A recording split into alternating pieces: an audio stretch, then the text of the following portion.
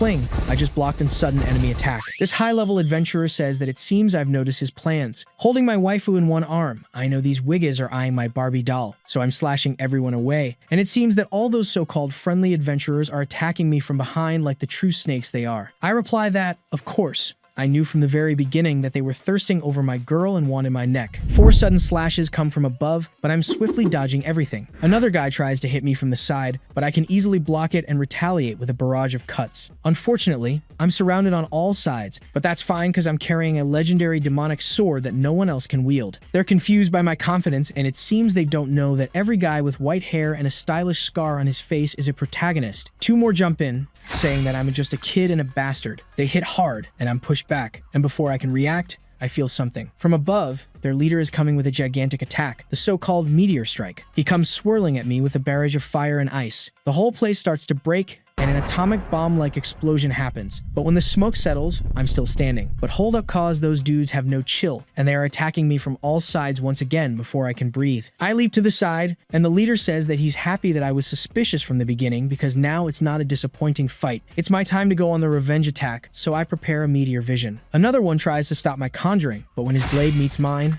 I use the flying snake attack, and his whole sword is surrounded by energy. He's engulfed in flames, and his body is thrown toward the other soldiers, and in the blink of an eye, I'm slashing everyone. Another guy meets my thick, long, rare sword, and the leader from the background is impressed with my skills. How can a mere boy handle a whole high-level adventurer team? So suddenly, he starts to cast another one of those meteor strikes. I'm pushed back again, and when I look up, I see the guy coming with the destroyer skill. The whole floor is shattering, but that's fine because I have the Jagger vision. With exploding steps, I dart toward his attack, my palms against his explosions, and once again, the whole field is destroyed. Everybody is confident that now I must be dead, but from inside the smoke, I come attacking like an arrow. He's surprised. This is crazy. No one should have survived something like that. But it's too late for bro. My demonic sword slashes him in half, and with that, a whole high-level adventurer group has been wiped by a young nigga. To get here though, we gotta see when I was young fella. My first mission was to kill a duke of a huge empire. He couldn't believe that a kid like me had so much bloodlust and strength. Dude was killed on spot. I burned his whole house and his whole family. Damn, bro's a menace. Walking out like a badass, true G. Right after things changed a bit though, his mind flashed back to a time when he was sprinting through the forest, sweating like he was in gym class. Among the massive trees, he slipped through, trying to make a sneaky escape. Finding a spot behind a tree, he sighed, feeling like he just dodged a pop quiz. But the chase was still on, and he was running on empty. He had a bad feeling, like when you forget your homework. With a quick duck, he saw an attack miss him, hitting the tree instead. Turning around, he was shocked by the enemy's strength, like a boss fight in a video game. Even though the tree was huge, it got split like a banana. The monster had teeth that could rival a shark's and looked super intimidating. It was a fierce orc, built like a tank. Without warning, the creature charged, teeth grinding like it was trying to scare him. With a face full of panic, the young man thought it looked like a hangry beast. In the enemy's hand, a powerful sword caught his eye, knowing it could mess with anyone who held it. In the center of the hilt, a violet light shimmered, surrounded by a wild aura. Fueled by this evil power, the creature went on the attack, driven by a killer instinct. But the warrior was ready, knowing the enemy's moves like a pro gamer. The orc swung a big hit, while the other guy got ready to counter. The sword's energy surged through the creature, delivering a massive blow. Even though the young man was focused, the violet light came way too close for comfort. Behind him, trees got wrecked, making it feel like the sword had a mind of its own. The monster was losing it, going full-on berserk. Its attacks were deadly, making the swordsman dodge like he was in a dance-off. The fight was intense, with tree bits flying everywhere. And as fast as he defended, the warrior whipped out his sword and faced the creature. The orc, totally caught off guard, didn't see the quick counter coming. With a horizontal slash, everything in front got shredded, and the beast's face was in the line of fire. But something caught the swordsman's eye, a shadowy figure with a feminine vibe. That presence amped up his power, making him doubt if the strike would work. Soon, the monster's wound started healing right before his eyes. With a side eye, the creature searched for its prey, still hangry. Holding his sword, the young man with a scar muttered about charging double for the gig. Once more, the creature charged with rage while he was ready to hit back. And like two lightning bolts colliding, their energies clashed in an epic showdown. And while the swords clashed fiercely, the battle for control over the wrecked field raged on. But under the pressure, one of them started to crack like a phone screen. Then, the warrior gripped his hilt tighter, ready to launch a new attack. Even as he dodged the enemy's blade, he realized he was holding just half of his broken weapon. Still, he didn't back down and launched himself behind the opponent with the remaining sword piece. His eyes were cold, almost like he was losing it during the fight. That's how he landed the final blow, making the creature hit the ground with the sword, ending the battle with a win. Exhausted, he plopped down on a trunk, mumbling about wanting to quit and the state of his blade. Suddenly, the evil aura that once belonged to the enemy started to show up again. At that moment, his eyes locked on the fallen sword in front of him, realizing it seemed alive. The weapon, packed with dark power, called him to be its new master, promising strength to crush anything. With the dark aura wrapping around everything, his reflection showed up in the energy sphere, like the power was feeding his grudges. Even confused, he started to walk slowly toward the blade. All right, buckle up for this wild ride. Here we go. Even though he acted all brave, he knew grabbing that weapon might turn him into the same kind of monster he was up against. The sword's spooky vibes had him frozen, eyes locked on it, losing control like he was in some kind of trance. Even though he wanted to bolt, his hand had a mind of its own, reaching for the sword's handle. As soon as he touched it, all that dark energy zapped him, changing his look while the sword whispered all sorts of destructive stuff. But then, he just held the sword with a meh face, totally missing the evil vibes it was throwing off. Ignoring the sword's desperate cries, he just stood there in the grassy field, chill as ever. Calmly, he lifted the sword, aiming at where he'd chuck it, even as it begged for a break. Then, he heated the blade, sending it skimming across the lake like a pro. Afterwards, he checked out his hand, feeling a bit sore from the epic throw. Meanwhile, the sword was sinking, heading for the lake's dark depths. Not bothered at all, he just let out a little sigh after the whole drama. Then he remembered his old boss, wondering how many more missions he'd need to finish to get some cash. Without realizing someone was there,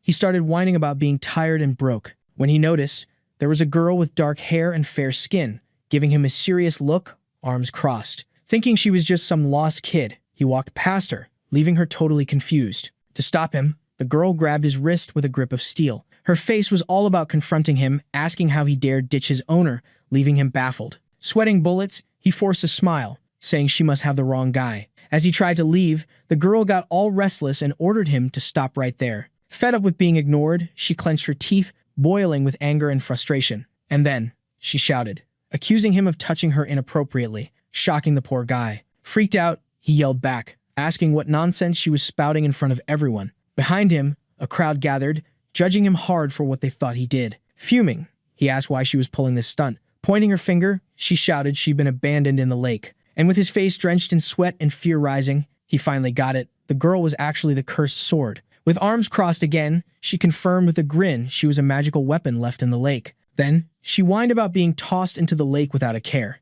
Eyes shut, she pointed and said he had no clue about his actions as a servant. But before she could finish, he was already gone, leaving her talking to herself. In a rush, the scar guy said he barely escaped and almost got into another mess. But then, Minerva popped up beside him, asking what he was mumbling about. Not getting how she showed up there, he pointed out they were in a dead-end street, amazed by the sword's power. Even confused, he listened as she declared she'd follow her servant anywhere, because she was his queen. With a smile, she said she'd always find him, no matter where he hid. But he was freaked out by her powers and being called a servant. Annoyed, he asked again where this servant stuff came from. She explained it was normal for someone wielding a weapon like her. Still not buying it, he turned away, complaining he was losing it, which made her furious and start cursing him. Out of patience, he tried to brush her off, telling her to go home, which only made her angrier. Right away, the sword unleashed its demonic aura, grabbing attention with its bright violet glow. In a sassy tone, she declared herself Queen Minerva. Then she revealed her true form as a blade,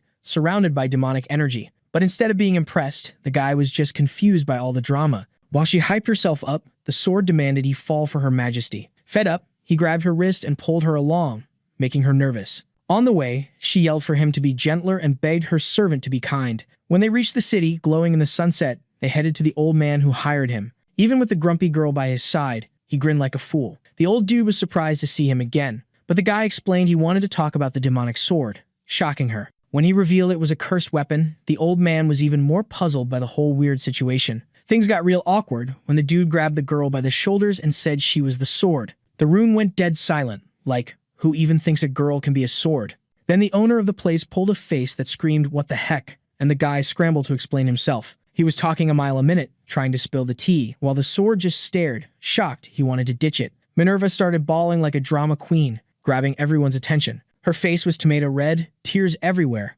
claiming she was a sis abandoned by her evil servant. Every word made the old dude madder at the guy, who was yelling for her to cut it out. Outside, the guy plopped on the curb, all frustrated, while the girl sighed, glad she wasn't sold. With arms crossed and a look that could melt steel, she said, selling his queen was a mega fail, worthy of a 1,000-year timeout. He was clueless about her drama, so he straight up asked why she pulled that stunt. In her head, they were bonded for life since he touched her. But for him, she was just a headache, so he looked up at the sky and sighed. Soon, a carriage rolled up, driven by a servant. Inside, the guy chomped on a sweet, trying to chew away his frustration. With gritted teeth, he thought about never showing his face in the city again. While she was all about the view from the window, he decided no more missions from the Merchants Guild. Curious, he asked how she could go from sword to human, and she perked up. Clueless, she stayed quiet, lost in thought. Innocently, she said she didn't get her own powers and asked how he bailed from her grip. Dodging the question, he said he had no clue, it just happened.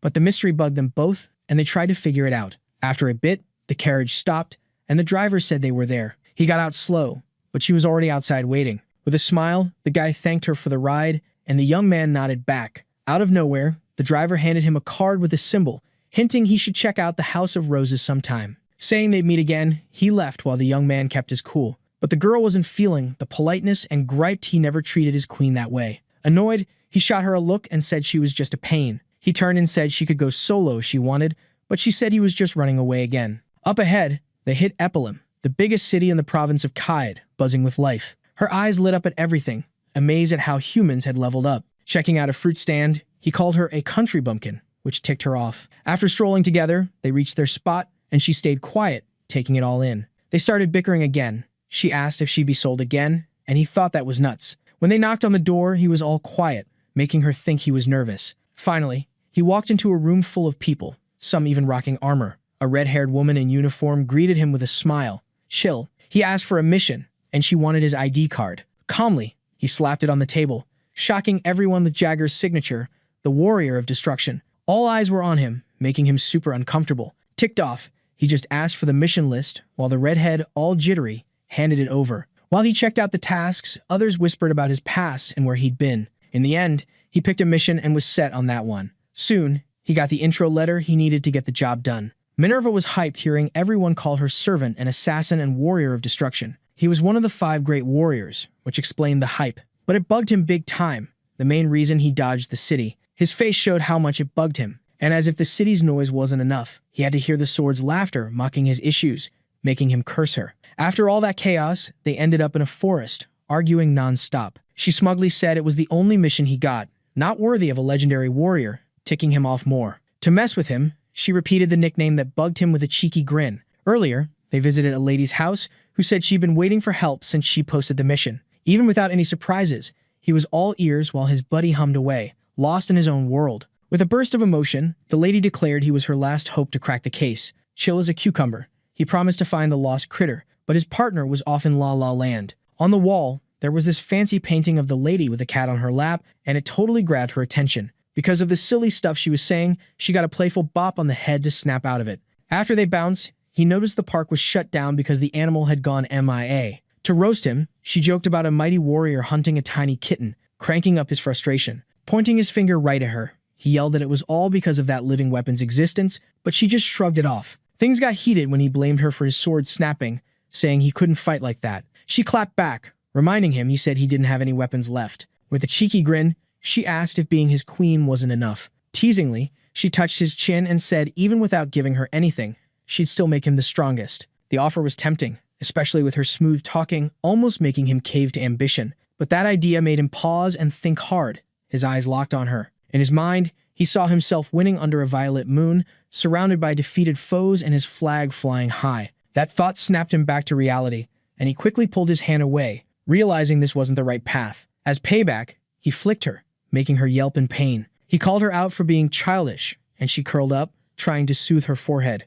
Calmly, he kept walking, while she hurled fresh insults from behind. Suddenly, something made him stop. He spotted the missing cat. The place was eerily quiet, not a peep, not even from the birds. In that weird vibe, he saw the teeth of a tiger appearing, making him wonder why this mission was such a big deal. With no weapon to defend himself, he froze as the beast charged. Right after the impact, the ground cracked from the creature's powerful blow. Even so, he reacted like a ninja. With his hand on the ground and body low, he shielded his buddy and kept his eyes on the enemy. The tiger's attack caused another earth-shattering impact. The creature was a massive saber-toothed tiger, with destruction in its eyes. This time, fear was all over his face as he got the mission's seriousness. It was wild, since they thought the target was a cute, harmless kitty. Calmly, she looked at him and asked if they were in danger. Not liking that vibe, he tossed her to the ground, causing a bruise. With the aggressive behavior crossing the line, she asked if he'd keep treating her like that, while he grabbed a branch and told her to stay back. Coldly, he ordered her not to mess things up or get hurt, but she warned him the tiger was about to pounce from behind. With the beast charging, she froze in fear at the looming attack. But then, a powerful light zapped the animal's jaw, pushing it back. The energy came from the branch he was wielding, successfully deflecting the blow. Impressed, she was amazed at how he used that simple stick to hold back the tiger. Even with such a basic tool, he showed mad combat skills, keeping his moves on point. The animal got hit several times, but despite its strength, it couldn't fully resist. After taking it down, the beast lay there, staring at him like it was tamed. Shaking with fear, the tiger seemed to get the power difference between them. But seeing the animal rise to attack again, he realized there was another reason behind that attitude. He soon figured out the aggression came from the instinct to protect, as there were cubs nearby. From the bushes, tiny cats emerged, waddling towards their mom. The cubs snuggled into her fur, looking for comfort and safety. Even so, the tigers glared at him with anger again. To show he wasn't a threat, he raised his hands and explained the owner was worried. He kept it cool and gentle to dodge another showdown. Gently, the feline laid him on the ground with her weight, revealing why she was called Kitty Cat. The scene lightened up when she started licking his face, showing love instead of hostility. On the way back, the owner was already waiting eagerly for the reunion with her beloved pet. Lovingly scolding the tiger, she called it a troublemaker. Meanwhile, the cubs huddled around her, and she was all like, "I was so worried." Grinning and giving the big cat some love, she thanked the warrior for being a total lifesaver. Even when called the warrior of destruction, he was chill, while his buddy was practically eating his hair from being so nosy. With a hand on her face to push her away, he told the lady she already knew who he was, even though he tried to keep it low-key. Still smiling, she said it was impossible to forget the epic stuff someone like him did. But then she got all curious about what was up with him and the girl who was glued to his side. Hearing different takes, they started bickering about who was the sidekick or the rando, both annoyed by the nicknames. Their little spat caught attention, but then everyone was back to talking about the tiger's name, Kitty Cat. The lady explained the nickname came from when she found him and thought he was all cuddly. Even if others were like, nah, that's what she felt when she first saw him. With a soft smile, she admitted maybe he ran away because he didn't feel at home. So she decided to take him back to his real home, which totally surprised the young dude. Then she asked if the place was what he thought, and she nodded, all mysterious. Turns out, the tiger's homeland was a chain of snowy mountains glowing in the sunset. There, in Sigmir, he'd get his crib back. And the tiger, hearing this, was all hyped about going home. As he strolled through the streets, the warrior got constant stares from passersby. Noticing this, he was like, finding it super annoying. Meanwhile, the tiger trotted alongside his buddy, with the cubs zooming ahead. But, as always, she thought the looks were for her stunning self, not caring about humans or the big cat. Coldly, he said she was just lucky, which totally riled her up. Right after, he joked he'd rather be like that cursed sword, free from all the nonsense, clearly teasing her. Thinking she'd get the cold shoulder again, the girl nervously asked about the mission to take the tiger to Sigmir, but he said he had to go somewhere else, which shocked her as she asked where. Calmly, he explained he was off to find a new sword for battle. He didn't realize this would hit her hard, and that's why she grabbed his cloak. Shaking with disappointment, she showed how much it hurt, but he was unfazed. Fuming, her face changed, and she was ready to throw some serious shade. In a shout, she even blamed the wind, dodging a direct insult. After that, they hit up a place called FLM, where a dude with pink hair and a fake grin greeted them. With his usual May vibe, the young guy said he was hunting for a top-notch sword, while the girl checked out the place, all curious. But the shopkeeper gave him a side eye, thinking he couldn't afford the fancy stuff. While the duo bickered, the warrior told her to chill with the drama, but she stood her ground, refusing to be second best. Pretending to be nice, the vendor showed off the goods with a forced grin, making it clear there were no payment plans. Annoyed by the judgment, he said he'd just browse before making any moves. Soon after, they followed the attendant, who was clearly over their presence. With a hand on her hip, the girl said the guy was weird and that, even with cool weapons, humans were still beneath her. Expecting this kind of sass, the warrior patted her head and said she was still a good sword, making her blush. Then, the vendor led them down a corridor full of stuff, clearly trying to ditch them. Once again, with a fake smile, he showed off a fancy section of the store. They all strolled in, passing by displays of swords in glass and velvet cases. Trying to sound all impressive, the guy adjusted his glove and said to face epic beasts, the warrior needed a special weapon. Then, he showed a sword that looked like dragon scales, saying it was perfect for him. Lightly touching the sword, he said it was the red dragon's blade. He revealed it belonged to a legendary hero named Arenas Gunfield, famous for slaying that dragon. While hyping up the weapon, he praised its curves and dragon spine material. But no one got why the vendor was so pumped, even turning red with excitement. With a sweaty face and a forced grin, the customer asked the price, thinking he was in the best shop in town. All right, buckle up, cause this story is about to get a glow up. So, when he heard the price, his face went full on despair mode.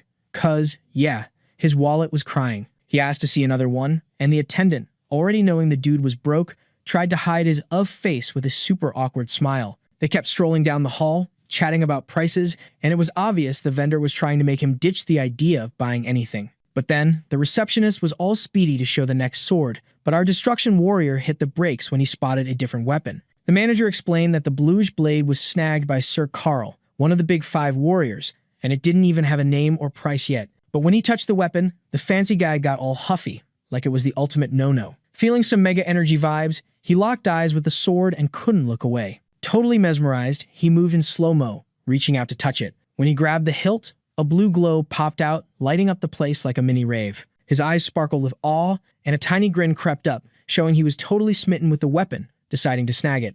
Next thing, the scene flips to the city's rich and not-so-rich zones, landing at a small, basic inn. There he was with his crew, in this old, rundown spot, which made his buddy super grumpy. She was fuming, with the cubs chilling on her head, whining about how the place was a total dump for crashing. Chilling on the bed with his new sword, he snapped back, telling her to sleep outside, getting a death glare in return, while the tiger snoozed. It was late, so he just shrugged, saying he couldn't do squat and was hitting the hay, leaving her even more shocked by his ice-cold attitude. She hated being treated like that, and every shout showed how much she loathed being in such a shabby place. Quickly, night draped the sky in deep dark blue. In the room, the girl in sword form snoozed on the tiger, with the cubs piled up, when a weird noise echoed. The sound woke him up, bugged by where it came from. He sat up fast in bed, ready to check out what was going down. Eyeing the door, he knew he had to investigate. He figured the noise was from upstairs and paused at the staircase. Climbing up chill, he peeked and saw this intense bluish glow. Moonlight lit up a girl with long bluish hair,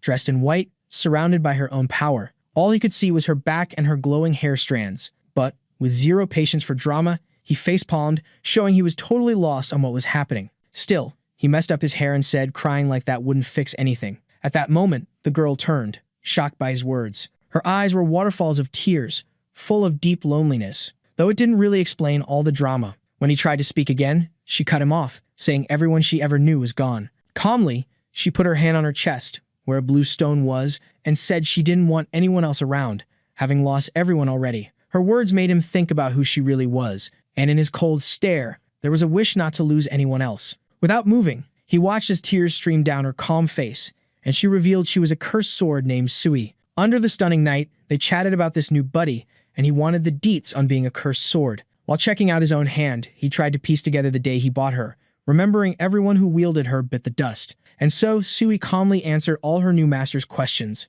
No fuss. But she was shocked to see him clearly stressed, since he blew all his cash on that sword. Seeing his annoyed face, the girl was startled and admitted she never meant to make a contract. It just happened by accident. Trying to chill things out, he got closer and gently put his hand on her head, starting a speech. With a grin, he made a serious promise. He said he'd never kick the bucket because of her power, and his words hit home as she looked at him with teary eyes. The promise reminded her of way back when a woman cried while touching her face, saying she'd have a new partner someday. That person said the time would come when Sui would find someone ready to stick by her side forever. In her lonely gaze's reflection, the girl saw a bit of her new master in that ancient woman. Curious and feeling all the feels, she wanted to know more about the dude who was super nice. So, she walked up all sweet and asked for his name. With a chill smile, he said he was Sig, or Signature Jagger, just like at the start of the story. Sui grinned, cheeks all red, and called him Mr. Sig. But then, the vibe flipped when another sword's presence was felt and the room got icy. Minerva, with a mean grin,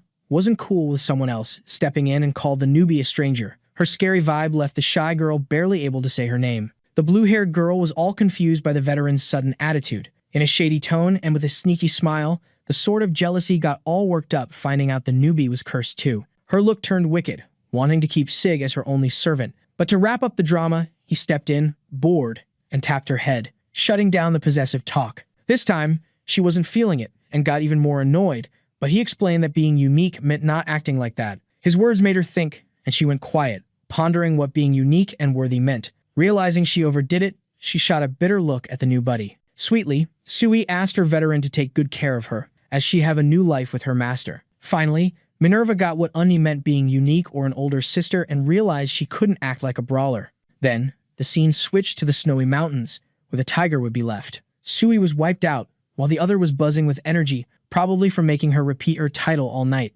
Soon, Jagger called his second sword for a new mission, stirring up the older companion. With wide eyes, Minerva watched as he called the blue-haired girl to become her blade form. No time wasted, she transformed, giving off a chilly vibe. With a serious face, he rested the sword on his shoulder and said he'd buy another. So, he headed back to the shop, where he got Sui, marked with a sword symbol at the entrance. With a strong kick, he blasted the doors open, making a loud bang. Inside, the snooty vendor was shocked and annoyed by the wild entrance. Still, keeping his cool, Sig demanded to see the owner while being called nuts. Trying to stay chill, the receptionist said things were getting out of hand until a buff dude came to the counter. He looked like a bomb about to go off, ready to teach the client a lesson at the attendant's request. To threaten, the guy put a heavy hand on the young man's head and said it was better to leave. But this just made Jagger lose his cool and punched the brute in the face.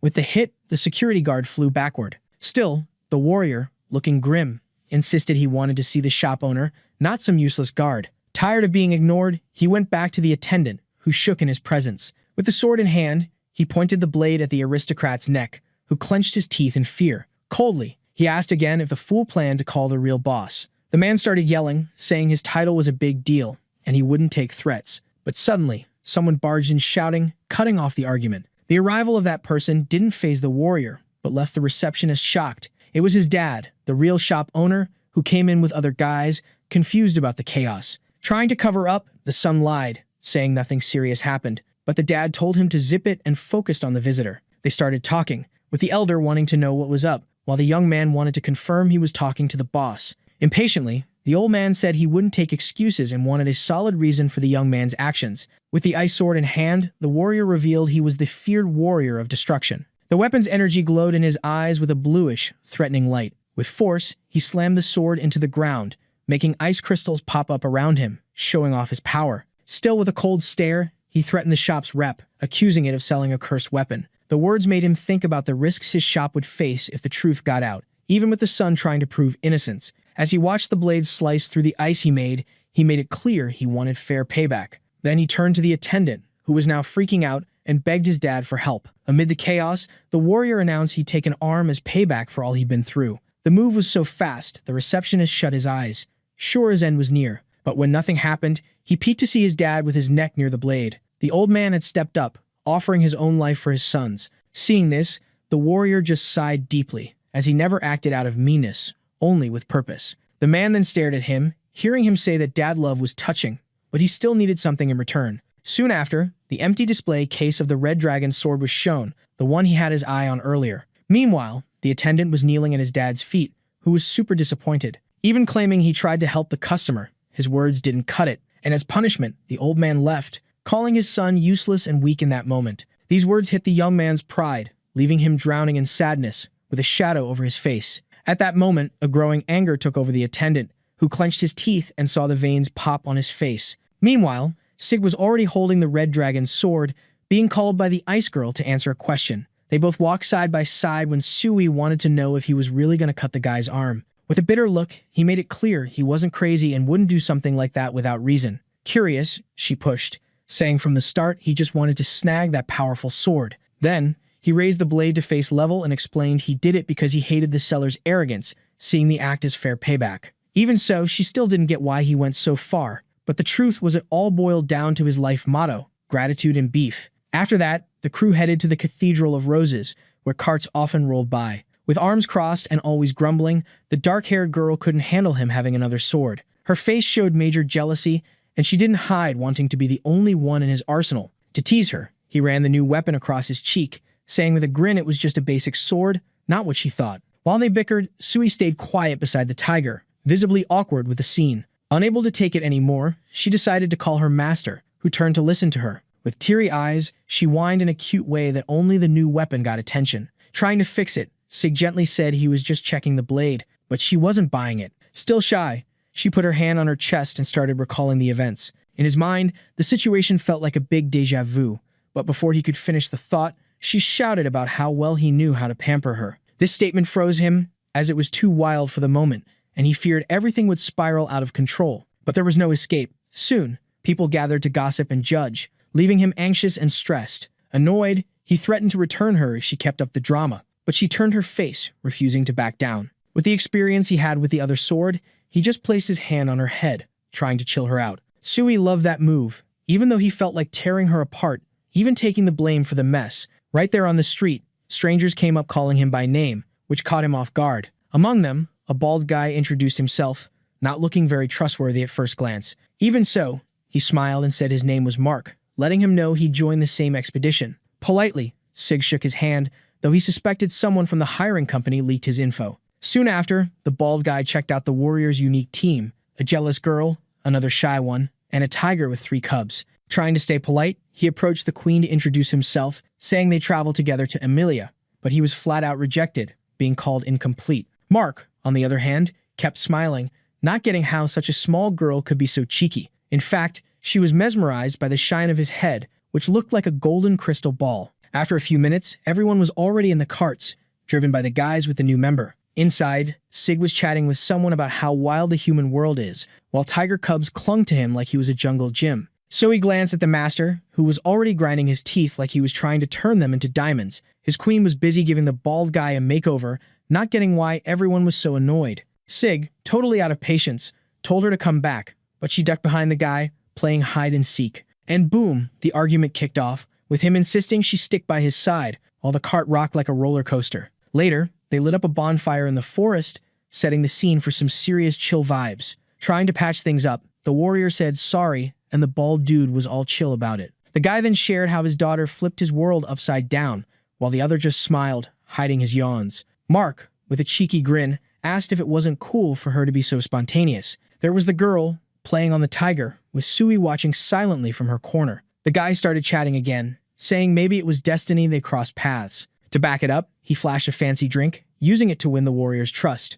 All hyped, he offered the glass as a celebration move. But knowing the drink's rep, which could survive a dragon attack, Jagger was like, nah. Still, the glass got shoved in his face, and he took it, but didn't sip. Face to face with Mark, he heard about how someone was missing to hear the warrior's epic tales. Calmly, he lowered his head, thinking about which story to spill, and his face got serious. His eyes, lit by the campfire, brought back memories of losing his dad and the fresh start that shaped him. He remembered the folks who welcomed him without a second thought, but as a kid, he never guessed they'd cause so much trouble. The story wowed the bald guy, who got curious about how he made it through. But before he could finish, Minerva showed up, grabbing his attention. With her usual bossy vibe, she wanted the scoop on what was so interesting. Pointing at him, she questioned the sweet smell of the drink he held. Knowing convincing her wasn't easy, he said it was no big deal, even offering her a taste.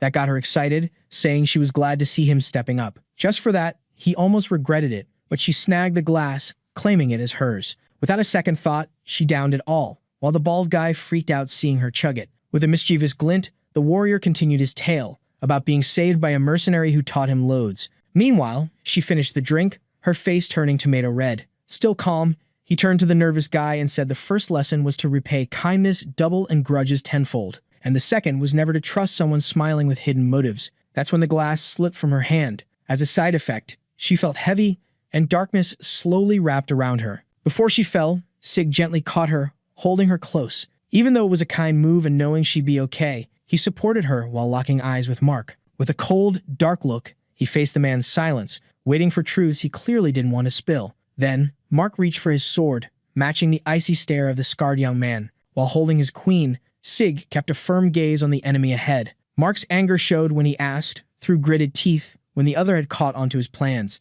But for someone betrayed so many times, that question was pointless, shown with a cold smile. With swift moves, the warrior fought, keeping his companion safe, showing conviction like never before. But as more enemies showed up, he had to lay her down, still dizzy from the drink. Soon, Mark's crew jumped in from all sides for a team attack. Then, he turned, alert to every move, showing he knew their game from the start. In the middle of a blue explosion, the warrior appeared with his cape flying, wrapped in chaotic energy. In sync, he moved between golden and blue flashes, with brutal, epic speed. One dude charged in, blasting out this wild blue energy, eyes locked on the target, totally wanting him gone. But, boom, The red sword sliced through it like it was nothing. Then, bam, he hit back hard, unleashing a golden explosion that blinded the enemy. He was still up against a bunch of armed guys, swords clanging everywhere. The fight was intense. In the chaos, Sui looked worried, eyes wide, expecting the worst. Curious, she stepped closer, asking what was up,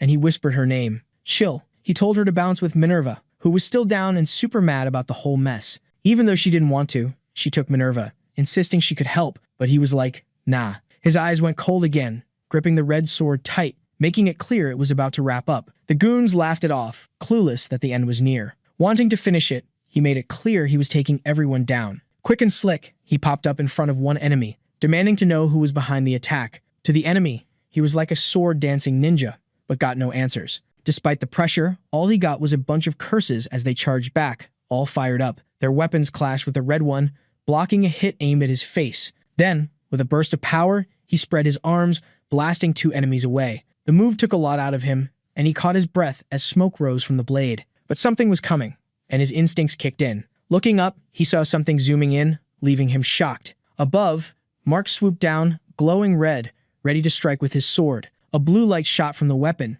kicking off the meteor strike to wipe out the foe. The warrior was cornered by the sudden attack. The energy was so thick, it turned into a rainbow, about to slam into him. But mist swirled at his feet, showing he had a plan. Then, the attack exploded, leaving a smoke mushroom. Everything around was wrecked. Meanwhile, the scarred warrior stayed kneeling, hurt but gripping his weapon tight. He thought the attack was pointless, and the enemy's vision was super narrow. Still, no time to think, as another hit came for his face. Even hurt, he dodged the relentless attacks from that sneaky dude. Just before a red lightning strike, he reacted in time. In the new explosion, a red glow burst from the chaos. The enemy, grinning wickedly, thanked him for catching on to his plan, though it was a letdown. Despite the taunt, the swordsman stayed strong, his weapon soaking up loads of energy. With his special vision on, his look got even sharper and more strategic. As he geared up to move, an enemy jumped him, demanding to know his plan. But the hit was blocked by the blade. Then a new move kicked in, Flying Cobra and Greedy Toad. The first hit was the closest one,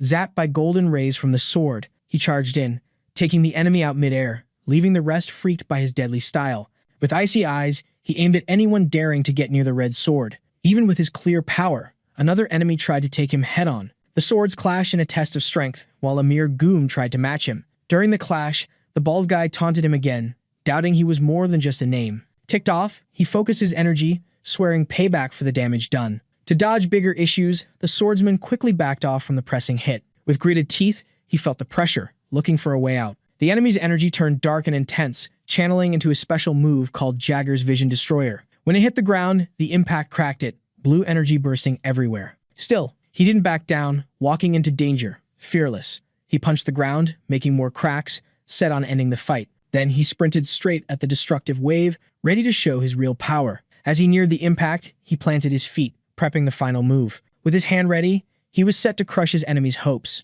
Soon, another explosion rocked the place, smoke filling the air. Watching, the enemy thought the fight was done. Golden rays started dancing through the mist, like a light show in the sky. Out of nowhere, the warrior popped up, faster than a TikTok trend, ready to wreck everything. The bald dude was shook when he saw the other guy using his own arm as a shield, but the young dude didn't care about the screams or drama. His eyes were locked on, wiping out the bad guys. And boom, he smashed the opponent's sword with a killer move. The weapon flew off, like it was yeeted into the horizon. While the swordsman stood tall, his opponent was down on one knee, totally out of gas. Without missing a beat, he said he'd end the enemy's chaos, who was now shaking in his boots. In a panic, the guy spilled the beans that Kevin Argorin from Weapon Best's store was the real villain. Even with the confession, the warrior was like, duh, I knew the old man's son was behind it all. But after all he'd been through, he couldn't just let it slide, saying the dude should have been sneakier. Despite everything, he pushed on through the smoky air. Soon, his buddy came running, worried about his beat-up state, but he waved her off, saying it was all over. As the blood dripped, his eyes sparkled, showing he wasn't backing down. With effort, he explained he was just following his second sword's choice, which didn't want to end him, touching the girl's heart. But his worn-out body finally gave up, and he hit the ground, still clutching the red sword. Then out cold, he was lying there, covered by a sheet, looking all peaceful. Slowly, he blinked awake, trying to figure out where he was, face wrapped in bandages. Sitting up, he wondered who brought him there. He spotted someone holding a cup, warning him not to move too much. Surprised, he tried to figure out who it was, while sweat dripped between the bandages. The guy in front, with brown hair, had a chill smile and greeted him nicely. Turns out, it was the second prince of Amelia, Pius. Flashback to the royal castle, 5 years ago. In a rage, a fist slammed the table. Tadris, the first prince, was fuming, announcing Duke Parthenon's death, making the room tense. In the chaos, he demanded the protagonist's execution, calling him a killer. But a strong voice cut in, defending the swordsman as a real warrior. Annoyed, the prince glared at his brother, who accused the duke of old crimes and tyranny. With a sly grin, Pius backed the warrior as a noble heir, saying he just served justice. Still, another guy in a white uniform protested, praising the duke as a respected noble. Yet, the second prince said no one got the real story behind the scenes. With serious eyes, he pointed out the dead aristocrat's guilt to the gathered nobles. Despite this, Tadris, burning with hate, snapped back, saying his brother was clueless. In response, Pius just smiled and said he'd give the warrior a new name as a nod of respect. Back to the present, the scene shifts to the room where the swordsman was still healing. Even so, he found the prince's presence and the place he was taken to kinda weird. With a sly smile, the man explained this was his turf and he had a big question to ask. Then, he pointed to the door, hinting he'd found something. Slowly, the door creaked open, revealing what had the prince so curious. There were the swordsman's crew, along with the tiger, who'd patched him up before the royals showed up. Even so, he didn't get why the warrior was with those girls, still chatting about their bond.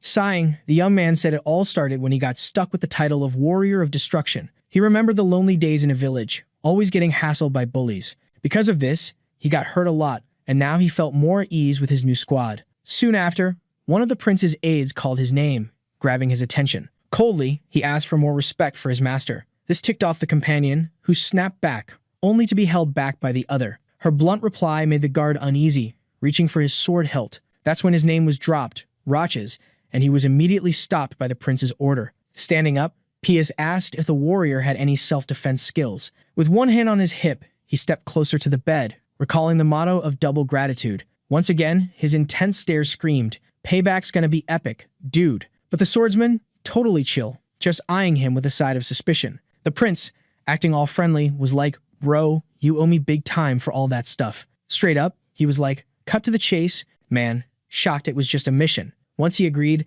the dude spilled that his crew was getting picked off one by one. With so many losses, he was like, "Something's fishy," even if it seemed normal to others. Chill vibes, he added that even his bro's squad got hit by the same attacks. Getting the gist, the warrior figured his gig was to sniff out the baddies. But the prince was like, "Nah, that's not the main gig." Finger to lips, he whispered the real fear was the warrior's rep as a destroyer. The baddies were shook because he served justice like a boss, no mercy. So he became more than just a dude. He was like a walking justice meme. That's why Pius was like, having him on my team would freak out the enemies. Smoothly, he was like, solve even one murder and we're golden. Classy move, he gave the swordsman a month to crack the case. Before bouncing, he headed to the door, a sly grin still on his face.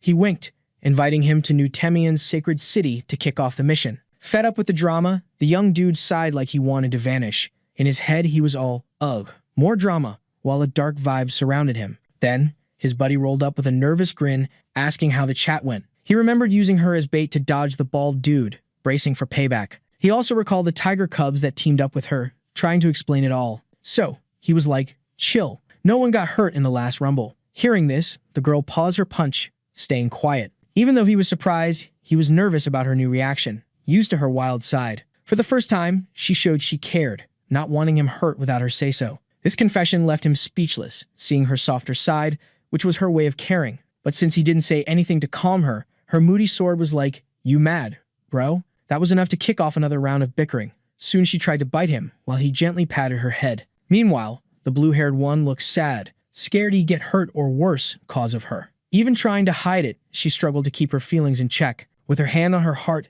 tears fell, and she was like, "I hate seeing you hurt." So, she asked him to promise to use her if things went south, leaving him shocked. Faced with this, he smiled, wanting to show he got her feels. Even though he didn't spell out his feelings, he promised, showing he cared. Right after, the scene flips to the royal carriage, driven by a guard. Inside, the prince was deep in thought, staring out the window, until his servant spoke up. With a straight face, he wanted to know why the guard was all jittery. Worried, the other asked if the destroyer warrior could really handle the kingdom's mess. At that moment, the prince held an envelope, remembering Sig was still kicking after the duke's fall. He then wondered if others were also trying to ride the swordsman's power wave. The note in his hand said the supposedly dead duke would hit up the opposition hinting it was all a revenge plot. So, he asked if Rashas had the guts to hit his goals and make his enemies pay. His question was so intense, his chill was obvious even in the carriage's dark vibes. Next, the kingdom of Amelia's capital, New Tamian, pops up with its epic medieval buildings. As they rolled into the city,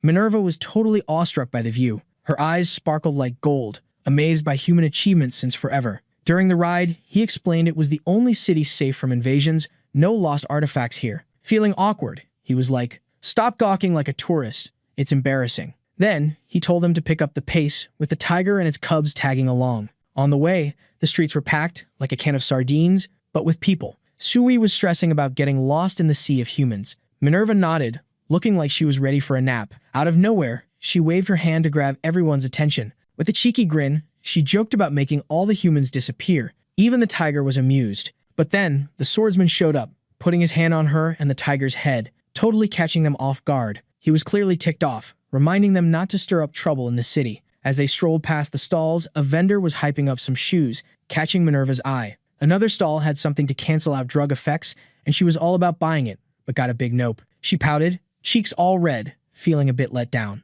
The swordsman noticed her sulking from the corner of his eye. Then he glanced at his other buddy, who was eyeing something with interest. She was checking out some hair clips, totally fascinated. He walked over and asked if she wanted one, offering to buy it for her. It was a shiny clip shaped like an ice flower, and they haggled over the price for a bit. He snagged the clip and handed it over with a low-key smile. She blushed and thanked him sweetly, surprised by the nice gesture. Suddenly, a clip flew over to the other friend, who thought she was in trouble. She was puzzled about getting a gift, which made the guy a bit worried. Even though she was stoked, she played it cool and acted all tough. The clip looked awesome in her hair, totally matching her vibe. With her arms crossed, she tried to hide her feelings, joking it might save him one day. As they wandered through the city, she thought about the history there. Watching her friends, she hoped to find something to break the cursed sword's hold. Even so, she saw them acting like sisters, knowing that, as weapons, those bonds could snap easily. Soon she reached the spot where the prince was waiting, all jittery. In his presence, the sword of resentment made its dislike for the noble super clear. But he was curious about the mission, hearing he was just supposed to play detective. With his usual smug grin, the prince admitted he was just using the warrior title for clout. He joked that his look wasn't scary enough, suggesting something like Amelia's terror. Winking, he said the new nickname would stir up a storm. Impressed by the dark-haired friend's style, he complimented her taste. But the main guy was annoyed at the idea of fitting into the new title, thinking of telling her off. After the meeting, they entered a fancy hall where big shots were chatting. The first prince, Todris, was worried about his brother's no-show due to his bad manners. King Winston was there too, grumbling about the complaints. He scoffed, saying the second son was the real boss of what they built. The second prince was uncomfortable, rejecting his brother's background.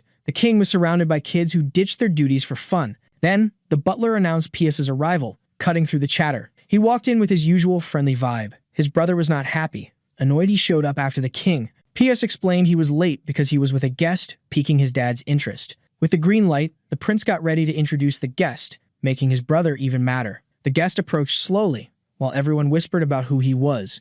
Passing by the nobles who knew him as the guy who took down Duke Parthenon, he reached the king. Now in fancy clothes, a black cape, and a fresh haircut, he looked totally different. But for Todris, it was a no-go seeing him there after taking out an aristocrat, even a bad one. The first prince ordered the guards to nab the duke's killer, but no one dared to touch the warrior of condemnation, shaking in their boots. With his usual chill, he said taking out the duke was fair, given the crimes. When he arrived, he drew his sword, which gave off a freezing vibe, showing he meant business. He made it clear his actions weren't shameful, as they were all about justice. As he spoke, icy power wrapped around him, spreading everywhere. The chill hit hard, making all the fancy folks shiver, feeling the dude's intense vibes. Out of nowhere, he zoomed past the crowd, leaving everyone shook with his lightning speed. One guy was all shaky when the warrior's hand landed on his neck, totally freaked out. Then, he dropped his intro, all formal and no drama, keeping it short and sweet. He gave the king a nod, totally ignoring the rest of the big shots. The king chuckled quietly, while the first prince was all eyes, super curious.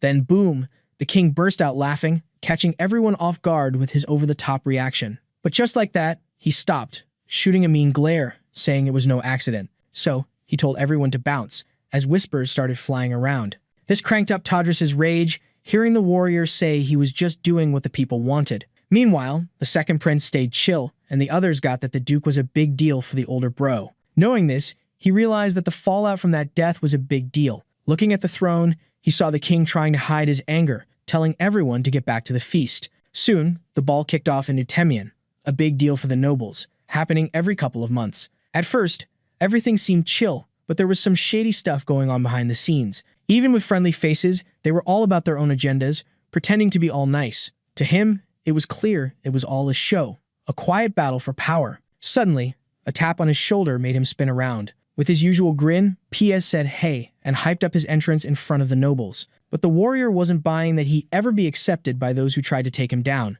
Around him, some ladies gave him the side eye, treating him like some kind of beast. Soon, the first prince winked, saying it was all thanks to rumors flying around. He spilled that these rumors came from those wanting to mess up his hero rep. It was clear his presence freaked out those ruling with shady tactics. Trying to lighten the mood, the prince said this was just the start of the wild ride. Naturally, he suggested staying strong, as it would bring in allies among the nobles. Yet, the main dude thought that in the power game, nobody cared about the real ones. Just then, someone called out to him, and he turned around. He spotted a girl with short hair and a pink hat, tears in her eyes, unsure about coming closer. Seeing her, he noticed her sadness and shyness. Fed up with it all, he ran a hand through his hair, saying he wouldn't do anything to her. Soon after, the little girl called her friends, saying it was cool to meet the kingdom's hero. Once he reassured them, the kids gathered around, stoked to be with the warrior of destruction. While they fired off excited questions about his title, someone suddenly showed up. With her usual cheeky grin, his partner claimed he was her servant and a big hassle to deal with. Right away, the kids turned to her, asking about how a servant should act, making her beam with pride. But the fun didn't last, as behind her, a clenched fist was coming in hot, ready to set things straight. Feeling the heat, she started sweating, knowing she'd pay for her teasing. Soon after, the sword of resentment popped up, laughing and warning everyone they'd be doomed with her, making the kids scatter. With a cold stare, he thought the kids didn't get what was really going down, still too innocent. Then he headed towards a massive fancy door, ready to tackle a new mission. At dusk, he was chilling on the castle's upper balcony, tired of the same old stuff, looking for some peace in the sky. Out of nowhere, a blonde woman appeared with a gentle smile, asking if dodging monsters was easier than facing them. She introduced herself as Princess Lorelei Amelia, all dressed up and looking calm. Respectfully, he bowed, showing off his gentleman's side, but she got closer, asking him to drop the formalities. With a smooth tone, she said she left the hall out of frustration, drawn by the moon's beauty that night. As she walked past him, she kept talking about the night's charm and how it brought her there. Then, out of the blue, she asked why people bothered with such boring stuff. She soon hinted he knew why, touching his chest, pressing close, asking if he wanted to call her out right there. With a twinkle in her eye, she hinted it'd be way more fun than chasing bad guys. But he knew all about the princess's rep and her habit of mingling with everyone in the kingdom. Staring at her scheming face, he said nobody could be into such deep-down sadness. His blunt words struck a chord, sparking a weird thrill in her, used to a life of hollow thrills. Chillin' on the balcony, she asked if he was there for power, like everyone else. Suddenly, she dropped the brave act, admitting everyone in the castle was out for themselves. He pointed out she didn't seem to dig her own crib, making her eyes show real sadness. With a quiet voice, she admitted she saw no other way to get anything but by using her looks. Turning with a wind in her hair, she tried to act tough, saying this was her chosen path. But he wasn't one to fall for games, leaning against the wall, hinting there were other ways out. She just listened quietly, while he said the only way to live was to fight till the end. He watched her from the side, asking if she really believed her own worldview. Softly, she closed her eyes, saying it'd be awesome if fighting could really change things. After that, she thanked him for the hangout and said goodbye calmly. As she walked away, she glanced back, hinting at a more private meetup. Once the princess left, he just watched her go, staying silent. Despite her moves, it was tough for anyone to grab the warrior's attention, who leaned back on the balcony. In his mind, she was just another target, a princess pretty on the outside but rotten inside. Soon after, a scream echoed from one of the corridor's many rooms. Inside, the partner was yelling, asking what he was doing with her head being squeezed. He was mad because the sword of resentment popped up without his say-so, and he wanted to punish her. But the other buddy was also ticked, thinking he'd cheated with another girl. Still, he kept slapping the queen's head, who was begging for help, making it almost funny. Suddenly, the first prince showed up, asking if he knew Albert Frederick. Of course, he said he did, as Albert was one of the top 5 warriors, known as the Steel Knight. This title goes to young folks who get super strong early and are the continent's ultimate power. With a bit of awkwardness, Pius revealed this warrior wanted to duel him. Hearing this, he got nervous, as such invites were rare. Facing the danger, his vibe changed, and he quickly called his crew to bounce with him. Truth is, he wanted to dodge the mess, seeing it as a big problem, worrying the prince. Fuming, he burst out, saying accepting the challenge was like signing up for doom. Then, he started teasing, hinting there was something fishy in his behavior, making him suspicious. He then asked a creepy question. If he knew a guy named Sigmund Frederick. Finally, the partner innocently asked if they should still run from these issues. And so, the new scene kicked off with a group camping in the forest, where one said he hated kids. Another, while grilling meat, said he hated even more those who yelled or talked loudly. The third, with a chill vibe, said nobody should care about the weak, as they just wasted food. The woman in the group grinned weirdly, saying she loved kids, especially warrior ones. She soon stood up, facing a white-haired boy lying on the ground. That was the main dude as a kid, with his wrists tied and mouth covered. Cockily, the woman said, being of the Jagger line, he'd have a short life but good sale value. So, one of the guys brought his foot close to his face, while the boy seemed hopeless. There, a mean dude thanked for the boy's existence with a creepy smile. Even tied up, the kidnappers asked if he had anything to say, until they were shocked to see him open his lips, even gagged. In a quick move, he headbutted one of the attackers hard. Then, he got up and started running like crazy, trying to save his own skin. But as he sprinted, one dude stuck out his foot, tripping him hard. He hit the ground, and the others were all. His family's tough, no wonder he's fierce. Then the armored guy was like, no time to chill, who knows what he'll do next. Even hurt, he was all, I'll be back to wipe you out, which freaked one kidnapper out. Fueled by rage, the boy was like, I'll get justice myself. But one kidnapper pinned him down, pressing his neck to the dirt. The bad guy sneered, how's a weakling like you gonna take us down? Another blamed their soft treatment for his defiance. The woman in the crew mocked, a kid like you doesn't stand a chance. Then they beat him again, making his injuries worse. Cruelly, the same guy asked how he'd escape now. But then, a mysterious voice was like, he'll do more than you think. Above, a hooded swordsman appeared, sword gleaming. With force, he clashed his weapon against the enemy's axe, sparks flying. The attack was blocked just in time, and the stranger stepped back. Quickly, the three kidnappers teamed up to face the newcomer. It was a young dude with dark hair and a chill smile, holding a lollipop. Calmly, he said he was looking for the Duke Parthenon's crew. Then, he took off his cloak, still smiling, and said, I'm Sigmund, the Proud. Chill as ever, he said finding them was tough and asked for the boy back. He promised to spare them if they handed over the kid, still looking friendly. But before they could answer, one threw an axe at a tree with force. The visitor didn't flinch, treating it as a clear warning. They called him a fool for not fearing the hunter's squad. Still smiling, he said, message received. Hearing the taunts, he got ready to fight, moving in with precision. Even through flames, he showed total control of his moves. With his speed, he confused the enemies, who couldn't keep up. One guy told the woman to use magic to light up the place. Meanwhile, another admitted he couldn't see, but death was close. In a precise strike, the swordsman took him out with cold precision. Soon after, light magic shone from the woman's hand, but she saw one of her allies down on the ground. His name was Jeremy, and the invader mocked the weak, hunting dogs. Outraged, the leader yelled for Grace to back him up as he attacked. Fueled by rage, he swung wildly. No technique, just anger. But the cloaked guy dodged and blocked all the attacks easily. Every enemy blow was blocked with precision and strength by the shiny blade. The clash of weapons sparked, showing the battle's balance. But soon the tables turned, and the hunters became the hunted. Tired of playing, the swordsman warned he wouldn't hold back anymore. Still, one insisted it was all nonsense and kept pressing with his sword.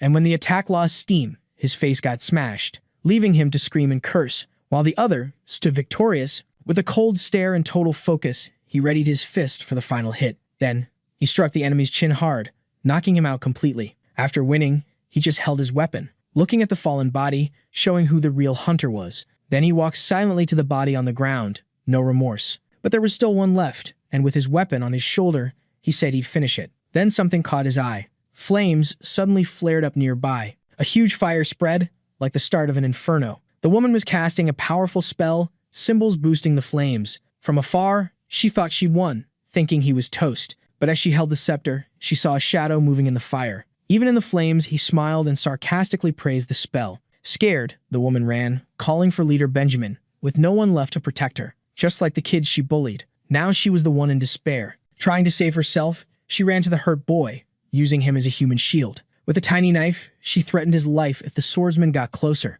Even so, he agreed and opened his hand, facing it all with coldness. In the woman's eyes, you could see pure despair, while the boy was crying quietly. Then, he started moving towards the hostage, all set to fix everything. In a flash, he kicked the sword, aiming like a pro. The boy was totally freaked out by the scene, looking away. But in the end, another baddie bit the dust, and his pain was finally over. Now free, He was just left with his hands tied up. The swordsman let out a big sigh of relief and checked if he was okay. Using the knife, he cut the ropes and asked if the boy had figured out how to survive yet. With his head down, he admitted he'd been through worse. The savior mentioned that the bad guy was seriously cruel. Then they introduced themselves. One was a mercenary and the other a warrior's descendant. After that, a double payment was offered for the help, leaving the boy totally shocked. With a cheeky grin, he said that was his life motto. Before heading out, he said kindness and gratitude should be paid back double, but grudges, according to him, should be paid back tenfold. In the end, it turned out his sword, named Shadow,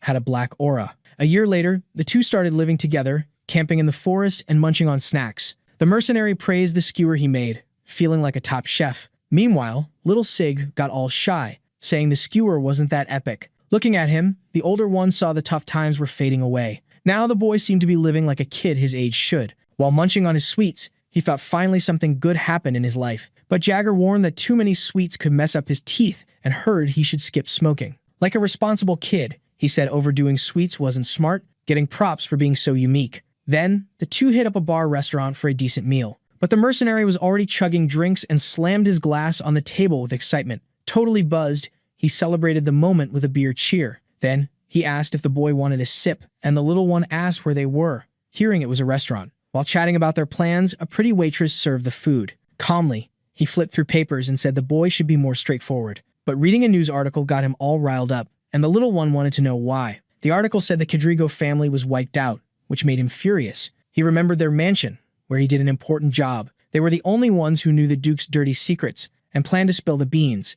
Meanwhile, they got destroyed, and the evidence went up in flames with the house. Because of this, they were doomed, and now something had to be done fast. Then, the boy asked his buddy to sort everything out quickly. The vibe was tense, knowing the Duke's trackers could show up any second. So, they dashed into the night, led by the mercenary. During the escape, he explained they had to go back. No other choice. Curious, the boy asked where they were headed and was told it was the safest spot on the continent. But suddenly, a scary light came at them, trying to hit. Quickly, he spun around and blocked it with his sword to protect his buddy. With a serious look, he realized the enemies were already coming to take them out. This time there were loads, all hooded, with masks and weapons, hiding in the trees. So, he called the boy firmly, getting him ready to follow any order. Smiling, he promised to clear the way and that the little one shouldn't worry. After giving instructions, he jumped straight into the fight with the first enemy. His moves were on point, taking out the first one easily. But then, a new fiery attack came from behind, putting him in danger. Luckily, the blow was blocked just in time,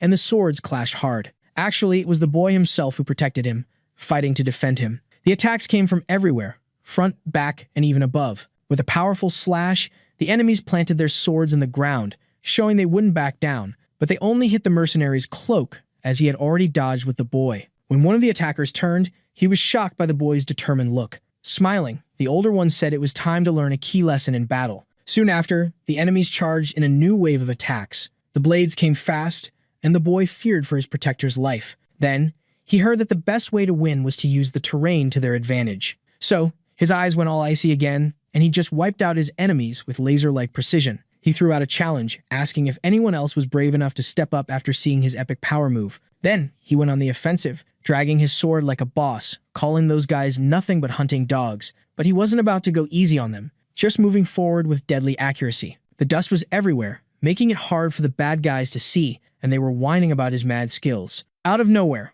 one of them got totally blindsided and was staring down the barrel of doom. No second thoughts, he delivered a killer blow that ended the dude's game. The body hit the ground, and his sword was dripping with blood. Chill and menacing, he left a message for the Duke's crew, no sugarcoating. He asked, all cold, if that was the best they could throw at him. Then, the story jumped back to now, with Albert Frederick, the Steel Knight, rolling in. He was hunting for deets on the guy who saved the kid back in the day, showing mad respect with a head bow. Still shook, the kid finally spilled that the hero was gone. The news hit the knight so hard, he smashed a chair in pure agony. He took a deep breath, but his sadness was all over his face. In the quiet, the kid just waited for some kind of reaction. Finally, the older dude dropped the bomb that the mercenary was his only son, leaving the kid totally floored. Then, he shared how his son tried to come back to face the Duke. With shaky steps, he wanted to know how someone so epic had died. The kid was all gloomy, too scared to meet his eyes. The old man demanded answers, and the silence just made him more ticked off. Still, the kid knew he had to say something to ease the pain.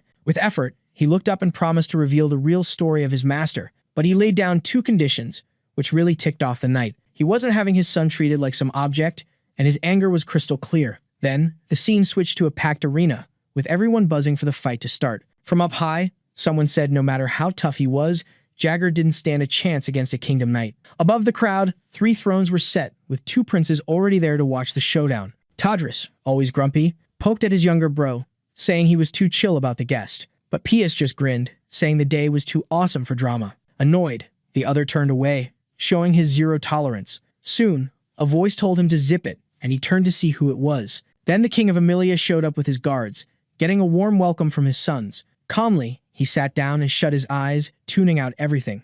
But something caught his eye. His daughter Lorelei's seat was empty, just a wilted flower left behind. Seeing this, he refused to call her to the event. He said there was something more important to check out. Meanwhile, the announcer hyped up a big duel in Emilia, a land of epic pride. It was going to be the Knight of Steel versus Signature Jagger, famous for taking down Duke Parthenon and earning the title of Warrior of Condemnation. Then, the announcer called the fighters to the arena, and they both stepped up at the same time. They stood face to face under the red sky, ready to throw down. Next, they got into position, but the older guy turned around, leaving the young dude curious about his move. Soon, he spoke to the king, and everyone wondered why the fight hadn't kicked off yet. He touched his face, armor, and bowed, kneeling before the royalty. Kneeling, he said he had something important to discuss before the fight. The king, all chill, asked him to spill, and heard it was a shame to fight his own junior. So, the knight proposed that if he got hit by the young guy's sword, he'd accept defeat and grant any favor. Tadris was fuming at the request, shouting about how ridiculous it was. But his dad shut him down, demanding silence, clearly fed up with his antics. With calm, the king said he was the one dealing with Sigmund. After that, the request got the green light, and the knight thanked him for the consideration. Almost whispering, he asked the young guy if he was cool with how things turned out. With eyes closed, the young guy confirmed he was stoked about his plan working out. Soon after, the knight adjusted his armor and told the opponent to bring his A game. In a flash, he drew his sword, which gleamed intensely, showing off his strategic coolness. There was the epic red dragon's sword, all set for battle. Meanwhile, the opponent took a deep breath, ready to give it his all. In one hand, he had the ice sword, Sui, and in the other, the dragon's, staying chill despite the risk. Remembering a chat with the blue-haired girl, he asked for her help again. Even though he hesitated, he thought maybe he was asking too much, but she was like, sure thing. Determined she was all, I'll give you all my power, no worries. While they were having a moment, someone else was watching, feeling all left out and salty. For her, being ignored was a no-go, and she wanted her strength to be noticed. Back in the fight, the young dude thanked her and started channeling the power. With a slick move, he whipped up an ice spiral, making it super chilly. His eyes showed the coldness from his master. Acting with precision, every hit he made created ice spikes all over the arena, but the opponent stayed cool, waiting for the perfect moment to strike back. Soon, he was ready to smash the icy attacks with a powerful hit. Behind the armor, his eyes were all murder mode, while the other guy zoomed around. Wielding the red dragon's sword, he channeled some serious energy. With eyes glowing red, he unleashed a massive blow. And so, the real showdown began, swords clashing in an epic duel. The young guy kept an eye on the knight's moves, gathering more icy power. Finally, he launched a killer attack, but the opponent blocked it with his shield. But the fight wasn't over, and the red sword came in for round 2. Then, ice and fire powers teamed up in a spinning strike, pushing the opponent back. Still, he held his ground, using the shield to block the force. Soon after, the young dude jumped into the air, holding his weapons tight. He got so fast, it was like trying to catch a shadow. Then, he set up a new combo with his swords, putting the pressure on. After the hit, he backed off to catch his breath and make some space. Once more, he channeled the flaming blade's energy and went all out. As a taunt, the opponent complemented the hit, eyes locked from inside the helmet. The energy hit the shield, making the clash even more intense. Still, he managed to fend off the attack while the rival hung in the air. Even hurt, the boy knew this fight wasn't going to be easy. Soon, he got hit hard by an impact that blew up in his face. With no time to react, he got dragged by the debris, badly hurt. Unable to move, he lay in the wreckage, all bruised up. Meanwhile, the other guy came closer, still wrapped in the attack's energy. Then, he revealed his strength came from the Joveu's sword, a kingdom of Emilia treasure, shining with all the colors. He was totally worthy of being the Knight of Steel, taking all the hits without falling, to the crowd's cheers. Even injured, the young guy was coughing a lot from the damage. Suddenly, someone called him pathetic, and their shadow loomed over him. With icy eyes, Minerva offered her power, saying she'd do anything to win. Reaching out, she said even a god would fall if it was for him. But he didn't answer, just watched silently, holding back his feelings. As he stood up, he announced that part of the fight was done,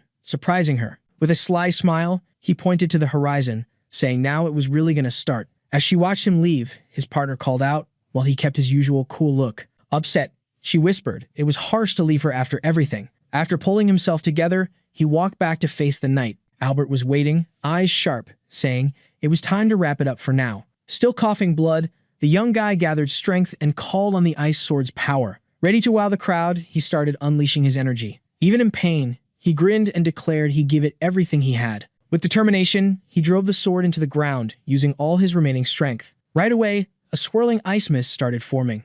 Sensing danger, the knight stayed on guard, ready to react. He knew the plan was to mess with his moves. So, he stayed focused, and the aura started glowing under his armor. While the other guy worked his strategy, he got his defense ready. On one side, he used the shield against the ice, and on the other, he smashed the crystals with his sword. But as he tried to dodge, he noticed something weird heading his way. Whoa, dude was totally caught off guard by that flaming sword attack.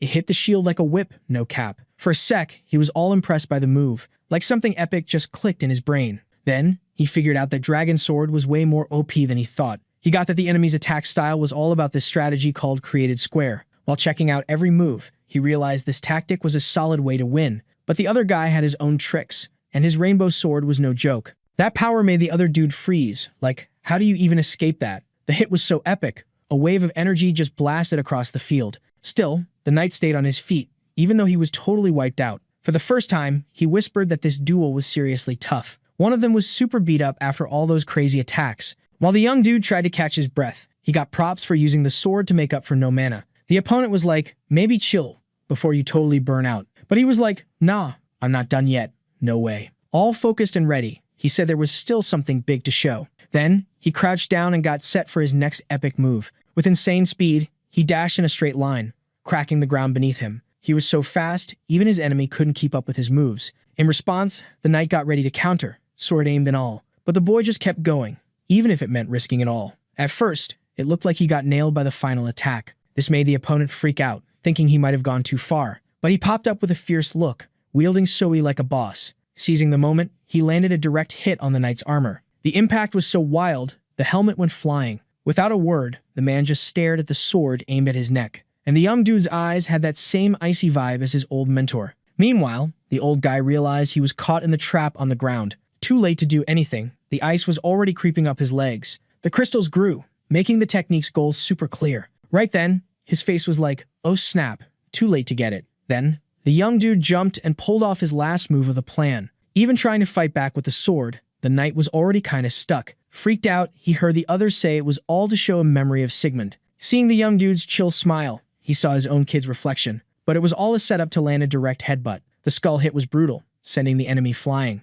Meanwhile, the young dude backed off, tired, looking for a safe spot. Even with a partial win, he knew this opponent was no joke. Albert was still standing, but the other guy was down, totally spent. Silence took over after what just went down. Minerva and the princes were shook by how the fight ended, but the crowd was going wild, cheering like crazy. Even standing, the knight coughed, showing he was hurt. Suddenly, the king started clapping for the epic show. With a chill smile, he said both seemed to have lost, even while winning. Agreeing with the king's take, the knight admitted he almost got wrecked. Then, a messenger rushed in with some urgent news. A young dude went up to the king, telling him about another brutal murder victim. So, the case got added to the list of mysterious crimes. Soon after, the scene switched to a foggy part of the city. There, the young dude with a scar pounded his chest and called out. But the sword guy only noticed him after a bit, surprised to see him. Even feeling awkward, he nodded, confirming he was there. Both stood in front of a dark mansion, deciding to check it out. Inside, it was all quiet and empty,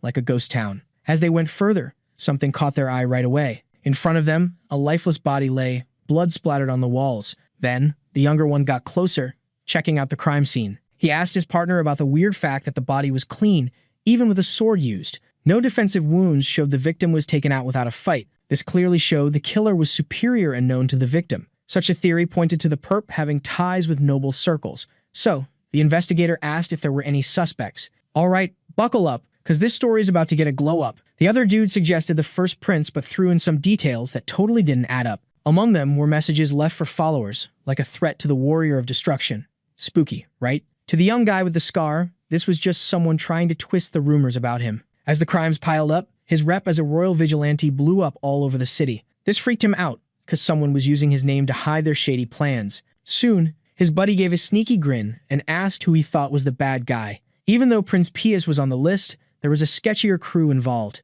This crew, made up of nobles who ditched the monarchy, hadn't taken any hits yet. They were called renegades and had totally ghosted the royalty. After checking out the spot, they rolled up to a nearby mansion. There, the dark-haired dude knocked on Jamie Alestro's door. Suspicious. The host showed up and thought the surprise visit was kinda sus.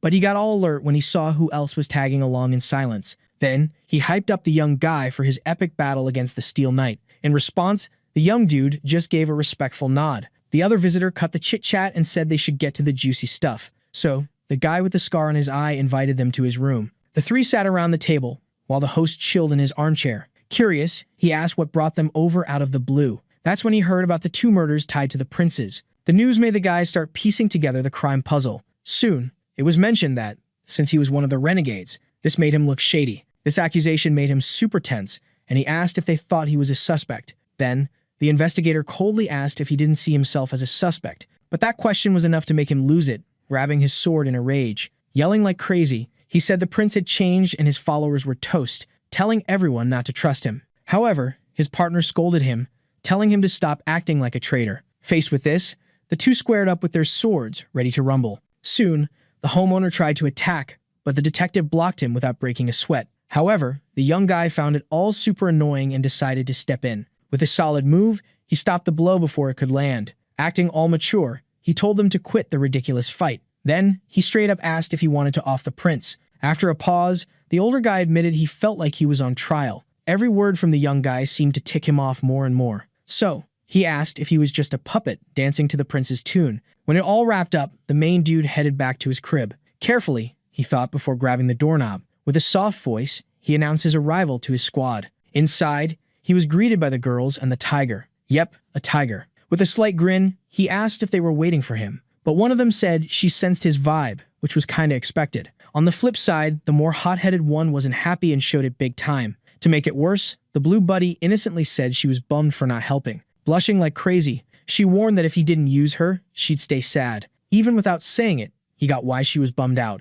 With a chuckle, he suggested they go out to chill after all the drama. The idea got his partner hyped, and she followed him eagerly. However, when they got there, it was a grimy spot full of rats, not what she pictured. Nearby, a hooded dude was leaning against the wall with a rat chilling on his head. The crew went through an opening that looked more like a cave entrance. Curious, one of the girls asked why they were back in that place. With a cheeky grin, he said they'd get to know the real city there. Without a second thought, he led the way while the two followed him. Further ahead, already in the kingdom's sewer, torches lit up the dark path. With each step, the sound of gross water splashed underfoot. This made his grumpy sword even more annoyed, hating the route. When the young guy turned to chat, a knife flew his way. Quickly, he caught it between two fingers, like he saw it coming. Sui looked worried, while Minerva stayed chill. Even so, the young guy thanked them for the warm welcome. Inside the place, there were a bunch of dudes and a lady. The supposed leader didn't even know who the famous visitor was. Keeping his cool, the young guy said he wanted to buy info and demanded to see the guild leader.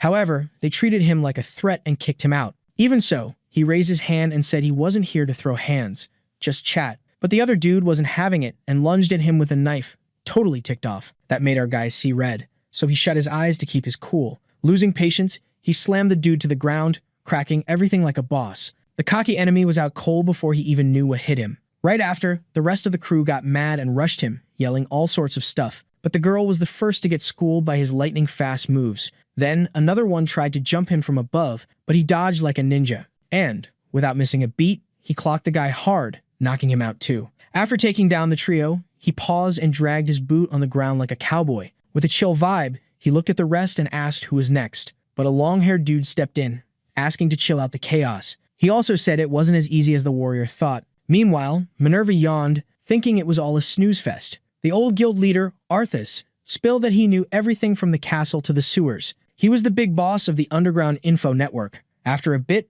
everyone got taken to a main room in that place. There, some grub was served, which got the sword all hyped while the elder got ready to chat. Carefully, he asked how long it had been since they last met and heard it was since the Duke's mansion went boom. He said 5 years was enough to change anyone. But the young dude said he still didn't know how to do that, while his buddy kept munching. Minerva, with her mouth full, asked if she needed a hall pass to eat. because she wasn't stopping. Then, the warrior cut to the chase and fiddled with his clothes. From there, he pulled out papers and said he wanted to buy info on everyone in the news. Arthas then said lots of folks were buzzing about the vigilante taking on the corrupt. With his eyes shut, the young man said it was all nonsense and shouldn't be happening. The elder, with a bandaged hand, said maybe it was true, as many believed it. Knowing the visitor well, he sensed there was more than just info behind it all. Suddenly, he tossed the papers in the air, scattering them everywhere. He revealed everyone mentioned were dangerous criminals, making the young man uneasy. Plus, he explained the victims' complaints were ignored, making it all more serious.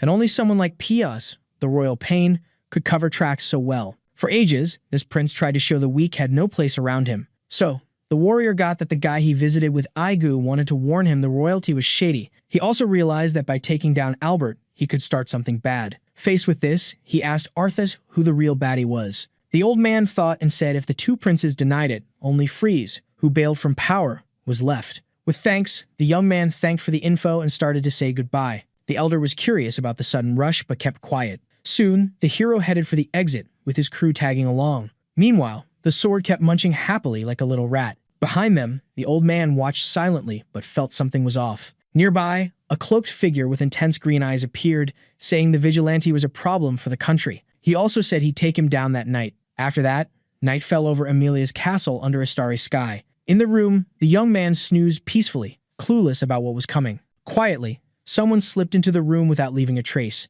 and, just inches away, was the same guy who promised to take him out. Then, the attacker raised his sword to strike, thinking the target was still out cold, but the guard from PS showed up and stopped the attempt. Without a second thought, he attacked and blocked the enemy solidly. The detective said he saw the attack coming and decided to act early. However, the scarred young man was already awake and moved fast to counter. The hooded figure froze, realizing he'd been caught. With force, the swords clashed, and sparks flew everywhere. During the fight, every move of the enemy was watched closely. Even surrounded, the assassin tried to make a run for it, and Saxon told him to halt. Still, he jumped and bailed through the window. The guard was ticked off by the sudden escape, but something on the ground caught the warrior's eye. There were broken golden cords, which could be a big clue. The next day, a figure roamed the castle halls looking for someone. Yo, so there was this blonde lady rocking a cape, just like the one from last night. Her green eyes and fancy clothes screamed royal guard vibes. Chill as ever, she knocked on Princess Lorelei's door, and boom, the princess was there. The young noble, all elegant and stuff, let her in. Curious, she was like, "What's up with the surprise visit?" Then, the guard dropped the bomb, apologizing and spilling the tea on who tried to off the warrior. The princess seemed to already know, asking if the ally was cool. Out of nowhere, the main dude popped up at the door, catching them off guard. The guard spun around, totally shook, realizing she got busted. With a cheeky grin, he thanked her for the help from last night. Trying to switch it up, the woman whipped out her sword, saying he shouldn't be there. Ignoring the threat, he was like, "I'm here to chat about the murders." He claimed Lorelei was the real mastermind, and none of her bros were that savage. Even with the bold claim, the princess stayed chill and asked for proof. Calmly, he showed the golden threads left at the crime scene. He said they weren't solid proof, but had a cool way to confirm. He called his tiger, which could sniff out the real owner of the thread. This ticked off Reyna, but even the princess told her to chill. Acting all polite, Lorelei invited him to sit and chat. Once inside, the guard put away her sword. No more drama. The warrior sat down and got back to the main topic. He asked why so many nobles were getting whacked on her orders. Lorelei said they were all bad news and deserved it, but her real actions didn't match her justice talk. Even if the targets were shady, he wanted to know what she was really getting from these hits. Then, Lorelei spilled that the dudes close to her bros didn't care about the bad stuff happening. They even tried to use her as a bargaining chip, which made her super salty. To them, she was just a pawn to boost the corrupt's power. Faced with this, it was questioned if the king had ignored the occurrence, and it was clear she felt abandoned even by her own family. Even Winston, who held the title of king, did not interfere, and the strongest did as they pleased in his reign. Only those with high power gained privileges, including her brothers. For this reason, she became a target of disdain for being considered weak and unwanted by all. Because of this, she decided to act on her own, hiding her pain with a seductive smile. However, her story still didn't convince the protagonist about her connection to the murders. As someone who lived among the nobles of Amelia, she claimed to have witnessed many deaths caused by injustices. These memories made her repeat what she heard from the warrior, that the only way out was to fight to the end.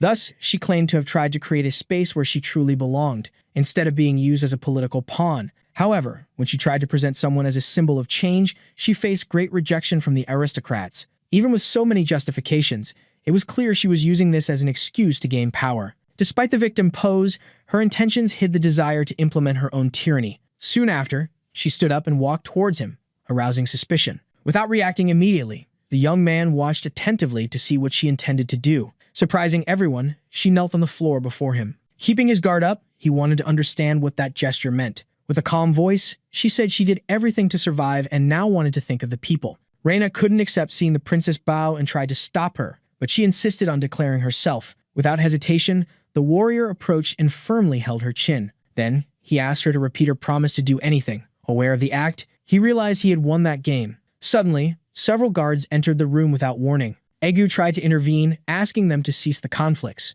Even so, the princess's guard initiated a confrontation with the warrior. Despite the offensive, he managed to dodge the attacks with agility. Chaos ensued, and everyone witnessed the confession of the princess, who didn't even have family support. The warrior stated that his ally had arrived late, but the latter assured he would take over from there. Wielding the sword, he pressed the two women with his presence. Thus, the guard was officially accused of the murders of the nobles. After that, the warrior went to visit Lorelei, now isolated. Upon arrival, he was stopped by one of the cell sentinels. The sentinel calmly questioned the reason for his visit. He then replied that he only wished for a quick conversation. With courtesy, the guard allowed him entry, warning about the limited time. Inside the courtyard, the princess just sat there, super quiet. He walked over, all chill, and she didn't even glance his way. No words, no drama, she just kept her cool. So, he just stood there, watching her, thinking about his life choices. Then she gave him a side eye, asking if he was there to roast her. But he was like, nah. He had a different plan and spilled the beans about his idea.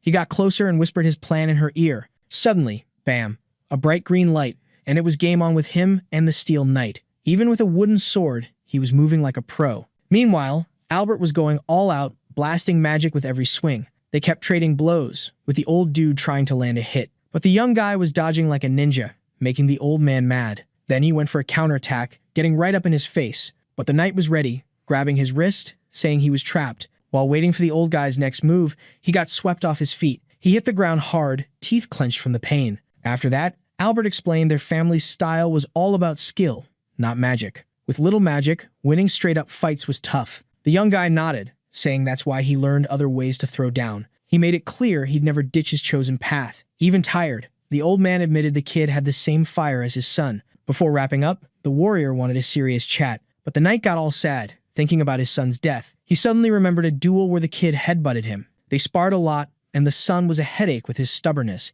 Despite the falls, he always grinned, saying winning mattered more than family ties. When he left the family, he got a major scolding, but he only cared about inheriting the sword that took down the hunting dogs, the legendary Shadow. These memories made the old man nostalgic, unable to forget his son's smile. He honestly admitted seeing the young guy carry on the legacy was awesome, because when he looked at him, he saw the real hero of the Jagger clan. So, he asked if he needed help or wanted to get closer to Pius. But the young guy said he'd decide when all the greedy folks gathered. Then he went to meet someone else, who was chilling with coffee. There was the second prince, grinning, thinking about teaming up with the Steel Knight. But the warrior wanted a reward before helping, which seemed fair. Even though he seemed to trust him, the prince never fully bought into his potential. So, he started asking if he wanted cash, power, or to rebuild his family. That's when he spoke up, making it clear his ask wasn't going to be easy. He made a bold request to the prince, with a serious look. Jagger wanted all weapon best shops gone from the kingdom of Amelia, shocking the noble. He explained the Argo family ran all the weapons and he'd survived an assassination attempt because of it. He also said,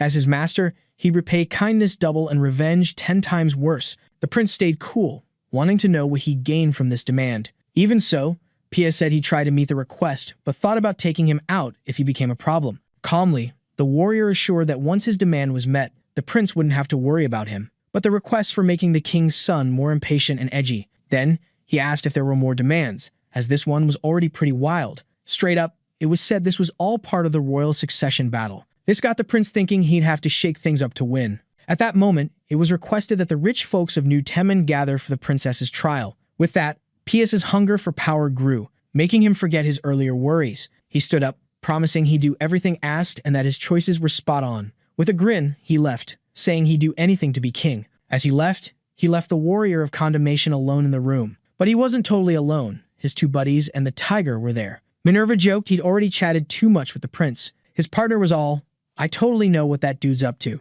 hiding his real goals and stuff. Sui was like, so, Is the master going to follow the prince's plan or do his own thing? But the master was all mysterious, saying, not spilling the beans yet, leaving them both super annoyed. Still, he was pumped to see the bad guys trip over their own schemes. With a serious vibe, he was like, everyone who dragged me into this mess is going to pay big time. Then boom, cut to one of the kingdom's top weapon best shops. One of the workers got yeeted to the ground, totally wiping out. Turns out, it was the same dude who sold the cursed sword and tried to off the main character. Aigu rolled in to handle business, telling the guy to zip it. Meanwhile, the shop was a total disaster zone, stuff everywhere, workers juggling packages. The owner's kid was yelling, what are we even accused of? Then the old owner showed up, all stressed about the chaos. He was like, was all our royal support for nothing? But when he realized Prince Pius was behind it, his disappointment hit max level. Trying to keep it cool, he asked why all the drama. With a smirk, he got told it wasn't just a tax check. Straight up, he heard all the shops were getting wrecked. The news hit him hard, fearing everything he built was toast. His son lost it, saying the kingdom would be weaponless, and they couldn't just do that. But Pius was all tax dodging, illegal trades, and bribery. Oh my. The merchant fired back, saying their funds even helped the prince, so it wasn't enough to wreck them. Then the prince accused him of backing his bro Todris, saying they couldn't be trusted in the throne race. He also called out using other races, like dwarves, for weapon making, raking in cash off their work. With a cheeky grin, he asked Dans and Argo what he thought about all this. Out of words, the merchant just said business had its survival tricks. Things got worse when a warrior assassination attempt came up. Cornered, the owner's son was stuck, while his dad watched coldly. The prince spilled that the Raven mercenaries, led by Mark, were hired to take out the warrior of Amelia. Still, he said he could have busted them, but let it slide. The old merchant then said their only shot was to get Todris's protection, but Pius didn't care, too busy dreaming of throne glory. This ticked off the shop owner, sensing something off in the prince's ambition. Danzin shouted, this is nuts.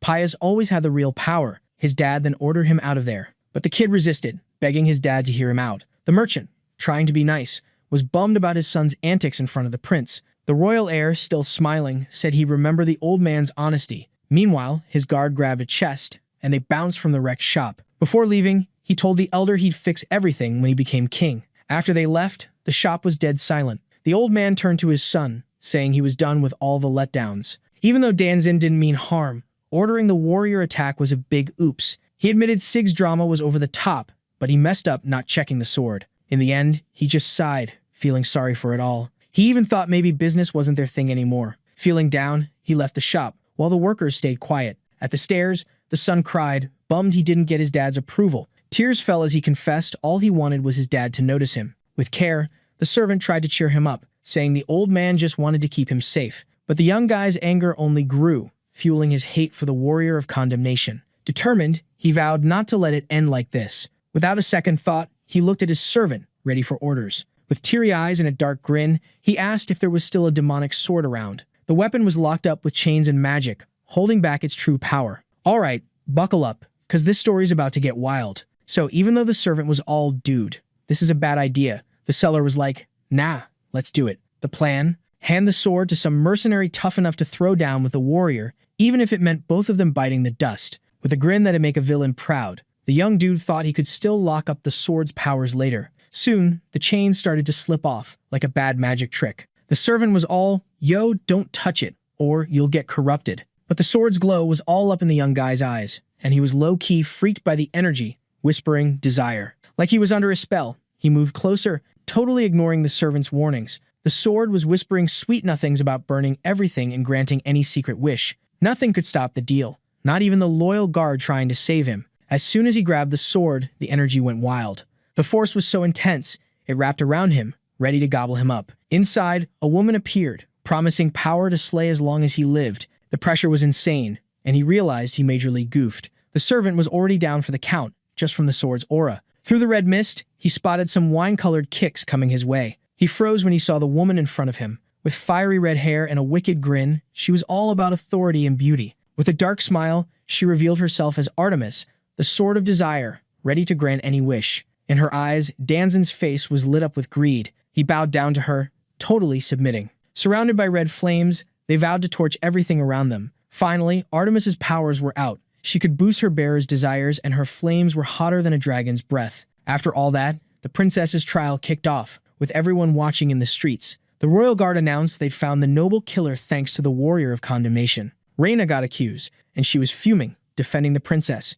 Even under pressure, she stayed quiet, holding her ground. Her eyes show the weight of being rejected and punished for fighting the corrupt. Inside, she didn't regret using her guard or trusting the warrior. Despite the chains, she tried to keep her cool until something unexpected happened. A little red-haired girl showed up with purple flowers and a sweet smile. Tears filled the prisoner's eyes, feeling she'd done nothing wrong. The people saw her as a freedom fighter, even if her rep took a hit. With a smile, she thanked the crowd, admitting she was also a pawn in the power game. When she reached for the flowers, she got stopped. A guard knocked them down, leaving everyone shocked. Saxon told her it was judgment time. In her mind, she knew the kingdom's fate was in Signature Jagger's hands. Before the tribunal, she knelt before the king, surrounded by a crowd. Some wanted Tadros as the new king. Others backed the second prince. Chaos broke out with all the shouting and debates. Rumors said Piaz got strong thanks to Sig and Albert. Winston, tired of the chaos, demanded everyone zip it.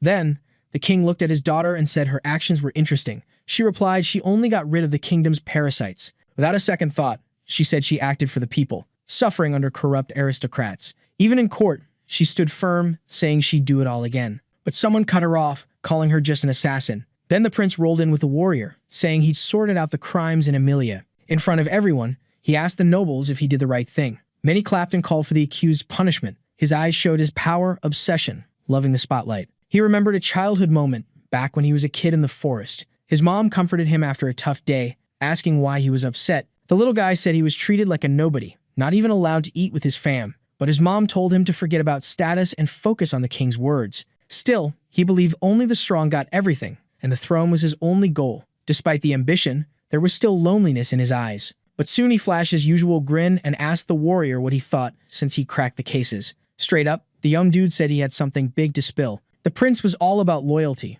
from him and the Steel Knight. But when he caught his eye, he knew something was up. A sneaky grin spread across the ally's face, like he'd been scheming all along. No chill. He started pointing at the princes before he spoke. With a solid voice, he said those guys shouldn't be around anymore. The court went dead silent at the sudden call-out. Right away, the nobles flipped out, demanding the warrior get punished, even after all he'd done. Still, the king called for quiet and told him to go on. Chill as ever, the warrior laid out the list of victims and the crimes of the shady nobles. One dude forced girls into sketchy stuff, another squeezed cash from people and sold them if they pushed back. The crowd stayed quiet as he dropped the bomb that all these guys had a dirty secret. Looking at the king, he explained they used the cash to cover up their nasty deeds. This left the two princes totally speechless, since the accusation hit them hard. Keeping his cool, he pinned them for backing the corruption the princess was fighting. The younger one shouted defamation and dishonor to the crown. Meanwhile, the other got all worked up, calling the sister disgraced, accused without proof. Then, out of nowhere, an unexpected guest showed up at the court. To everyone's shock, the Steel Knight rolled in as a witness. Calmly, he told everyone to listen to the noise from outside. The people were shouting for the princess, demanding justice for how unfairly she'd been treated. Cries of innocence echoed for her, making the crowd her biggest backup. Moved by the support, her eyes welled up with tears. Then, the warrior stepped up and asked if she remembered what he'd said, that the people would have her back. And so, her new path was revealed, with the mission to take the throne, which totally blew her mind. No hesitation, the scarred young man asked her to keep doing her thing and take charge. With a firm voice, he said becoming queen was the way to justice. Then, still teary-eyed, she realized this had been his plan all along. Looking ahead, she saw everyone bowing, nobles and witnesses. No more beef. Even the Steel Knight knelt, pledging loyalty to the new rule. Through tears, she wondered if she deserved it, since she'd only taken lives. But everyone there, including the people, stood up for her innocence and asked her to take the throne. But she was shocked when the warrior himself bowed and called her majesty. Touched by the move, she couldn't hold back her emotions and clutched her dress tight. Then, a smile lit up her face as her golden hair glowed in the light. The king, seeing the scene, stepped up and praised his daughter's bravery. Straight up, he said a ruler doesn't have to be the firstborn, the most talented, or even a dude. These words left the princes totally shook. With the crown in his hands, Winston said the key thing was to be strong. Joy filled the castle and outside too, like the mission was complete. At that moment, she was crowned as the first queen of Emilia, thinking the real hero was the warrior. After that day, a fancy room in the castle was shown. There, the queen strolled with her maids through the halls. Seated, she let them style her long hair with joy. In thought, she reflected that a king needs to be strong and guide in dark times, but more power means more loneliness. Just like her dad. That was the exact question she got at the coronation, if she could handle being strong. Elegantly, she said in her reign there'd be no more blood. In front of everyone, she declared that, as her father shone from above, she'd also rule the forgotten places. Curious, the former king wanted to know how she'd do that, and she said he'd have to wait and see. With the crown on her head, she heard someone calling, saying the moment had come. All dressed up, she checked herself out while her guard smiled softly behind her. Worried, she asked the guard if she looked right for the event. She got told to hurry, as the warrior was already heading out. Excited, she was moved to know this, as she really admired her savior. Meanwhile, he was asking if everything was set for them to bounce. When asked why the rush, he said he wanted to dodge more drama. Still bummed, Minerva stayed distant, hurt for being played and ready to play hard to get. Even so, everyone set off to follow their paths, with the mission already done. All right, so check this out. Something totally grabbed his attention and made him freeze. The queen was there, glowing like a star, asking if he was really gonna bounce without a goodbye. Chill as a cucumber, he shut his eyes, like he was gearing up for something epic. Out of nowhere, she took off her crown, maybe realizing who the real MVP was. Holding it, she mentioned she was off to some fancy ceremony and wondered if that crown was a bit too extra. With a kind of sad vibe, she admitted her biggest dream was to be free, just like him. But our warrior dude wasn't having it, pointed at her, saying her act was whack and she needed to own up. The advisor was fuming at his words, but the queen held him back, knowing that was just his no-nonsense style. Then, the new boss lady looked at him and asked him to step up too. That got him curious, because he had no clue what she was hinting at. Calmly, she spilled that she admired him for fighting the bad guys and he should keep at it. So, he agreed, which totally shocked her, because hearing a yes from him was like spotting a unicorn. With a cheeky grin, he said if she ever switched up, he'd be back to judge her. No cap. She took it in stride, turning away with a tiny smile, making him wonder what's up. Soon after, she handed him a paper full of notes, showing she'd taken on a mission from him. He made it clear he wanted no drama or IOUs, but it was obvious there were feels involved. Blushing, she tried to speak, but got cut off by the vibe of her crew. The clingiest one couldn't handle being ignored anymore, and her sis, scared of losing her, cranked up the tension. With a simple move, he tapped the queen's head, saying all this was a snooze fest. As he walked past her, he complimented her hairdo, making her blush even harder. Then, she plopped on the ground, and the advisor reminded her not to stoop low, though the real reason was her crush on him. With a soft gaze, she watched the kingdom's true hero stroll away, feeling all the feels. Already a bit away, he kept going with his squad and the big tiger carrying its cubs. Soon, they hit a fancier spot, though not as broke as where the story kicked off. The main dude was worried about the red-haired sword, who was always in a mood. In the morning, things got tense, because she felt ignored and griped about how she was treated. The younger sis popped up and asked him to be nicer to her on knee, trying to chill things out. She explained that when away from the master, the demon's swords felt forgotten and useless. Even though the older one was all proud, she was hurting inside and hated admitting it, because it messed with her ego. Yelling, she claimed it was all lies, and she was just bored. Sweetly, he said that little devil had a cute side too. Gently, he put his hand on her head and told her to speak up whenever she felt lonely. The younger one took the chance to say she was lonely too and would always stick with him, even hyping up the tiger. As they walked, the bossy one said she only hung around for the free grub, which everyone knew was just an excuse. Without realizing, the red-haired one bumped into his back, not expecting him to stop. Annoyed, she asked why he halted so suddenly. The other one noticed the quiet and wanted to know why the sudden hush. His finger pressed hard on the mission paper from the queen, while he blurted out an unexpected name. This request threw him off, because he didn't know how to handle someone claiming to have met him before. In his head, all he remembered of that dude was chaos and mayhem. He was part of some old crew tied to the main guy's past. This dude, with golden hair and a wicked grin, used a spear to take down anyone. He remembered the time he showed up covered in blood, grinning and talking about more justice, like a total nutcase. Whatever it was, both he and his gang were, to the hero, completely bonkers. As soon as he hit the mansion, the guy accused the Viscount of doing shady stuff with magic and human experiments. With the spear in hand, he claimed to be the Avenger who'd take down the one behind it all. The threat made the old man laugh, like it was all a big comedy show. Behind him, a beefy ally slapped some stuff on his chest, saying the kingdom would never back someone like the accuser. Soon after, his body went all Hulk, bulking up with muscles and a creepy energy. The power coming off him was so intense it could be felt through the windows. The monster charged for a showdown, but his opponent stood ready, no fear at all. In front of some seriously creepy eyes, the Avenger geared up for battle. The Viscount was all, "Yo, berserk. Go take him out, no mercy." During the clash, the monster got zapped by some epic energy blast. Then, the Avenger locked eyes with the noble dude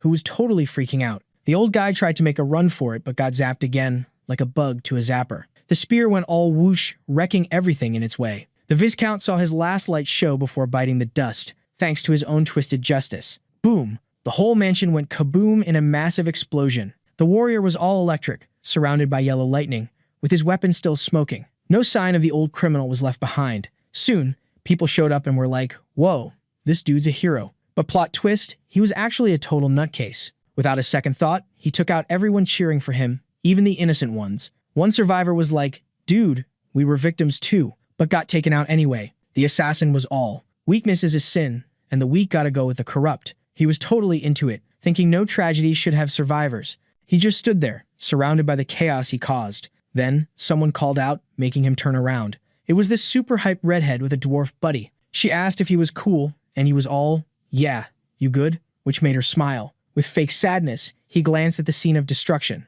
The trio chatted about how no one made it out alive. Pretending to be bummed, the fake hero was like, too late now. His buddy was visibly shook by the whole thing. Meanwhile, the fake Avenger talked about justice rising from the ashes. In a chill way, he suggested they bounce to the next mission. Their names and goals were scribbled on the task sheet. At the same time, the real hero was grumbling about the Queen's mission. But the mission boss was like, nope, no changes allowed. The older buddy showed up and was like, chill or you'll never get peace. He explained the mission was slapped together last minute, so no tweaks. But the warrior put his hands on the two girls, surprising one and annoying the other. Even though he saw them as little sisters, they had different vibes. But the elder was like, look at it differently, dude. He explained the place had been colonized forever but was now loaded with riches. Still, he made it clear the route was set and they were heading to Toriazen. This bugged the hero, who wanted to dodge a certain enemy. His buddy was all, nope, nothing's working. Suddenly, a familiar voice announced the warrior of condemnation's arrival. The guy showed up with his crew, catching everyone's attention. The other was like, tried to dodge this meetup, but here we are. His partner gave him a nudge, trying to get his attention. Curious, he turned to see what she was up to. Amid the teasing, the redhead hinted he was jelly of the new guy. In a chill tone, the newcomer was like, long time no see. The warrior was all, you live far from my vibe, dude. The other's buddy was fuming and stepped up to confront him. Trying to chill things out, the guy was like, stay out of this. It's just old pals chatting. Meanwhile, the hero was deep in thought about why they were really meeting. Truth is, he just wanted to get the tigers to the madam's place. The animal was all happy, tagging along with the crew. Suddenly, the scarred guy dropped a mysterious question, leaving everyone puzzled. Apparently, the mission involved both of them, which got the elder hyped. He explained that thieves were causing chaos in his village, ticking off Sig, but he let slip that something weird was waiting for them. Soon, snowy mountains loomed, with strong winds and carts on the trails. In one of the carriages, the queen was all, this trip's gonna be smooth. As they moved on, the two groups walked near the carts. Minerva told her buddy that everything felt off. The other was like, huh, what's up? She explained the servant ignored her, even when she tried to chat. Worried, the blue-haired girl ran to him to see what was up. He smiled gently, saying he was just lost in thought. But his eyes told a different story, full of pain and distrust. In silence, he remembered a past full of suffering and violence, especially from the crazy warrior. It was him who left a gnarly scar on his face. The blow was cold and cruel, only matched by an empty stare. Even so, he decided it didn't matter anymore. On the trip, the snow went wild, covering the carts. Minerva wasn't vibing with the cold, felt chilly, and started coughing. Trying to warm up, she snuggled up to the tiger, but still got scolded. The warrior reminded her she should have changed clothes. He pointed to Sui, showing how to handle the cold like a pro. The girl said the cold was just part of her vibe. To help her out, he tossed her a coat and told her to chill with the complaints. The gesture hit her in the feels, and she admitted he was finally being cool, despite his annoying nicknames. Soon, they all rolled up to the carbon border, a chill spot with a big canal. Nearby, a bar was lit with people having a blast, medieval style. Meanwhile, the woman laid her head on the table, saying she might live there again. The young dude said it was just a chill spot near the border. That's where the city's story kicked off, founded by all sorts of races, making it a target for mean humans. Creatures like ogres, elves, dwarves, and werewolves got hunted and isolated for ages. This ticked off his buddy, who slammed humans for being cruel. But someone there said one day all species would roam the continent freely. He mentioned King Dimitri, who fought against prejudice and threats to his race. He also remembered a blonde leader who made alliances with other countries, but he got cut off by a buddy who talked about the lack of laws and taxes in the area. Fed up with the chatter, the main dude asked if they had another table to sit at. The other pretended all were taken and joined them right there. During the meal, the dishes were all about meats and seafood. The girl was hyped about the food and praised the dish. She said she'd enjoy everything, but suddenly, the food got yeeted by a slap on the table. Bummed out, she almost cried for missing out on the feast. Then, the warrior patted her head, telling her to hang tight.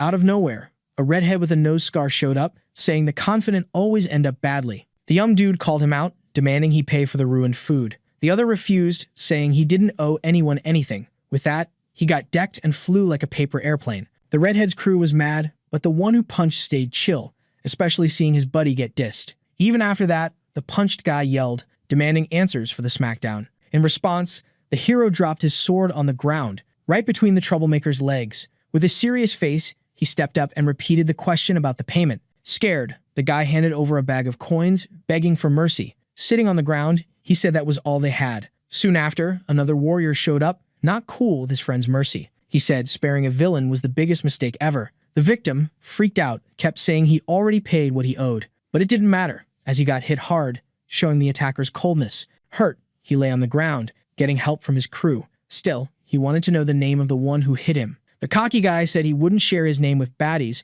but got outed by his buddy. Realizing the slip, he looked away, while the other watched him. Even hurt, the redhead called him the warrior of justice, promising not to forget the beatdown. The main dude, knowing that fake judge vibe, noticed how he'd been surprisingly chill lately. Then, the blonde called him out, saying he wouldn't dare attack him, but heard back that he was the one who butted in. Finally, the beef didn't blow up, and everyone kept rolling with their carts along the border. But suddenly, the barred troublemaker popped up again, yelling when he saw Carr with a threatening look. He said he was waiting for the coward who hurt him, declaring revenge with a crazy grin. Right behind, a mage held a massive fireball, a greeting from his leader. Then, the explosion hit everything, creating smoke and dust everywhere. As the chaos closed in, the hero feared for his life as a water reserve got hit too. The current rushed in, threatening to wash everything away. The cart drivers freaked out about what was coming from above. So, it was ordered that everyone bounce quickly to cut losses. Plus, Carr told them to grab only the essentials and leave the rest behind. So, this old dude from the mission totally ignored all the warnings, just because he was greedy and wanted to keep his stuff. Seeing this, the Warrior of Doom was like, nope, not losing my reward, and decided to step up. When the Elder found out there was a way to stop the disaster, he was all ears, wanting to know the deets. Then, Isnable showed up, acting all cool and dismissive about the young guy's wild moves. Even with everyone doubting, he stood right in front of the flood, ready to take it on. Without a second thought, he whipped out his second sword, and bam, ice magic started swirling around him. Carr was shook, feeling uneasy as he realized the power of his old buddy. With Sui's help, ice crystals shot out in all directions. The water froze before it could reach the squad, turning into this shiny, solid wall. As the flow got closer, the magic kept everything in check, stopping any chaos. The crowd on the ground was totally wowed by the whole scene. Down below, the drivers saw the ice blocks coming but knew they were safe. Feeling relieved, the main dude sighed, giving props to his demon sword once more. Back with the crew, someone asked about his ice magic. Not wanting to spill the beans, he said it wasn't the right time and thought about keeping the girls a secret. But Isnable got even more obsessed, swearing to take him down if he got those powers the wrong way. The Elder, pumped by the discovery, showered him with thanks and praise for his magic skills. Still, the danger wasn't over, and he was told to bounce with his stuff. Confused, the old man asked why and got his answer by looking up. Dudes were coming down the ice, ready to take out everyone below. While others freaked out, the young guy stayed chill, used to these kinds of attacks. Carr came over, wanting to chat later, but was told to handle his own mess first. From above, the leader spotted something odd and leaned in for a better look. A lone carriage caught his eye, standing out from the rest. He quickly slid down the ice to meet his sidekick, who was gearing up another spell. With a cold vibe, the mage launched a fireball at the carriage. Seeing the danger, the main guy freaked, sprinting to stop the worst from happening. He made it just in time, slicing the fire spell, splitting it away from the carriage. With effort, he made the flames fly over, keeping the ride safe. Soon after, the carriage door swung open,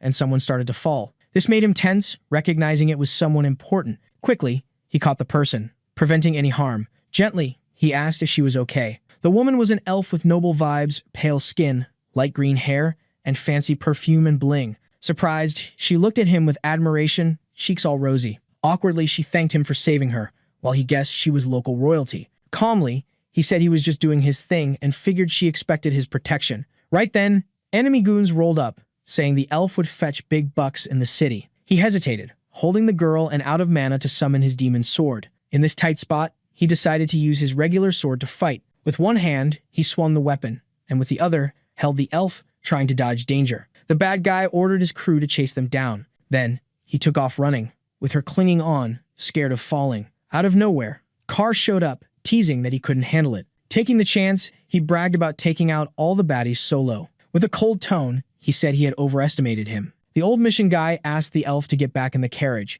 but she still looked at her savior. With a classy smile, she thanked him again, calling him a hero. But he wasn't into it and asked her not to say that again. He was soon cut off by his buddies arriving, grinning with the tiger. He was relieved they were okay and heard Kitty had their backs. Minerva praised the tiger, saying it got rid of anything useless, even humans. With that, the crew got back on track with the main mission. Pumped from dodging danger, they headed back to the city of Toriazan. This city was the capital of the Carbon Kingdom, home to creatures once hunted by humans. Even after dragon attacks and the sacred tree's destruction, it stood strong. To get in, you had to pass through the main gates. As they entered, the hero stayed quiet and deep in thought. But crossing the gates, he was blown away by the mix of creatures. His crew was hyped, amazed by everything they saw. All right, buckle up, because this story's about to get a glow up. So, heads up. He gave a heads up that the rules here were kinda whack and told them to chill. But Minerva? Nah.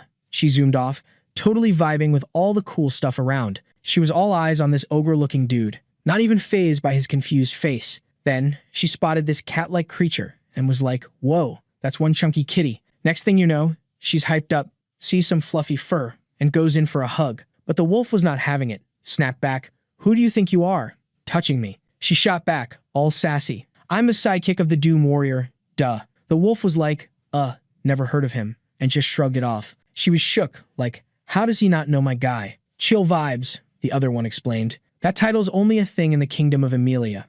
The wolf bounced, saying, fancy names mean squat to we humans. Still acting all high and mighty, she told them to move and threw some serious shade. No chill, she elbowed Sui, making her wobble. But her buddy was right there, all worried, helping her out. The tiger was not cool with how things went down. This got the scar-faced dude all fired up, calling out the wolf. With a serious look, he was like, you can be mad at humans, but you crossed the line. Then, bam, he kicked the wolf back. No holding back, he made it clear.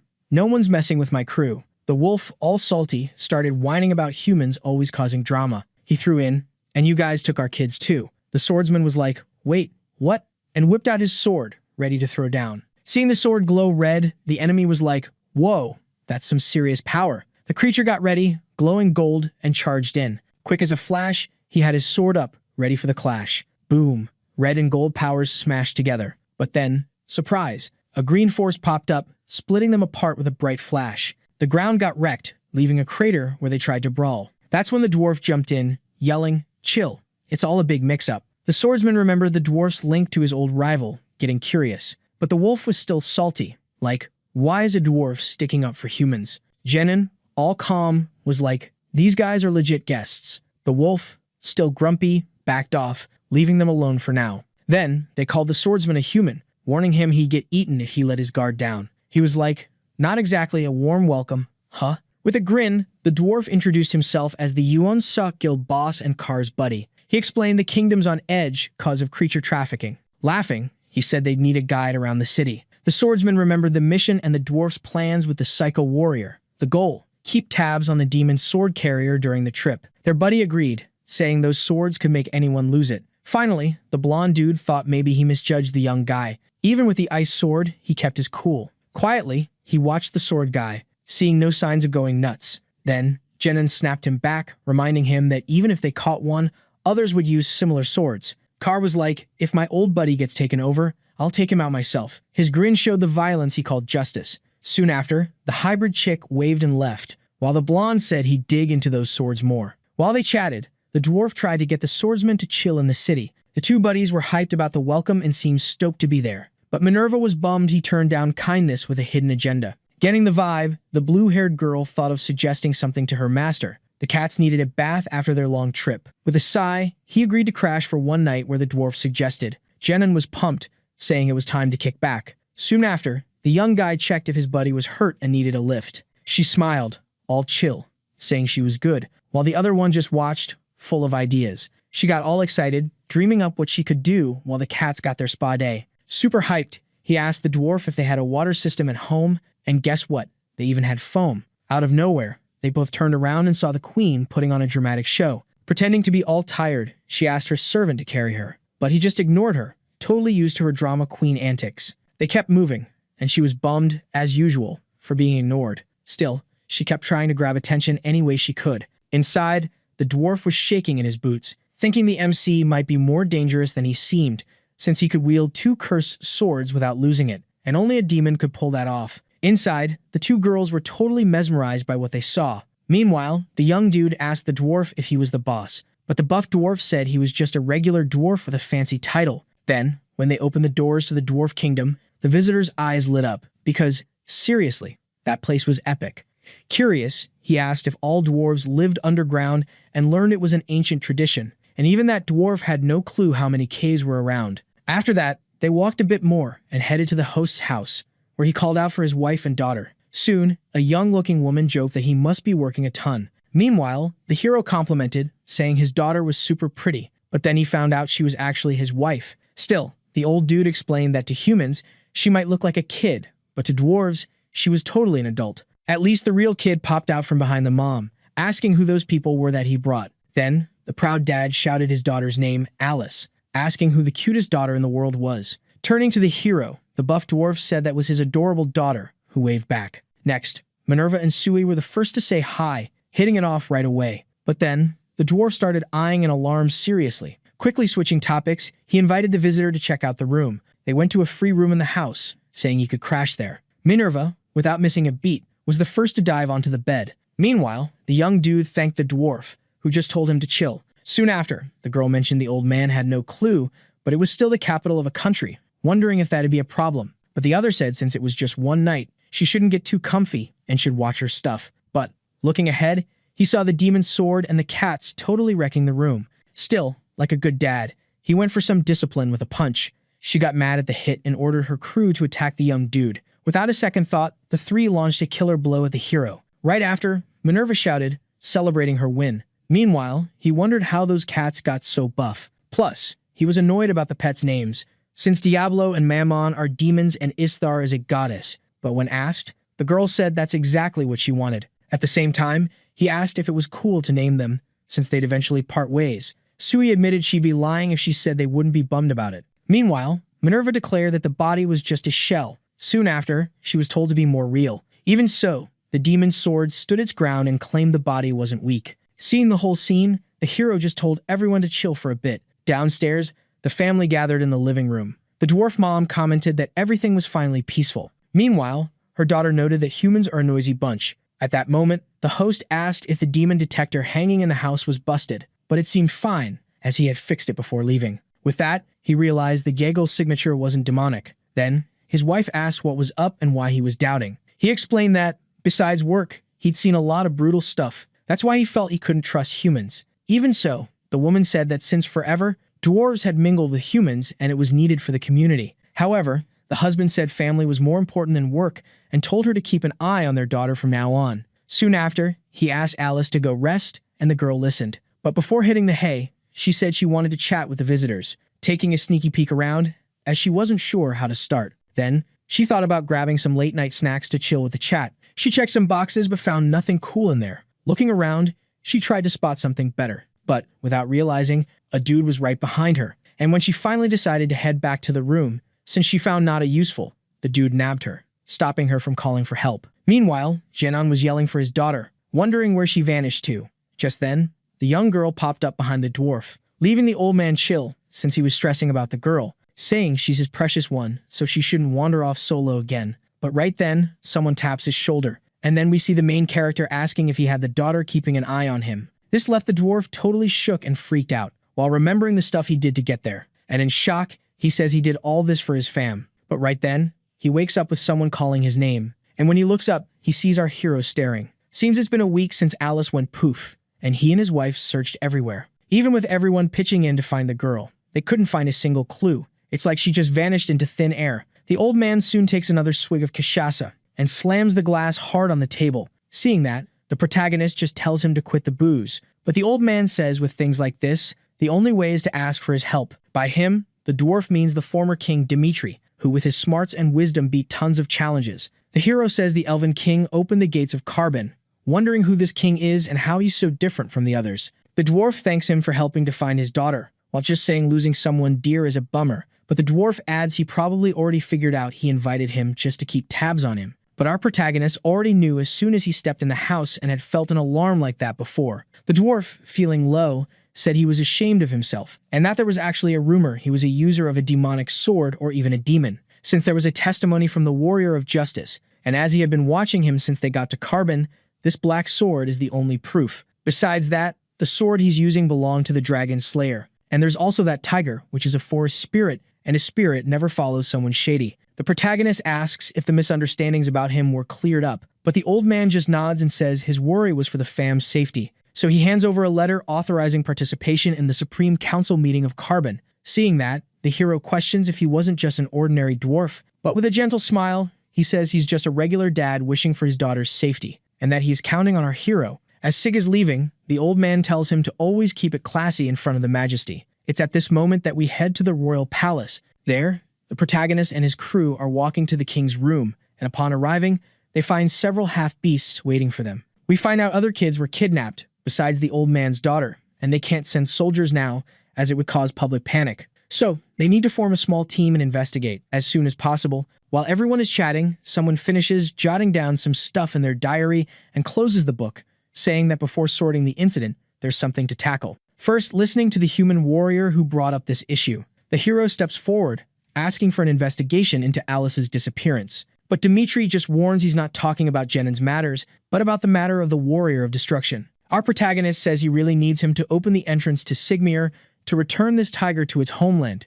Checking out the beast, the king says it was in human hands, and he won't allow its entry, leaving the two little swords ticked off with his cheeky elf. Then he says Sigmir is the sacred land of their ancestors, so it's not a place open to pets. This last sentence leaves Sig annoyed, wondering who he's calling pets. So he steps forward and asks what they'll do now, continuing that he has no clue what the future holds, not even if this will happen, and that, even though he's the king, no one has the right to stop someone from going back to their homeland. Everyone's on the edge of their seats, waiting for the next bombshell. He asks if the sacred nation of Carbon still has slavery going on. The king's like, dude, you just said the forbidden words in Carbon. And then bam, the lights dim, and a giant steps up, ready to squash our hero. He swings with all his might, but oops, his sword's stuck in the ground. His buddy's like, yo, look up. And there's the hero, ready to land the final hit. He's so fast, the giant's got no chance. Plus, he's super ticked about the new nose scar. But our OP hero just chills, staring down the beast. The real showdown's about to kick off. But, of course, there's always that one person who yells, "Timeout." And this person's got mad respect. Everyone salutes. Even our hero knows her. Turns out, it's that elf from earlier who hasn't had a chance to say hi yet. Her entrance hushes the crowd, but she breaks the silence, telling her dad she's here. Her dad, the king, asks if the trip was chill. She's like, yeah, but can I say something? She explains the hero's story checks out. The tiger just wants to go home. Now that it's not some greasy human saying it, the king's actually considering it. She suggests he could listen to the tiger's thoughts if he's still worried. She gets that the kids' disappearances are sneaky and hard to crack, and mentions Sig's a warrior who's solved tough stuff like this in the human world. So she suggests letting him handle it, and if he nails it, he should get his wish granted. Even though he's a softy dad, he's not sure about this, but he'll let our hero take a crack at it, just this once. Sig's visibly relieved, and she steps up, saying she's returning the favor from before. The hero figured she was important, just not the actual princess. She apologizes for the secret identity, but he gets how elves are treated by humans, and being a princess ain't easy. She hopes one day Carbon's folks will be as free as humans, and that it'd happen faster if there were more humans like him. Our hero's a bit flustered by the compliment. Then she clears her throat and says, no matter what her dad said, she's got this. She swears by her real name to keep Warrior Sig safe in both the Divine Kingdom and Carbon. The half-bird's like, isn't that a bit much for a human? But she says it's fair for the guy who saved her life, telling everyone to check out his sword. It's all shiny and strong, but really, it's because it belonged to a legendary hero, and since he's got it now, he deserves the royal treatment. When they realize it's the hero's sword, the vibe shifts instantly. She says it's wild how everyone reacts to Arene's name, and that for humans, Arene's is just a dragon slayer. But for them, she's a total legend. She risked it all and took down tons of dragons for Carbon's people. Even though the wood the dragons wanted is gone, her legacy lives on. This sword is part of that legacy. So if he takes down the bad guys threatening the citizens, she'll ask her dad to open the gates for him. Then our hero, who's been quiet, tells the princess he didn't come to solve the case, just to ask for help. But the princess says he was the only one who stood up to the nobles and cracked a murder case before. And when he secretly visited his friend, he saw happy people because someone fixed the corruption. She was there too, in that epic moment. Just like he changed Emilia, Carbon needs his power. Our hero remembers the old man, sighing that he's got work to do. He asks the princess for a double favor and says he's in for the mission. She grabs his hands, thanking him big time for this. All right, buckle up, because this story is about to get a glow up. But soon, the two little swords start feeling a bit jelly, because not even Sui can sway the MC like that. But when the princess peeps at them, they totally jump like they've seen a ghost. She also tells the MC not to sweat it about her dad, because he's a total softie and grants all her wishes. Our MC knows it's going to be tough if she expects too much, so he quickly drops the "I'm no Sherlock Holmes" bomb. But she just shrugs and says she trusts him, and that Sig's the only one who can keep the peace around here. Now, we zoom to the record room, where Chief Fiona's chatting about the investigation deets. The crew behind the chaos is called Ensemble, with a central command, but the rest are just human network squads. Turns out, they're all about kidnapping and human trafficking. Even after the lowdown, the MC's like, "Is that it?" Feeling awkward, the woman admits that's all they've got. Our hero ain't buying it and wonders if that's really all he should know about this long-running kidnapping drama. When asked about the investigation's progress, the woman says they only nabbed the ones who showed up, because most victims were low-key folks. Sig warns that until the main squad's caught, the kidnappings will keep rolling, and it's worse than he thought. He figures out that since this kingdom's been in its own bubble, they've been wasting time on old-school issues. That's why they got caught up in this mess, and they probably worn themselves out chasing just the small fry. Right then, the MC facepalms and tells the two to bounce, while we see them all snug under the woman's wings. She just tells them not to wander too deep, while the MC hints there's a slick way to wipe out these baddies. Placing his hand on his two swords' heads and flashing a cheeky grin, you can probably guess what's next. Elsewhere, a hooded figure's chilling at a bar table. Another dude rolls up, asking if he can join him. Getting the nod, the dude smirks while checking him out, saying he's smaller than the rumors made him out to be, calling him Hitman Mark. The bald guy says once his resolve's shattered, his body follows, and he's there after losing his crew. But while pouring a drink, he mentions most folks in this neutral zone are in the same boat, showing him a glass and a letter, asking if he's down to team up. Later, we see the bald guy on a street packed with half-humans or other species. His buddy points out a girl with cat ears, saying his gig is to nab her, warning him to be careful, because she's a special catch and the boss has his eye on her. And, since she's non-human, she's got a high price tag, and her sudden appearance caught eyes. As he leaves, the shady dude just trusts the bald guy to handle her, no scratches. Looks like the dude who's lost it all is ready to do whatever it takes. Meanwhile, the young girl strolls through the city. Then, she trips and faceplants, getting pretty banged up, and when she looks up, she spots the hooded figure, with a bag ready to snatch her. With the kid in the bag, the other guy says he's got mad skills in kidnapping, warning that, since she's top tier, the boss might pick him personally, suggesting it's his shot to make a killer impression. Confused, the bald guy asks why he should bother, while the sassy dude teases if he's scared, saying someone like him shouldn't sweat the small stuff, because he's about to see even crazier things. When the guy opens the door, we see a bunch of two-legged dogs as guards, while the bald guy's blown away by the place.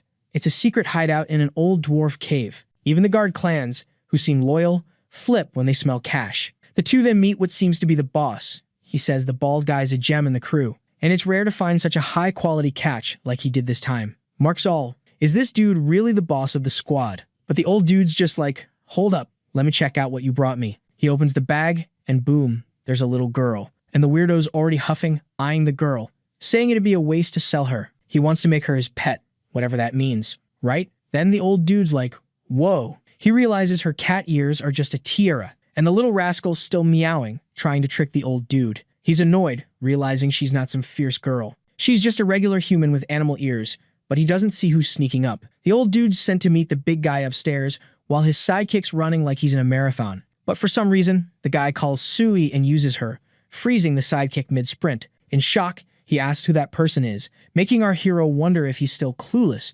tossing the fake mask aside, showing off his hero vibes. Oops, the old dude with green hair is still kicking. Meanwhile, the MC's all, nice acting, kid, making her blush. But he says she should probably bounce now, which just annoys her more. Sui's like, why'd you pretend to be Mark? And it's just, 'cause he's bald. He strolls around, then heads to the two captives, telling them to spill the beans. Pronto, he yanks the cloth from the old dude's mouth, warning if he tries anything, he's toast. The old dude's like, oh, it's you, the hero who took down our scene. Annoyed, he asks if he really thinks he'll talk. He knows his rights and wants a fair trial. But justice comes with a swift kick to the face. In midair, he's caught by the MC, demanding answers with a spooky vibe. For someone who didn't want to talk, the old dude's suddenly chatty. The MC lets him go, telling him to zip it. he'll be back soon. Sui's like, how without the red dragon? Then they hear the girl's happy voice, ready to help. But she gets all shy when the MC tells her to stay put, saying his bare hands are enough. In a dungeon, folks are groaning. The guard's annoyed with these bratty beasts. Little Alice is there, crying. The guard bangs on the bars, telling her to zip it, but it just makes her cry more. Then the little girl peeks over and spots a massive ogre. He tells her, even if she's small and teary, dwarves are warrior legends, and patience is a warrior's virtue. This chills her out a bit, but the guards are just laughing at their pets, waiting for the next shift. Then someone rushes in, yelling they're in trouble. The hooded guy warns humans are invading. The blonde dude orders him to guide, saying he'll handle it. And surprise, the masked person is, the MC, explaining he's already there. Seeing it's the hero of condemnation, the guy's ticked off. Meanwhile, the MC's just shocked he's still around. 'Cause of Sig, the blonde dude lost his rep and crew, and now it's payback time. Our hero spots that fighting stance, classic boxer style. The guy yells, real men fight with bare hands. But our hero's like, nah, bare hands are for fools.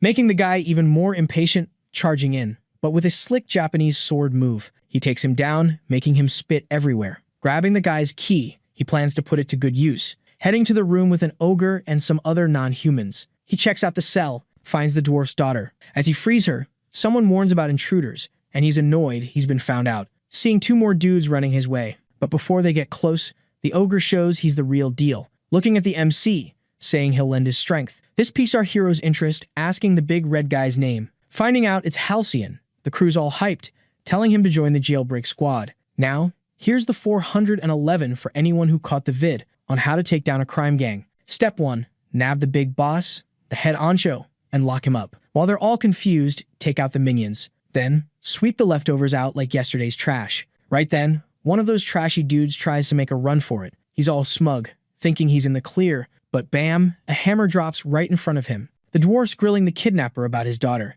He's ready to smash anyone who messed with her. But all that rage melts away when he hears Alice's voice. She's being carried by the main dude, and the old man's eyes get all teary. He rushes to hug his daughter, promising never to leave her again. The two little swords watching from afar are all. That's sweet. Even the main guy feels a bit of relief. The human trafficking gang's toast, mission complete. Now he's off to the king to claim his props. He drags in the gang leader, saying his name's a mystery. The king, all serious, says they'll follow Carbon's law for the trial. The aristocrats are side-eyeing the hero's reward, not trusting humans. But the bird girl vouches for him, saying he's solid. The dwarf's like, he found my daughter, I'll do anything to pay him back. The king, with a booming voice, calls out the bandit leader, saying he's the mastermind. But this dude's a total wimp, begging for forgiveness for messing with Carbon. He hints at how he ran such a big gang without getting caught. The king's like, spill it. The guy reveals some Carbon nobles had his back. Everyone's jaws drop, traitors in the house. The criminal pitches a deal to the king. Should he spill the beans or not? The main dude, already suspicious, watches the king, curious about his next move. The king stands, saying Carbon folks are one big fam. Their ancestors fled humans to build this city where the tree fell. They gotta root out the traitors and send them packing. But, drawing his sword, he asks the guy if he wanted a test. The madman yells about a Carbon traitor making a deal with him, but the king shuts him up, taking him out on the spot. With a swift strike, the guy's down, and the king's like, traitors gotta go, that's Carbon's law. The main dude's blown away by the king's long-distance mana blade skills. The elf king's no joke, turning. The king admits he underestimated the hero, but the hero's all just lucky, and the king's like, nah, if it was luck, those bandits would still be around. Now he gets why his daughter picked this human warrior. The main dude asks if he can finally enter Sigmar. The king says it's his daughter's call, so go ask her. And with that, the missing person's case is wrapped up. Our socially awkward hero bounces out of there. He heads to a massive door, giving it a gentle knock, asking to come in. Hearing a yes, he swings it open. And there's Nias, waiting for him, like she knew he'd show. She tells him he crushed it this time, offering him a coffee break. Our hero, not used to the fancy stuff, just says thanks. The princess praises his plan to topple the leadership from the inside. She even heard he went undercover in disguise. Our MC shrugs, saying his theater days made it easy to play the part. But she insists only he could have pulled off such a genius move. Humans, man, they're full of surprises, right? So, she's all curious now, wanting to know more. She hands over the reward, but when he reaches for it, she yanks it back. Our hero's like, wait, what? But she's got one more thing to throw at him. She asks if he wants to be the first human noble in Carbon. Our hero's brain is doing cartwheels. She explains they need to understand humans for the kingdom's future. Why are humans so greedy and mean? Yet, they help strangers for no reason. Weird, huh? The princess gets all up close and asks if they can coexist with humans. She says she sees he's been wandering forever. But this isn't the life he wanted, right? If he becomes a noble, no more fighting. Seeing his face, she asks if she was rude. He just nods, impressed by her insight. She's thrilled, saying he can stay in carbon and do great things. But there's a twist. Our hero says, nah, and the princess is shook. She can't believe he's turning it down. She says people need him, even if they're a handful. This reward is enough for him. Outside, he's a hero, but inside, he's dodging human politics. He mentions the Sigmar issue, saying he'll handle it solo. Before he leaves, the princess stops him, grabs his arm, says if that's what he wants, she won't stop him, but gives him a big hug first, leaving him all flustered. With a shy smile, she hopes he accepts this. She steps back, leaving a small emblem on his chest. It's a brooch from golden wood. The golden tree is Carbon's royal symbol, with deep roots. Dragons used it for mana back in the day. She just gave him something super rare. He thinks he'll get attacked for it, but he only did the mission out of need. She ignores him, saying it's Carbon's blessing, hopes he takes it. In the end, he just accepts it. She thanks him, saying she'll be waiting for him, hinting she wants to get closer. Wink, wink. Then, someone says the hero plan was solid. Turns out, it's her dad, chilling there unnoticed. He says bringing a big name to Carbon helps with human relations. It was about the hero of justice, but now he wants the hero of condemnation. Since he said no, they need a backup plan. But his daughter, all serious, says it's not over. She'll make him return the gift. Wink, wink. Later, our hero and his cat crew are trekking through the snow. The little ones are stoked they made it. They're finally at Sigmar's entrance.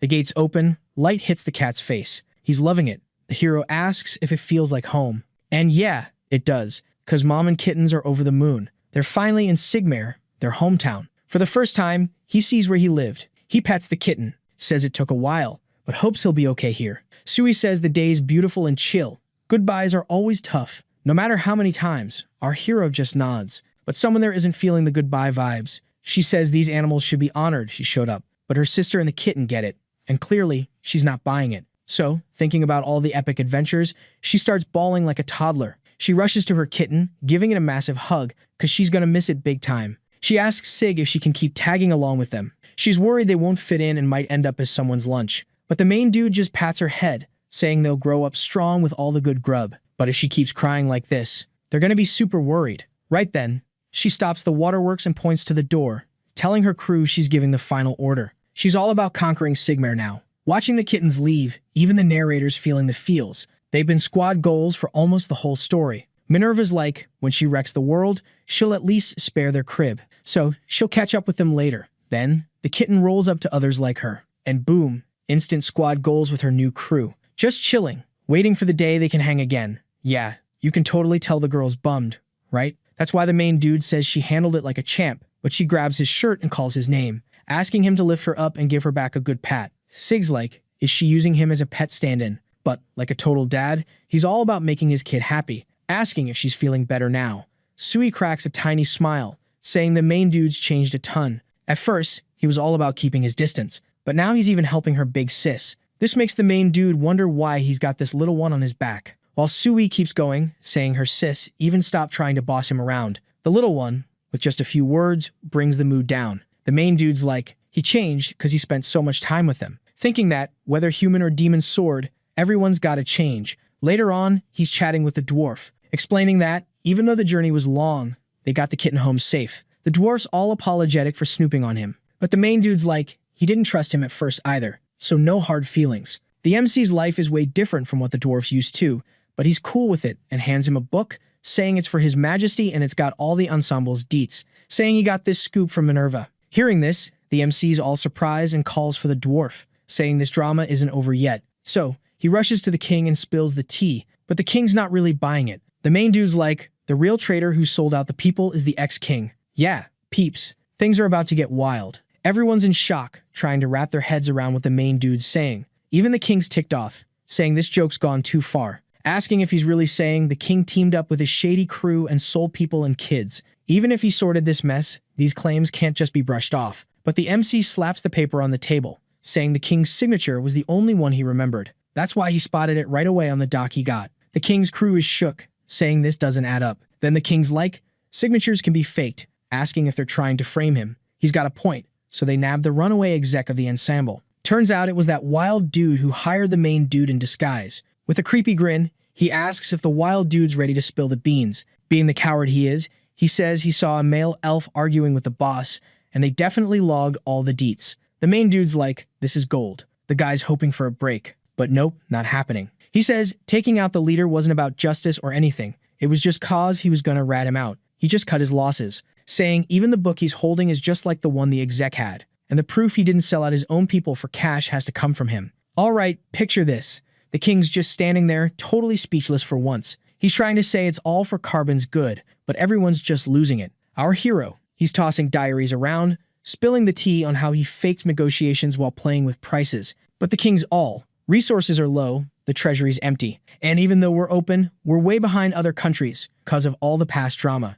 So things keep going like this, Carbon's toast. Then he asks the young dude if he really thinks he did it for himself, saying it was all for the greater good.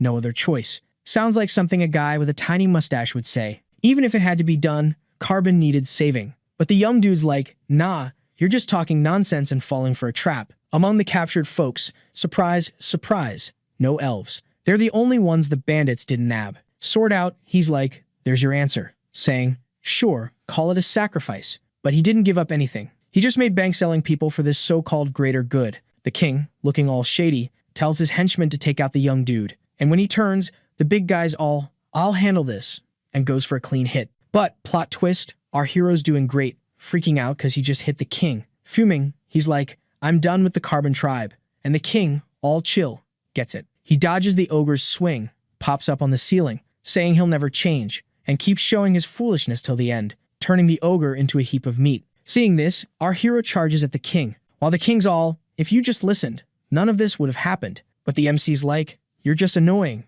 End of story. Now realizing he can't beat the MC easily, he starts blasting mana everywhere, leaving our MC a bit shook, because now he's a big threat to Carbon. To put it in perspective, elves have mana like 100 times more than usual. Their skills are off the charts. So, a human versus an elf? Not looking good. And that's what's happening. The king's even taunting him mid-fight, but while charging up, he knows he's got to end this fast, going for a quick strike on the king. Surprised, he's like, where'd he go? And, getting hit from behind, the king's like, heard you've got combat skills. Seeing the mana blade, our hero's suspicious. Then the elf's like, bet you've never fought an elf, and asks if he's lived over 500 years. Our hero realizes he's pulling a Naruto, sticking to the ceiling with mana, while the madman's launching attacks his way, saying he'll show him a style humans can't copy. Seeing the attack storm, our hero tells everyone to bail, trying to block as much as he can, but most hits are wrecking the place. The other non-humans are running like crazy, cause staying means going from bad to worse. While our hero's almost in the same boat,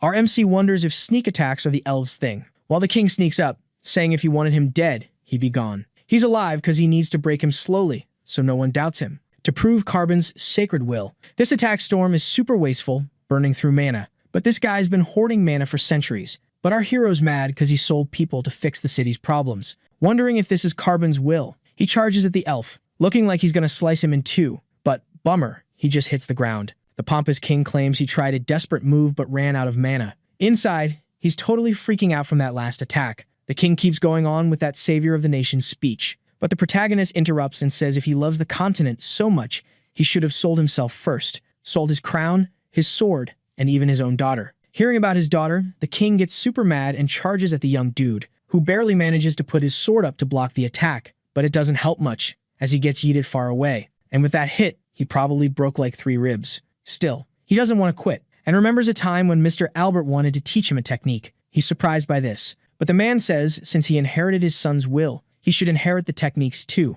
At another time, he was told to stop his mana and use his strength instead, pushing his body's limits, activating his true physical power. As he starts to transform into a Super Saiyan, the king stands there looking totally shocked, just watching the protagonist buried. But his little hand is already sparking with lightning. Soon his hair will go blonde, and when the king turns to leave, he gets a solid punch to the face, sending him flying. All bruised against the wall, he wonders how that happened, while the young dude just wants to pick up where he left off, seeing that now things are about to get real. The elf says releasing the body's mana like that should be exhausting, but soon realizes something, since, to refill his mana, he took that hit with his own body and absorbed everything. Our hero just gives that little grin of someone who's gonna crush a king today, but apparently there's a side effect as he spits blood. He says this mana, being dormant for 500 years, is pretty powerful, But the king explains everyone is born with a mana attribute, and forcing someone else's mana must cause chaos inside, saying now he must be feeling unbearable pain. But our hero just gives that sly grin and says he's not feeling any pain at all,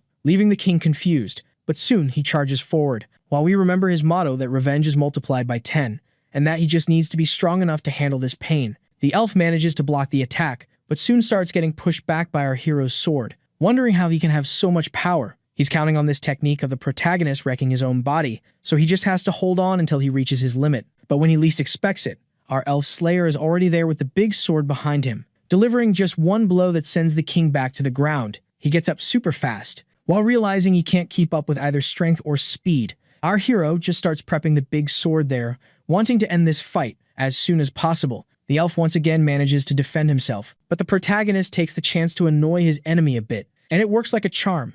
As the elf loses his cool and starts attacking back, he yells, telling puny humans not to mess with his country, unleashing a rain of blows towards the young dude. When the sword is close to hitting him, he dodges all the attacks and says now he can see the attacks that seemed impossible before. But the king doesn't give up and starts prepping even more magic, saying he fights in the name of Carbon, and telling him to take all the power. But our protagonist doesn't back down, keeping his sword ready to defend. Even though holding the hilt is painful, there's nothing he can do but keep going. Since this rush is what makes him feel he can conquer anything, releasing a barrage of attacks in the air, which starts slicing the king entirely. He remembers someone telling him to love everything on this continent, asking him to protect Carbon, so this landscape stays intact, and that one day everyone will see the value of this continent. Fallen on the ground, all wrecked, the king spits blood, but looks furiously at our hero, while he stands with his sword pointed, asking for his last words. Laughing, the king says Carbon can't survive unless it's managed Dimitri's way, and that if he wants the country to perish, he should kill him there.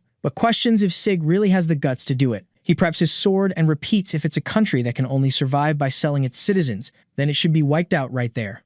Right then, our hero hears someone calling out to him. He turns around and spots the princess, her dad's crown just chilling on the ground, and our main dude just standing there. She flashes back to when they first met. He'd lifted her up, all princess style, asking if she was hurt or good, but all she saw were his gray, all-knowing eyes. She thought, man, I want to splash some color on his blank canvas of a soul. Flashback to the guard saying the hero's back with big news. She hoped he was sticking around for her. But, plot twist, she was way off. All she wanted was for him to stay by her side. But when she found him, her dad was there, minus a head. The princess, looking all glam, pulls a face like she just smelled something rank. She collapses, calling out for the MC. She yells, asking why he did it, but he just says he had to clean house. Mission accomplished, he says. She screams, asking if the mission was really worth it, and if her dad really did something so bad he deserved this. But Sig just asks if she can tell that to the victims. Tell it to those who will carry the scars forever. And no matter how much she whines, her dad had to go.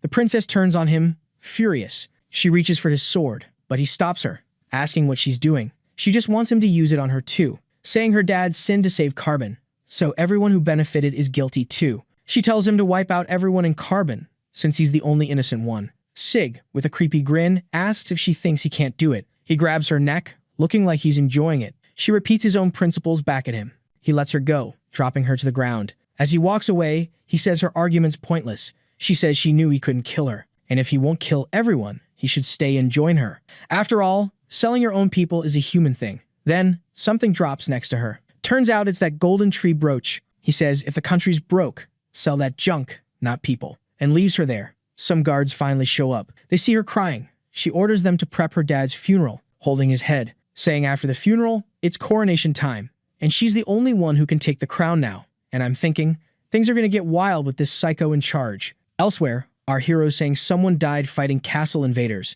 and for a criminal king, he's going out with style. But our fave dwarf says it's needed, because if folks knew, Carbon would flip, and it might even mess with Sigmar, where the cats are chillin' now. The dwarf's super thankful, but our hero's like, no need for all this fuss, feeling awkward with all the escorting. The dwarf chuckles, saying it's just a goodbye. Since everyone owes the hero big time, the bird girl says the queen didn't send anyone after him. But he knew that, because even though she knows her dad's crimes, she won't admit it. And not sending anyone shows she's got a bit of a conscience. The dwarf's worried about Carbon's future, since the first thing she did was build an army. But the hero says it's obvious. And soon, war's gonna pop off. Night falls, and the BBQ's sizzling. Minerva's loving it. Even I'm drooling watching this scene. Right now, Sui's looking a bit down in the dumps. When the main dude asks what's up, she spills that she's worried about him. She mentions some sketchy situation, and he didn't even give her a heads up, but he promised he wouldn't pull that stunt again. He tries to say sorry, but she brings up what he told the dwarf last time, about the war that's about to pop off,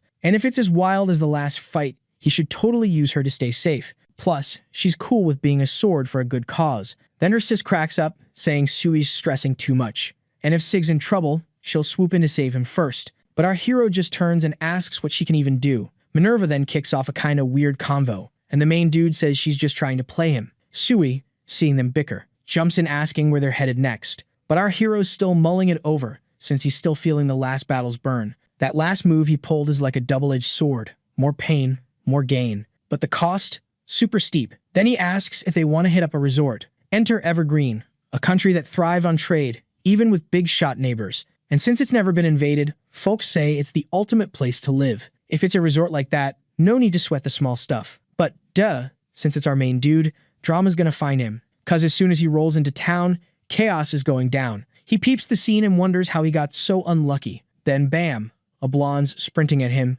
yelling it's dangerous, telling him to bounce as soon as possible. While grilling the guy about the sitch, he just says it's a long story and they gotta bail first. But when the main dude looks back, there's a dragon torching the place. Turns out, the country's never been invaded cause it's dragon turf, and 500 years ago, a dragon slayer nearly wiped them out. But the country was supposed to have a deal with the leftover dragons. The blonde just shrugs, saying there might be a contract glitch, cause they started invading a while back. Still, the bigwigs haven't done squat about it. That's why, as a knight, he couldn't just chill and is helping folks get out. He introduces himself as Carl Alexander, leader of the Dark Knights. But when he hears the main dude's name, he immediately asks if he's here to off someone. Our hero warns him to chill with the assumptions and worry about his own skin first. The dragon then gears up for an attack, and it looks like the blonde's gonna take this hit solo, cause when he looks back, the main dude's just vanished. The dragon then unleashes a fiery hurricane, and the blonde seems ready to take it head on.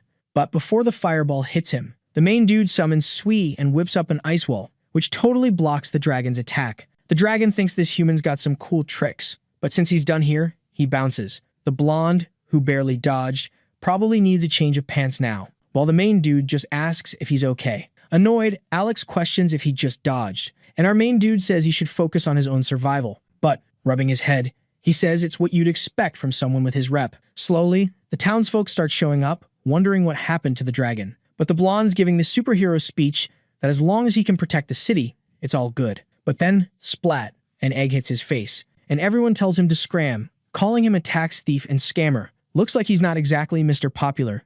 Huh. An old dude yells, saying he promised the villagers would be safe if they went to the shelter he mentioned, and all the blonde can do is say sorry to the old guy. Sui's there too and asks her big sis why everyone's acting like this, and she, being the wise one, says now that the danger's gone, they need someone to blame. Our main dude adds that he saved their butts and now they're asking for payback. They'll probably even ask for a fund to rebuild the village. And then, boom, the crowd's already yelling, demanding he coughs up cash and takes responsibility. To back up the boss, someone jumps in, shouting, asking what these folks are doing to their leader, and saying they should be grateful he saved their lives. Then, bam, the whole Shadow Soldiers squad rolls up, leaving Alexander all touched, cause they're backing him up. But the old dude steps up and says all the tax dodgers are here, so they should at least team up to fix the village. But right then, the old guy realizes he's in hot water, cause two big dudes roll up and say if he's got beef with the Shadow Knights' relief efforts, he should just file a complaint. And some folks in the back notice this,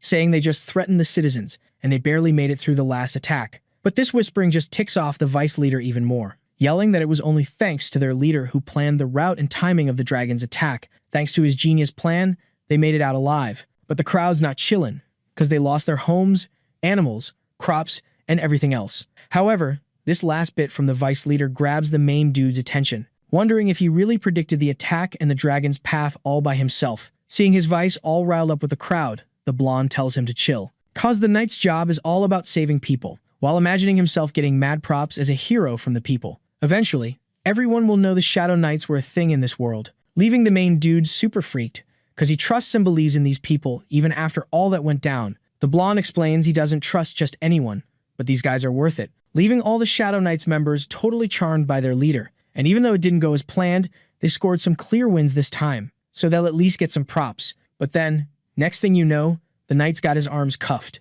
and wondering why this happened, sitting in the Palace of Death's disciplinary committee. From the corner, our hero's like, duh, this was bound to happen. And that evergreen's been chill for ages. So hiding the problem's way easier than fixing it. Bearded Drake says a bunch of complaints were filed against Alex, and if the hero hadn't been there, they'd have taken a serious hit. He asks if the blondes got any comeback for these accusations, and that, from the start, the Shadow Knights have been a bunch of troublemakers. The plans to boot them out for good. Some even want to get help from neighboring countries, but who knows what they'll want in return, and that it's better to ask for help from one of the 5 strongest extremes. But the bearded one asks if he's nuts calling a tiger to catch a fox. It's right then the bearded old man pauses the chat, wanting to hear His Majesty's take first. The chubby one's kinda iffy about bringing foreign troops into the country, leaving the old man ticked off, telling him to quit being so wishy-washy and to get into politics with a bigger picture. As long as they leave this guy unsupervised, the people will suffer forever, and now's the time to pick which power to use. Hearing that, the main dude realizes they're trying to lean on someone else's power without lifting a finger,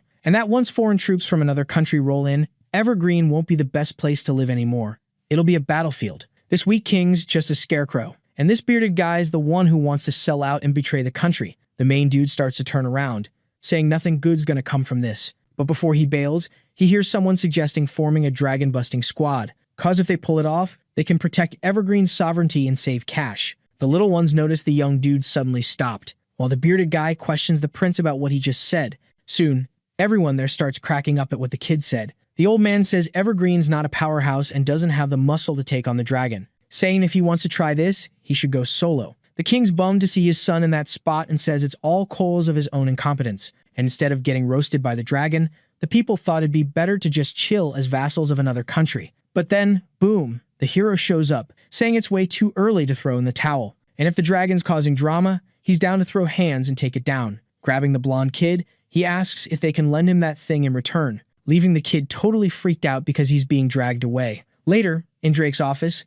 the old dude realizes his plans are totally off the rails, because if those guys actually slay the dragon, bribing it to attack Evergreen is pointless. Plus, we find out that even though they've got tons of resources and are in a prime spot, the weak royal fam never tried to expand. And all this talk about being the best place to live is just hot air to make people lazy. So, what they really need now is a revolution. While wondering if that's why they brought the dragon, someone in front of him says he's super worried, and if he's really scared now. But the old guy's only worry is about Evergreen, nothing else. Soon, we find out the woman in front of him is Artemis. She says she only fears that unnecessary precautions might slow down evolution. And as she stands up, the old man says that's why they need to ditch useless variables and speed up this revolution. Instead of relying on foreign armies, they should rally their own troops. She agrees, saying that sounds lit, and she'll send the S-class mercenaries she hired. Then, turning around, the man promises to pay her back when he's king, but first, he's got a question. Why is that woman backing an old dude? The redhead says his hypocrisy and greed caught her eye,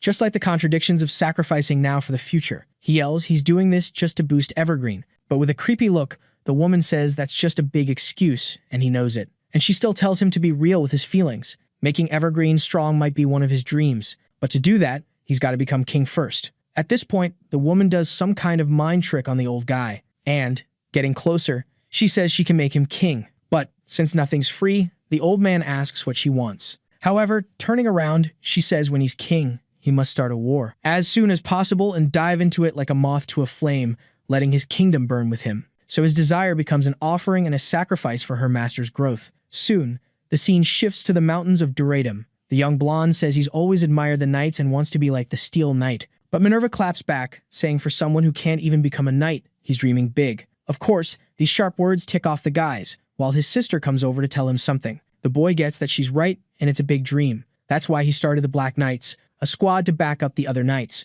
And he explains the girl can also be a hero, not just a sidekick. Getting closer to the hero, the leader says the rumors he's heard are true, that he hangs with lots of young girls, takes out anyone in his way, and even has ties with Queen Emilia. Laughing, Minerva says there's not a single lie in what he just said, annoying Sig so much he buries her about 7 feet into the ground. But, turning around, he asks if the blonde knows why he's there. The boy thinks, no way, the hero needs help from the Shadow Knights to beat the dragon. However, he shuts down all that hype and says he doesn't need help, just info. So, his plan is to gather the data fast and ditch them. Then the young guy explains he memorized a ton of books to know the dragon's attack route, and adds that since forever, in places packed with magic, there's a portal to another dimension monsters used to cross, As the energy dragons breathe helps in the crossing, where there are lots of monsters, there's also a dragon. In other words, just follow the map that shows where all the monsters near Evergreen are. So, they can go to and from dragon lairs like they're just heading to the mountains behind the palace. With a cheeky grin, the hero gives Minerva a look like she's already in on the secret plan. Then he strolls up to the blonde dude, saying the dragon map is totally epic, and it's packed with some seriously valuable deets. Looks like they might actually snag those dragons. But then, the hero just snatches the map from the guy's hand, asking for a quick peek. The guy's all, dude, there's only one copy, so don't mess it up. But then he spots Minerva holding Sui and the hero, and with one epic leap, the adventurer's airborne, leaving everyone in the dust. The guys are just standing there, jaws on the floor. They're all, are they coming back or what? Finally, Sig's like, did we go far enough? Sui's all, how could you swipe something people work so hard on? Minerva's like, he ditched the hero gig for the bandit life. But then she gets a playful bop on the head to snap out of it. He tells Sui he left them behind to keep them safe, because that map could totally wreck Evergreen. The two are like, can a map really mess up a whole continent? The girls are all, can this map really doom Evergreen? The issue is, it doesn't show where the dragon that attacked him is,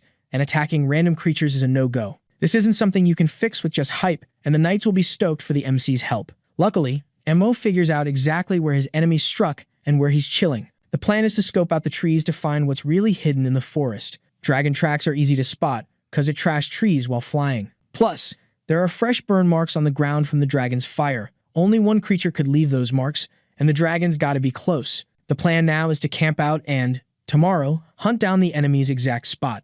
In the middle of the night, the little girl's got a question for her buddy, too wired to sleep. She's puzzled why Emo doesn't trust her like he trusts her friend. Sig's like, hard to trust someone who tried to take me out before. Minerva's all, I didn't try to take you out directly, because the sword's dark magic boosts her powers and her wildest emotions. In that state, she met the MC and admits it wasn't the best first impression. Next to her friend, she thanks him for being immune to the sword's dark magic. Her heart's chill now, so Sui doesn't have to be lonely or bummed about the world. She says she's done trying to take anyone out and asks them to trust her from now on. Seeing Sig still not fully trusting her, the girl gets ticked and goes for a swing. The two start bickering about taking things seriously. Luckily, the white-haired girl wakes up, saying her friend's awesome. The weird thing is she digs Emo's touch. Even if it's chilly, it's kinda nice. Still, Minerva's fuming, warning she'll make them use something. Suddenly, she morphs into the sword, wanting to be accepted no matter what. This ticks off the boy, who starts running, telling them to chill. The sword's flying around, then drops,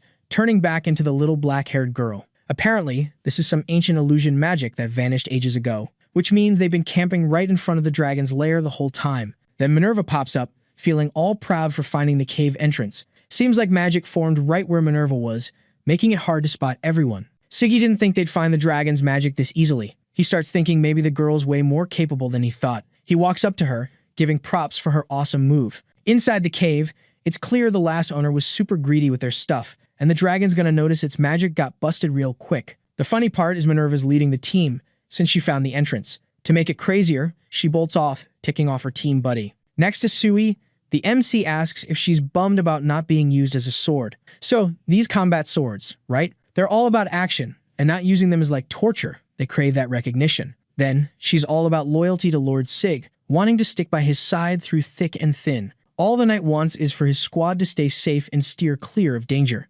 Mid-chat, Minerva pops back, looking like she's seen some wild stuff. She's all, I've seen things I never thought possible. Deep in the cave, she stumbled upon a mountain of gold, like, endless. But, plot twist, she accidentally brought a dragon along for the ride. This totally ticks off the main dude, who's like, why'd you bring the enemy here? Turns out, she got spotted while uncovering the treasure stash. And, surprise, the dragon's smart, asking where the rest of the crew is hiding. As a lesson, the main guy gives her a slap for being so reckless. Legends say this dragon's got a thing for eliminating anyone who messes with his treasure. Minerva's all, I didn't take anything, but her pockets are bulging with bling. The only way out? Beg the dragon to spare them. Shockingly, Sui's plan works, and the dragon's like, alright, I'll let you live. This is epic for Minerva, who's itching to get back to her city. But, plot twist, the dragon's got a plan, wanting the humans to come back for more. Still, escaping is top priority for the main dude, who's got to find a way out. As they're walking, Minerva trips, spilling all her loot. This seriously ticks off the dragon, who's got zero tolerance for thieves. Now's the time to see what Minerva's really made of. He grabs her and tosses her into the fray, blaming her for the mess. In a hilarious twist, she's launched like a cannonball at the raging dragon. Mid-air, she morphs into a sword, but it's not enough to phase the beast. The dragon, super annoyed with these pesky humans, starts charging a fire attack. The fireball's unleashed, and the heroes have to bolt at top speed to dodge it. Meanwhile, in the Valley of the Mountains, folks are chilling in a camp. A soldier's like, how long till the hero's back from the mission? The blonde dude thinks the hero's disappearance means something big, but deep down, he's banking on the hero, clueless about what to do if it all goes south. Everyone's on edge, and one knight storms over, fuming. He's yelling at the leader about the whole mess they're in, saying he can't chill because the hero vanished, taking their shot at restoring the guild's honor. To make it worse, he's embarrassed, standing there speechless in front of his troops. One mercenary's like, chill. He's just worried because everyone's busting their butts. With that, the commander breaks down, apologizing for all his blunders. His right-hand guy's like, maybe it's time to live for something other than honor, even if we're not knights anymore. From that day, he decides to disband the Shadow Knights Guild. Meanwhile, the dragon gives away its spot by blasting fire through the mountain. Perfect chance to track down the hero who snagged the map earlier. The soldiers get hyped, plotting to rush in and land the final blow, snagging all the glory. In a funny twist, she gets props for supposedly masterminding this whole thing. In reality, it's all a big fluke, but she rolls with it, ordering her troops to charge. Now, the dragon hunt kicks off with full force. Inside the cave, the heroes need a breather before the dragon finds them again.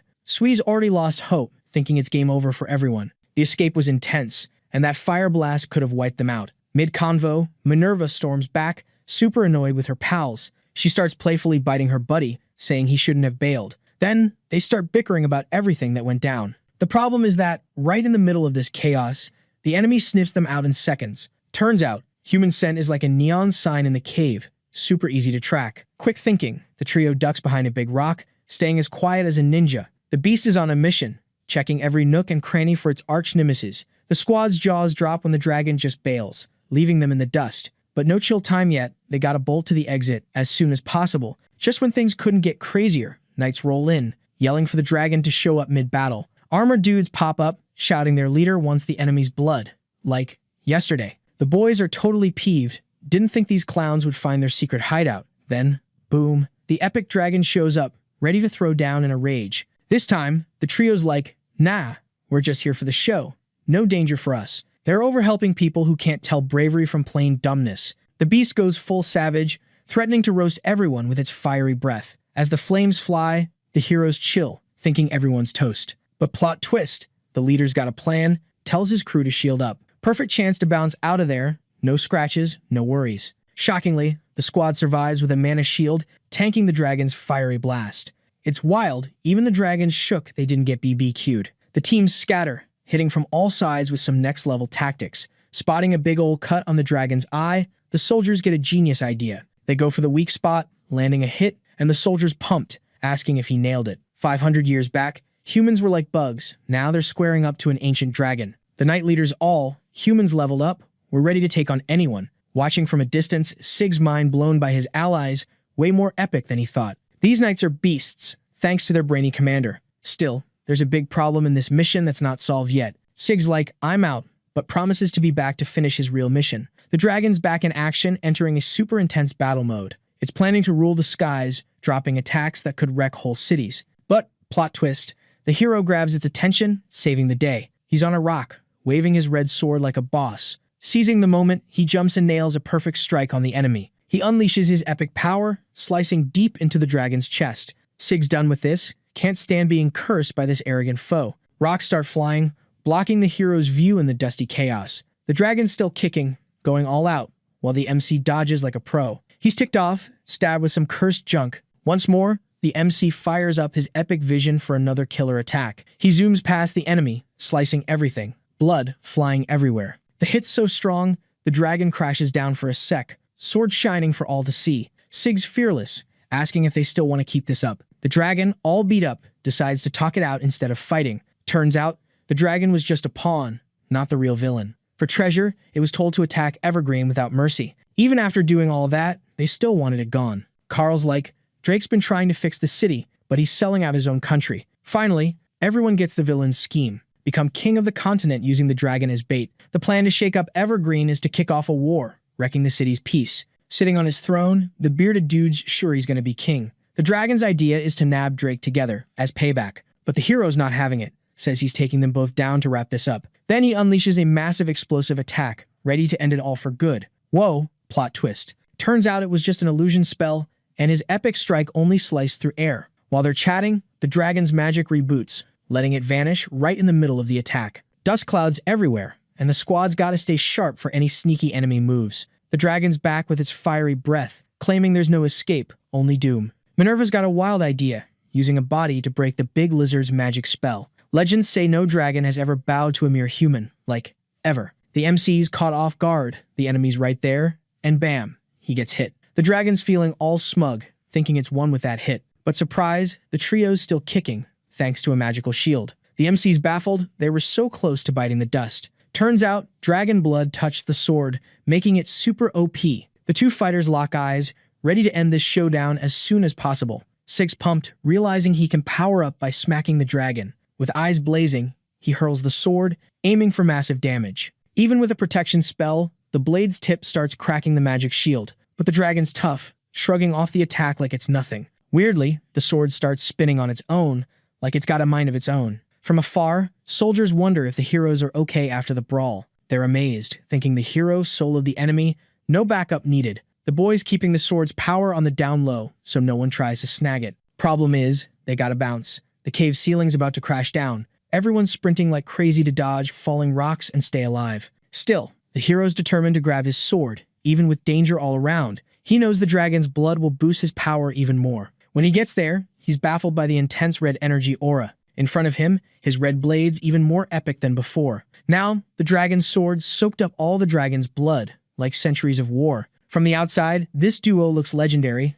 though the sword seems ordinary. Actually, it's a cursed magical sword, no doubt about it. Apparently, it was sealed for 500 years to stop it from drinking blood, so it's got to be kept in check before it goes wild. Just one sacrifice crowned the demon sealed in the blade. Now, after 500 years, this power's back on Earth. Once more, this force shows its true form, and it's a big deal. Clearly, the hero's fate is obvious. He's seen this kind of thing before. In this case, he's got one plan, and he's going for it. But some weird energy forms, giving the attacker an opening. Problem is, everything's crumbling and falling apart. Luckily, the soldiers barely escape in time. With that, the mission's a wrap, and the knights start celebrating. Still, the commander's not feeling great about it all. After all, without the hero, none of this would have happened. And, apparently, he's the one who stayed in the cave that collapsed after saving them. The rock's got magic in it, and the strength to lift it is unreal. It's a heroic end, but the girls don't buy that the boy's really gone. This bugs the knights, who can't get why the girls aren't upset. To the girls, the knights are kind of funny, not taking them seriously. After all, they're sure the hero wouldn't go down that easy. Activating all his main powers, he charges up to escape. By sheer luck, he thinks he was stuck, no way to move. Still, he makes it back, only to hear complaints for taking too long. This leaves the boss scratching his head. How the boy escaped with just his fists. Then it's revealed the sword's left in the cave forever, not something good to keep. This attitude totally wows the blonde, seeing it as a move of pure, epic honor. He admits he had doubts about the kid's vibe until now, but after this, he's got zero. After all, those warriors took the favor with mad respect and gratitude. They all kneel and swear to have his back forever. Honestly, they can't trust this hero 100%, but they know they need him right now. After all, the chaos from Drake's rebellion is going to need some serious backup.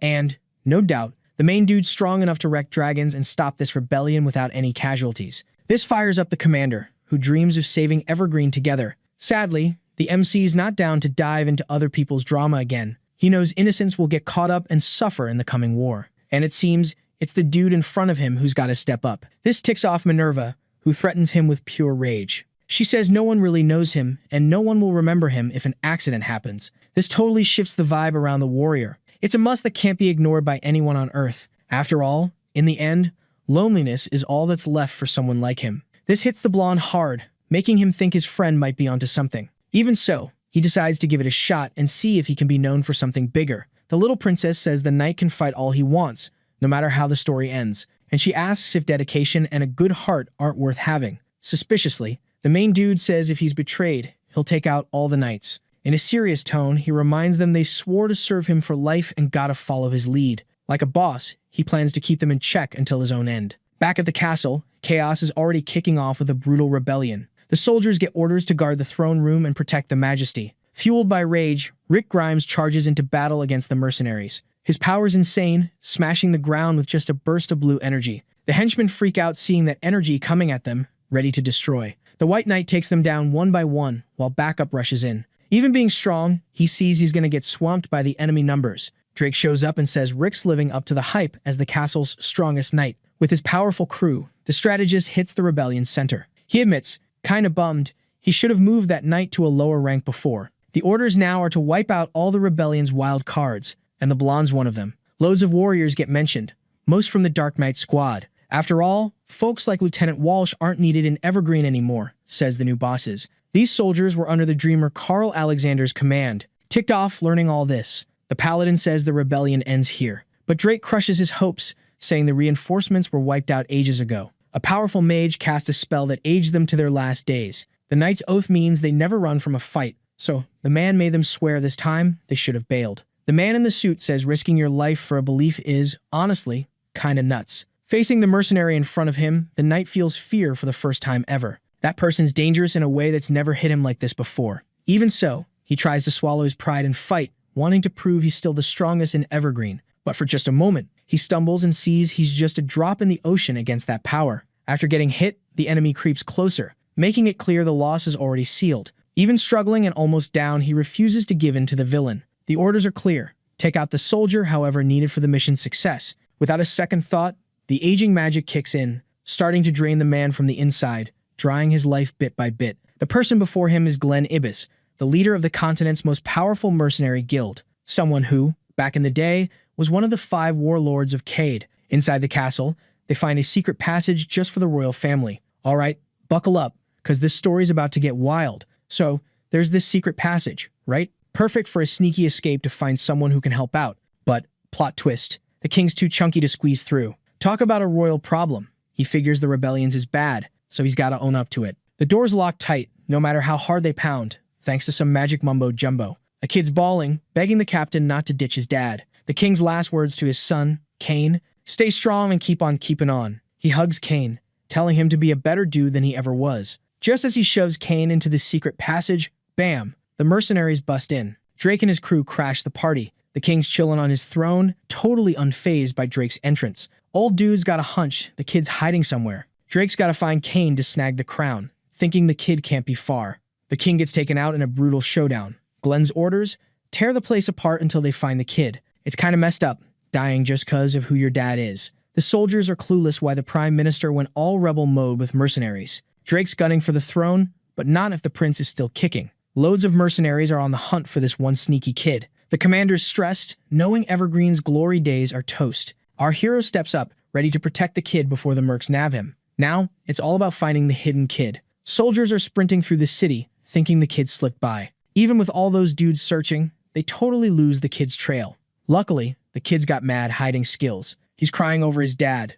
Can't believe he's been on the run forever. If this keeps up, it's only a matter of time before he's caught. Desperate, he's hoping for a hero to save the day. In the shadows, someone grabs him to stop his screams. Good news, it's the hero, promising the kid's safe. From now on, the knights are on prince protection duty. In a secret spot, they start piecing together the rebellion puzzle. Turns out, even the dragon attack was part of the scheme. This story's got connections everywhere.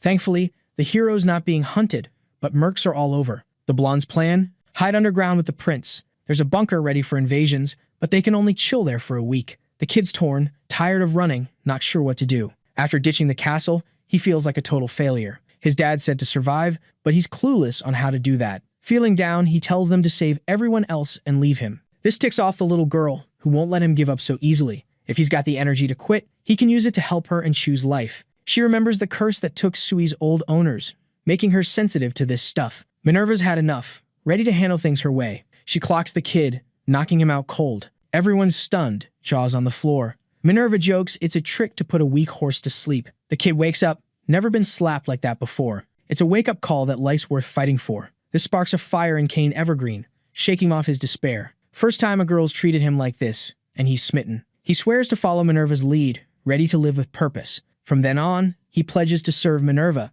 becoming her first sidekick. At the table, the kid admits he showed a pretty lame side of himself. Even so, the hero's stoked to see the prince bounce back with some serious inner strength. Minerva's all smug, claiming she can even stop a prince from bawling his eyes out. She finally gets some props from her master and is already hitting him up for favors. Sui, feeling a bit salty, jumps in and says they should get back to the main stuff. From the prince's angle, there's no clear way to squash the rebellion right now. At first glance, these soldiers are way stronger than the Shadow Knights. He missed the battle because he wasn't in the throne room, but he knows the enemies are crazy powerful. Basically, the situation's super tight, and everyone's clueless about what to do. Like it's no biggie, he says if the conditions are whack, just flip them to something better. He's planning to sneak into enemy turf and drop a bait, ninja style. Everyone's shook, because pulling off something like this is going to take a ton of effort. Out of nowhere, someone in the castle yells that the hidden prince got nabbed. Right after, soldiers roll in saying they've got the kid locked up. A trio of adventurers pops up, carrying the target like a prize. The hero of doom shows up, and it's the legendary signature Jaeger. And finally, the big bad Drake rolls in, clearly vibing with the drama. The big fish are finally about to get reeled in. 2 hours ago, everyone was already clued in on what to do according to the plan. They needed to scoop up as much intel on the enemies while the knights stalled for time. And if anything went sideways, they had to alert the main dude to jump in. Sui casually mentions how dope those clothes are and thanks for buying them. She says she'll rock them happily forever, even if they're not super fancy. So, the MC puts mad trust in her besties for this risky mission. The dragon got wrecked, and all its secrets are now buried with its tomb. Still, Drake definitely knows some juicy stuff got spilled before his last showdown. Now, the new king of Evergreen calls the hero and the knight for a meetup. The weirdest part is they were royal fam allies but still handed over the runaway prince. This makes the old dude wonder what shady plans these folks have up their sleeves. Cleverly, the elder suggests they head home before things get even messier. To wiggle out of this jam, the hero talks about a certain chance. In the chaos of war, chances pop up, and one is that Emilia had the first queen. Because of this, Carbon whipped up an army for the first time since forever. If war kicks off, the neighboring continents are going to get even more chaotic. Evergreen's the continent's hub and will definitely get swarmed by opportunists. The duo's got different goals but good vibes and knows this whole thing's messed up. This ends up being a solid move from the hero and makes the old dude trust him. The mercenary needs to jump into the convo, because he's a key player in this whole revolution. He's the boss of the most decked-out mercenary squad on the continent. He says it's a total honor to finally meet the hero of doom, but without a second thought, he charges in, wishing him a peaceful exit via death. Luckily, the kid's quick and whips out his blades just in time to block. While holding his ground, he jokes that it's weird to call it trust with a sword in his face. Glenn's clear he won't let the supposed red dragon sword thief walk away alive. The commander stays out of it, but worries his buddy might lose this brawl. Having lost his epic sword, he's way weaker than the enemy. To make it worse, this mercenary's got the perfect skills to take him out anytime. The knight's gotta force his brain to work in this crazy danger. In the heat of battle, the brightest idea he gets is to just yell for them to stop. The wildest part is that it actually works, and they both freeze the fight. Laura's plan is to sort everything out by talking it out. So, everyone chills with some tea and chats after the chaos. The protagonist already knows who the mercenary is and doesn't need intros. That guy's career got wrecked after being accused of war crimes. The MC knows this because the sword used in the fight is a trophy from the Kaid army. Alright, buckle up, because this story is about to get wild. So, this dude's brain is basically army-made, thanks to some hardcore training experiments. He was in this guild, then went mercenary mode, which means he did some seriously bad stuff. One of those bad moves? Wiping out civilians in different cities. Yikes. That accusation was a total freestyle, but it hit way too close to home. Glenn's like, whoa, this kid's got some serious detective skills. He figures his boss is the legendary Kaid, the Silver Knight, the next big hero. This makes the knight super nervous, because how do you even fight a legend? The hero spots the fear and tells his buddy to keep it cool on the battlefield. Seeing his friend all shaky, he grabs him by the collar and bounces. The mercenaries all catch you on the battlefield before fear eats you alive. Snagging a roll from the table, he's like, I'll snack on this later, and jets with his pal. Then there's this big debate on whether to let the hero and knights off the hook. Drake's got a bad feeling, but decides now's not the time to play detective. The psycho's just itching for the perfect moment to take down his foes. Meanwhile, the prince is chilling in a dungeon somewhere in the city. Finally, someone decides it's go time. Plot twist. Minerva was undercover the whole time. She's all smiles, ready to jump into the action. To clear things up, the little genius lays out the plan from the start. To sneak into Evergreen, they had to distract the old dude and his sidekick. The genius move? Use the prince as bait to grab everyone's attention. But let's be real. A crying kid wouldn't last in a creepy prison. So, someone had to swap places with the prince. Enter Minerva, the escape artist. Even the biggest dummies can get this plan. Basically, Minerva was the one locked up, not the royal prince. Mid-explanation, she waves goodbye and vanishes into the shadows. The soldiers gotta tell the captain but are left scratching their heads about the real target. Elsewhere, the boy's dressed as Minerva, hoping his buddy comes back soon. He's super embarrassed in the girl get-up and doesn't want anyone finding out. Luckily, Signature pops up, checking if his protege's alright, cause the kid's looking rough after going too hard the night before. Sui spills that the prince was actually spying on the mercenaries with the prime minister. Flashback to when the duo chatted up some soldiers at the gate. The guards were grumpy, but the princess used her charm offensive. This totally melted the guards, who were dying to know what she wanted. So eager, they spilled the beans on secret stuff like troop numbers. Thanks to this, the prince nailed his spy mission. No sweat. Turns out, the mercenaries have about 100 dudes holding the castle. They took over so easily because there was a traitor in the ranks. They took the risk to scope out the enemy's strength. The allies have like 30 people, while the bad guys have over 130. A head-on fight would be like smashing an egg against a rock. So, they cooked up a plan to scatter the enemy and lure them away. Meanwhile, the Dark Knights will swoop in and reclaim the castle. Good news, the commander rolls up with the carriage,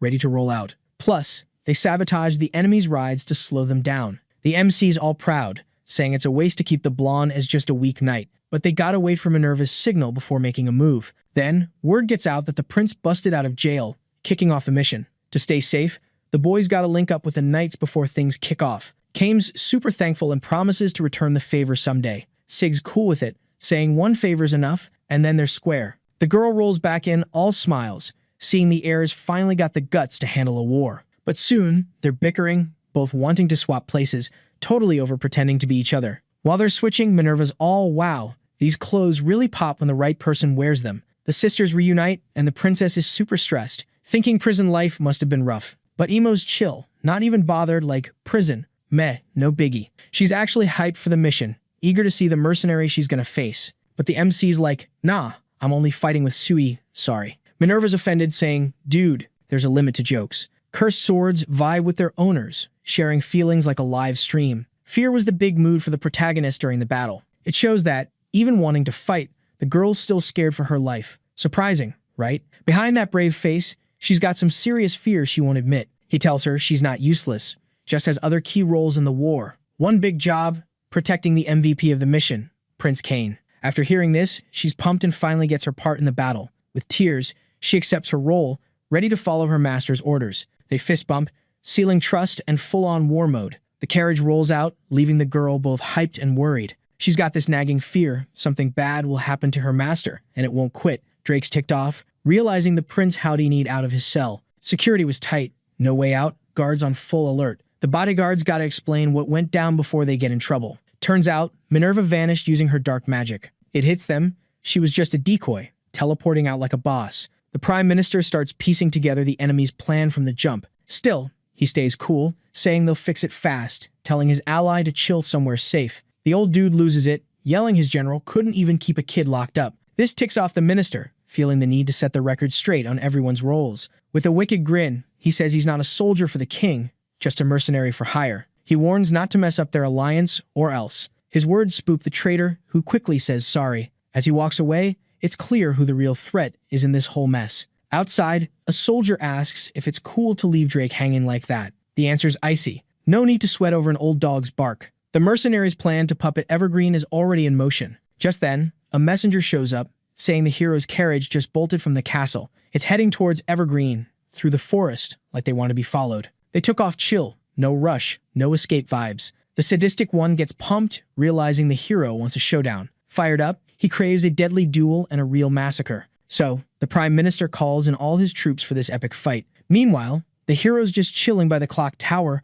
waiting for his targets. When Glenn shows up, he jokes, dude, you're super late for the fight. The battle's set in an open field, rain pouring down, making it all dramatic. Standing up, the hero asks why so many soldiers came just to watch. The guy's like, not here to watch, here to take you down, with backup. With all the trash talk, the hero's left speechless. The plan to lure soldiers out with decoys is busted. Drake knows his castle's gonna get hit by the Dark Knights, ready for the showdown, no fear. Then Glenn, with a voice colder than a snowman's handshake, says everyone's gonna bite the dust, no mercy, one by one. Before the brawl kicks off, he's all, hey, you can still bail and save your skin. No need to waste it here. But the main dude's not even phased, firing back that it's his foes who'll be pushing up daisies. The assassin struts in, thinking there's no way the hero can beat the crazy number of soldiers with such a basic plan. Sig gives a heads up that he's not flying solo and knows he doesn't have a squad to go toe-to-toe. Boom! The little princess pops up, unleashing her blue magic right on the enemy crew. In a flash, she nails the Prime Minister with a chest stab, causing major damage. The guy watches the blade go through him and hits the dirt, too weak to even blink. The soldiers are shook, seeing their captain drop like a sack of potatoes. Watching the chaos, the MC grins and casually mentions there's one less baddie to worry about. Still, the soldiers don't back down, charging forward, ready to throw down. No sweat for the hero, who dodges attacks and fires up his most epic spells. A massive explosion rocks the battlefield thanks to his slick dodges and counter moves. With each enemy down, he's counting how many are left to wrap this up and win the war. From a distance, the soldiers notice his moves are wild, impossible to predict or track. The new game plan is to swarm him, because no sane person could block everything. Luckily, Sui's nearby, taking out the sharpest soldiers without a second thought. Crawling around, no one can figure out where the hits are coming from, like they're falling from the sky. Some peep the horizon and see the big black moon ruling the sky, confirming their suspicions. It kicks off with a simple rain, harmless at first, but when it hits, it's a whole different story. By soaking up the mana in the air, it morphs and freezes into sharp shapes. The rain turns into a deadly ice storm, slicing through even the toughest soldiers. This was always the hero's go-to move for dealing with being surrounded. Using the terrain to your advantage in a fight is almost always the smartest play. With this, the enemy soldiers get wrecked by the sharp rain, leaving no escape. Many keep running, clinging to the hope of surviving. But the blasts are intense and relentless. Uh-oh. Turns out the Prime Minister's still kicking and starts casting some weird spells. Slowly, his body starts healing, and his eyes go full-on spooky white. Finally, he lets out a deep breath, making it clear he's still in the game and ready to rumble. Meanwhile, one mercenary makes a break for it, thinking she's safe in a nearby building. Her crew's all banged up, making escape a long shot. Fear spreads as they realize the hero's power, commanding forces beyond belief. The plan's simple now. Hide until the storm blows over. She freaks out seeing the Prime Minister standing there and whips out her blade. The guy's looking fresh and comments, with a frosty grin, that he's glad to see his men still kicking. Even with a chest wound, his vital spots were protected, and he's totally fine. Calmly, he steps up and heals some of his buddy's vital points. Sadly, not everyone's so lucky. The woman's arm is toast and won't ever heal. Brutally, the sadist grabs her by the neck, saying soldiers who can't fight are useless. He decides to off her, using her life to power up for the next showdown. Using his life-sucking power, he thinks it's the smartest move. Even as she begs for mercy, nothing changes. Her life's drained through magic. This power-up makes him crazy strong, earning him a spot among the Supreme Five. From the start, his soldiers were meant for this, but he never thought he'd need to chow down on so many. Now, he's all serious, vowing to take down Signature Jagger in the best way possible. Outside, the soldiers keep fighting now that the rain's stopped, thinking they still have a shot. Even so, the hero's battling like it's just another Tuesday, totally chill amidst the chaos. Sui's ice barrier was a game-changer, wiping out enemies with ease. Alright, so the MC just needs to wipe out the last survivors and finally wrap up this epic battle. With just one hand, he smashes enemy swords like they're made of paper. His blows are that powerful. Turns out, taking them on one by one is way more efficient than going all in at once. Meanwhile, the young woman is still fearless, thinking she can take down Signature all by herself. Fed up, he warns her again that he's not flying solo in this fight and powers up his sword. He kicks off an explosive blade move with his vision spells ready to rock. In no time, he freezes all the baddies in front of him, showing zero mercy. After taking out the last soldiers, the arena finally goes quiet, like a library on a snow day. The little princess pops up, saying sorry for making everything so chilly, like a walking icebox, but she promises she's there to keep her buddies safe from the big freeze. They share a cute chat about having each other's backs and slicing through enemies like a hot knife through butter. Their friendship levels up, and the cursed sword's emotions get even more intense. The melting ice looks like tears on Sui's face, super dramatic. Even though they won, the job's not done. They still gotta head back to Drake's palace. Sui, wanting to stick with her friend, mentions she'd love to hit up Evergreen National Park. The squad's plan is to chill there once all the chaos is over. Word on the street is the sunset there is legendary, perfect for a squad hangout. While they're chatting, a green aura creeps in, making things a bit spooky. Quick as a flash, the boy blocks a blow that could have been game over and spots the dude in front of him. It's wild to see the target survive the attacks and didn't go down like he should have. This time, the minister's all about ending this fight for good. With a wicked grin, he says he's going to do it by taking out his target. No holding back. Flashback to 12 years ago, on the front lines of a territorial beef. Tied up, the psycho's getting punished for looting a whole village. Not cool. He claims there was an enemy spy hiding out, so he did it to protect his crew. The man asks if he feels any guilt for causing such a massive mess, Meet the Grand Duke of Cade and the Supreme Five, the Silver Knight Bino Stein. A massacre went down against civilians in a non-battle zone. Major yikes. For wiping out innocent folks, including the elderly, the psychos dubbed the murderous Raven of Cade. He spills that he only meant to take out one person but couldn't resist and wiped out the whole fam. Finally, he says he took out the whole village so no one would be left lonely. Twisted logic. This screams zero empathy and extreme impulsivity. Classic signs of neural issues. Even with his knightly achievements, you can't just brush off such a horror show. That's why Glenn's sentenced to death for war crimes, no mercy. Still, he shows no regret, claiming he suffered loads, sacrificing everything to be a soldier. To be the ultimate soldier, he injected monster blood into himself, now tossed aside near war's end. Fueled by rage, a green energy snaps the ropes, setting the evil dude free. His power is so intense,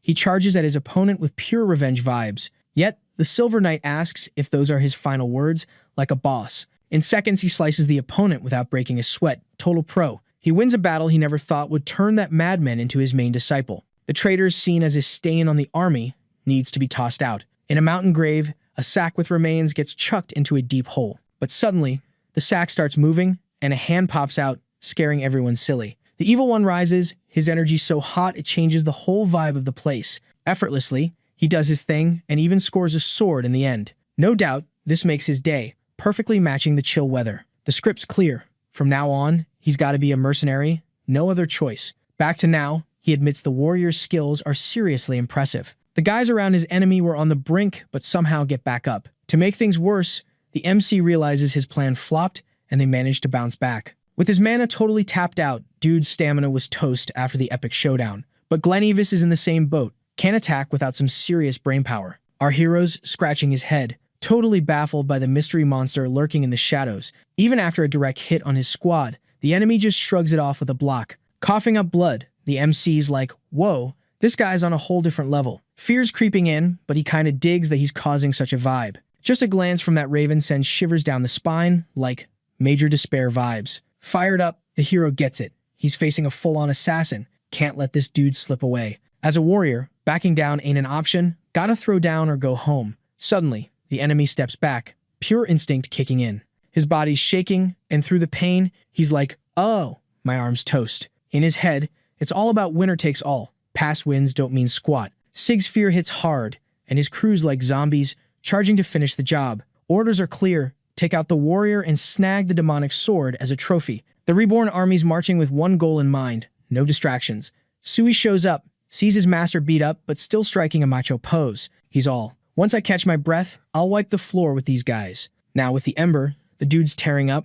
Sorry for not fighting better. But no need for sorries. He did his best, and that's what counts. This is the hero's battle. He's got the power to clinch the win. The army's closing in. Battle's far from over. Time to step up. And, of course, Minerva's got to make her grand entrance to hype things up. With her dark magic and teleportation, she pops into the battle, boosting morale. Going for a bro hug, he sees the chaos is off the charts. But, oops, leaving the palace unguarded was a rookie mistake. This ticks off the girl, who is super worried, and she's not feeling the love. Still, they start goofing around on the battlefield. Danger. What danger? Even now, the boy's cocky, not fully getting how serious things are. Yet, the girl gives him a black rose on a stick, a promise for the future. Standing tall, this is Signature Jaeger's last shot to prove his worth. Giving it his all, he wants his master to see him take down the opposition. But he's not down with being anyone's lackey. No thanks. This shows he's as stubborn as the MC. Birds of a feather, right? They joke, saying it takes one fool to know another. This is their one-time team-up,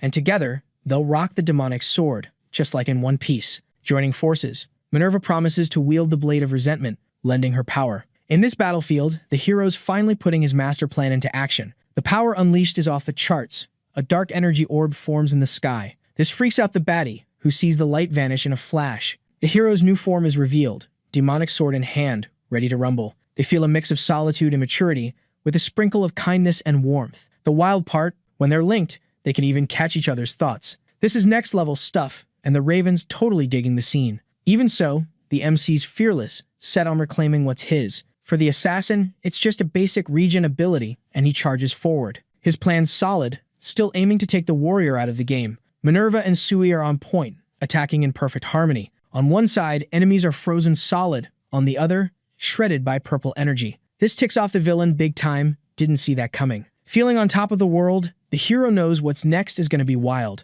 Legendary or demonic swords have their own epic powers, each one unique. In the case of Minerva and her demonic blade of resentment, there's something super unique going on. The power to heal any injury the hero gets, like, instantly. Talk about OP. In a flash, he zooms forward and slices the dude's leg with some dark energy. Feels like slicing through water, and everything's been flowing smoother since the fight kicked off. When the orc chopped that tree, it bounced back even when it was totally wrecked. Turns out, it was Minerva and her secret skills keeping everything together all along. Later, he promises to give his buddy a shout-out once the battle's done. But the little princess gives a heads up that something's off with the locals. What's happening is totally bonkers, and the baddie is shaking in pain. He ditched all his humanity for this power, and now he's losing to a basic sword. His plan? Use his own flesh to power up his minions, letting them chow down on him. In return, he'd dive into an endless battle, fueled by dark energy. Or, more like, the green energy that's taking over now. From the start, his real goal was to spark an endless chaos in the city's fields.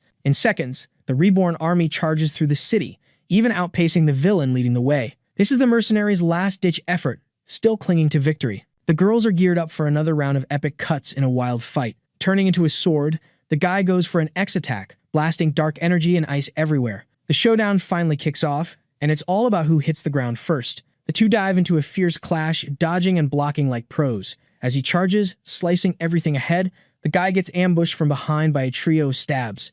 It's clear more crazies are joining in, stabbing him non-stop. What they don't get is this fight's never going to be logical or end peacefully. Next, it's not even a fight anymore, but a total skill flex by the hero. The chaos spreads through the city as bodies dive into battle, until one of them quits or can't heal anymore. This fight's endless. It was a total wipeout, with a clear fate set for both fighters. Sig knows he's unbeatable and tells the enemy to just give up already. But the madman ain't scared, claiming he's meant to take him down. He says the win was fake, just luck on the hero's side. Everything was risked to win, but the MC hasn't kept his end of the bargain yet. He says the only thing making him strong is his bloodline and the two demonic swords, and without them, all wins would be fake, just dumb luck. But it's explained that his lineage was always at a disadvantage. Same goes for the girls with a direct link to the demonic swords in them. This ticks off the MC, who says they don't know his story. Even so, the guy predicts his rival will end up like him someday. Signature Jaeger gets ticked and unleashes his ultimate powers to crush the enemy. Landing a massive hit, he proves the opponent's point about wild power. While taking the hit, he says one day the MC will also turn into a monster, drunk on his own status. His only regret as he fades is not seeing this happen in the future. The hit's so strong it wrecks the battlefield and everything around, unleashing brutal, dark energy. Amidst the chaos, the Silver Savior stands victorious. Beside him, the two girls shift back to human form and hug their master, clearly worried. Happy that everything's cool now and there's no more reason to freak out. Inside the palace, Drake orders the rebels to step aside. He threatens them, claiming he's the real king of all Evergreen. Right then, the little prince shows up with a sword, ready to throw down. The old guy says the former king was a tyrant and a fool, couldn't handle his own crown. This ticks off the blonde, because he knew his dad and knew he wasn't about oppressing people. Even with folks like Drake around, the old king gave his life to save the kingdom. Fueled by anger, the prince says the only weight Drake will bear is the blade in his back, but someone catches the strike with their hand, stopping the fight. Signature steps in, saying that's not how a kid should act. Even Minerva herself doesn't want her buddy getting all Dexter with those bloody hands. The prince drops the sword, hits the ground on his knees, and starts bawling, totally lost. Luckily, Sui pops up, gives him a hug, and whispers some chill vibes. Then, feeling better, the dude starts crying again, right there on the messy battlefield. Finally, they snag the palace, and our main guy can finally crash in his bed. A lot's changed since then, and thank goodness. The scar on his face is totally gone. The best part? The two girls are snoozing in the bed too, like little angels. But this bugs the hero, who's all about solo sleep and not being crowded. Keeping their promise, the trio hits up a picnic by that lake they always chat about. Minerva, though, has the MC worried, because she's munching like a champ every day. They lock eyes, remembering the battle where they went all out to win. It's kind of weird how she avoids eye contact with the emo after turning into a blade. He hands her a cloth, all polite, to wipe the dirt off her face. Meanwhile, Sui, who's always been the quiet type, is even more reserved now. Actually, she's been super sweet and close to her master lately. While walking, Minerva chucks a snack at her master's face. As a lesson, she gets a playful punch, because food fights are a no-go. To wrap up the night, she says there's something cool to show the girls. Time flies, and the moon finally pops up, lighting up the sky all pretty. Away from the crowd, the MC and his little princess cuddle, moon-gazing. They start figuring out who Zig is. the guy dreaming of a city restaurant. This dude taught the MC everything, so he's super important to him. Minerva admits she's not as tight with the blade as her buddy is, which means she's still figuring out her friend's inner thoughts. While Sky watching, she's curious about her master's mentor.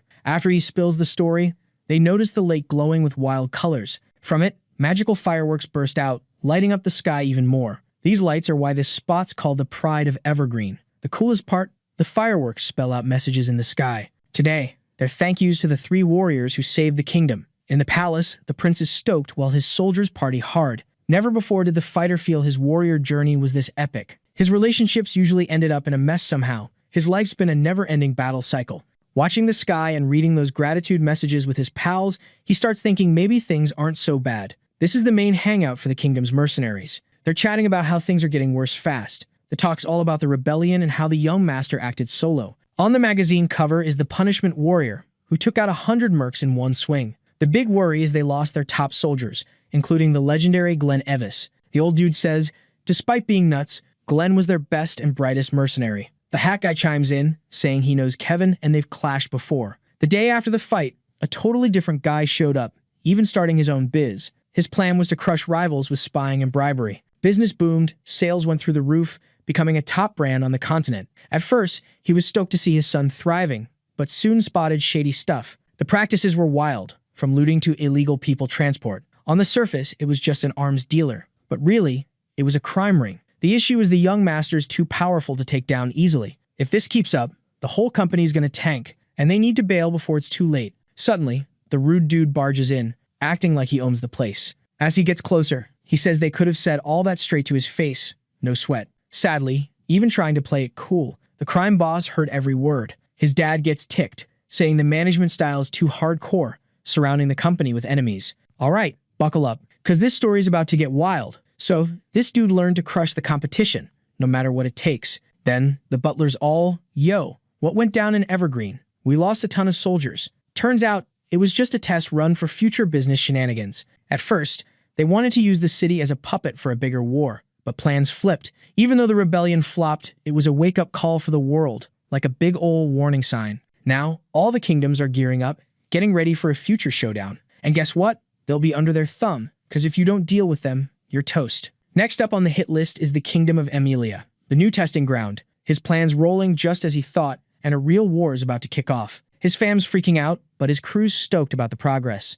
These moves are total crimes, in real life, but hey, they're going to be swimming in gold. Being merchants, it's all worth it if they can stack that cash. The old man's bummed to see his kid turn into a ruthless business shark. So, he boots the young dude from management, like, as soon as possible. But the crime boss, he couldn't care less. Just looks tired. With zero chill, he tells his crew to go after his own dad. He claims he's just getting rid of a rat gnawing at the company. In a savage twist, the execution goes down. Family ties shattered forever. But plot twist, the one who bites it is the poor butler. It's a brutal scene. No mercy for the loyal dude who served him forever. The duo's even grinning, happy they found the rat. Now, they're all about taking over Dad's company. He orders his dad to be sent somewhere chill, far from the boss's chair. As he's taken away, the old man worries about what his son's become. Alone with his wife, he's kind of proud of raising the continent's biggest arms dealer. Still, his dad won't call him a real success. Next target, Signature Jaeger, who's been a thorn in his side. The redheads all,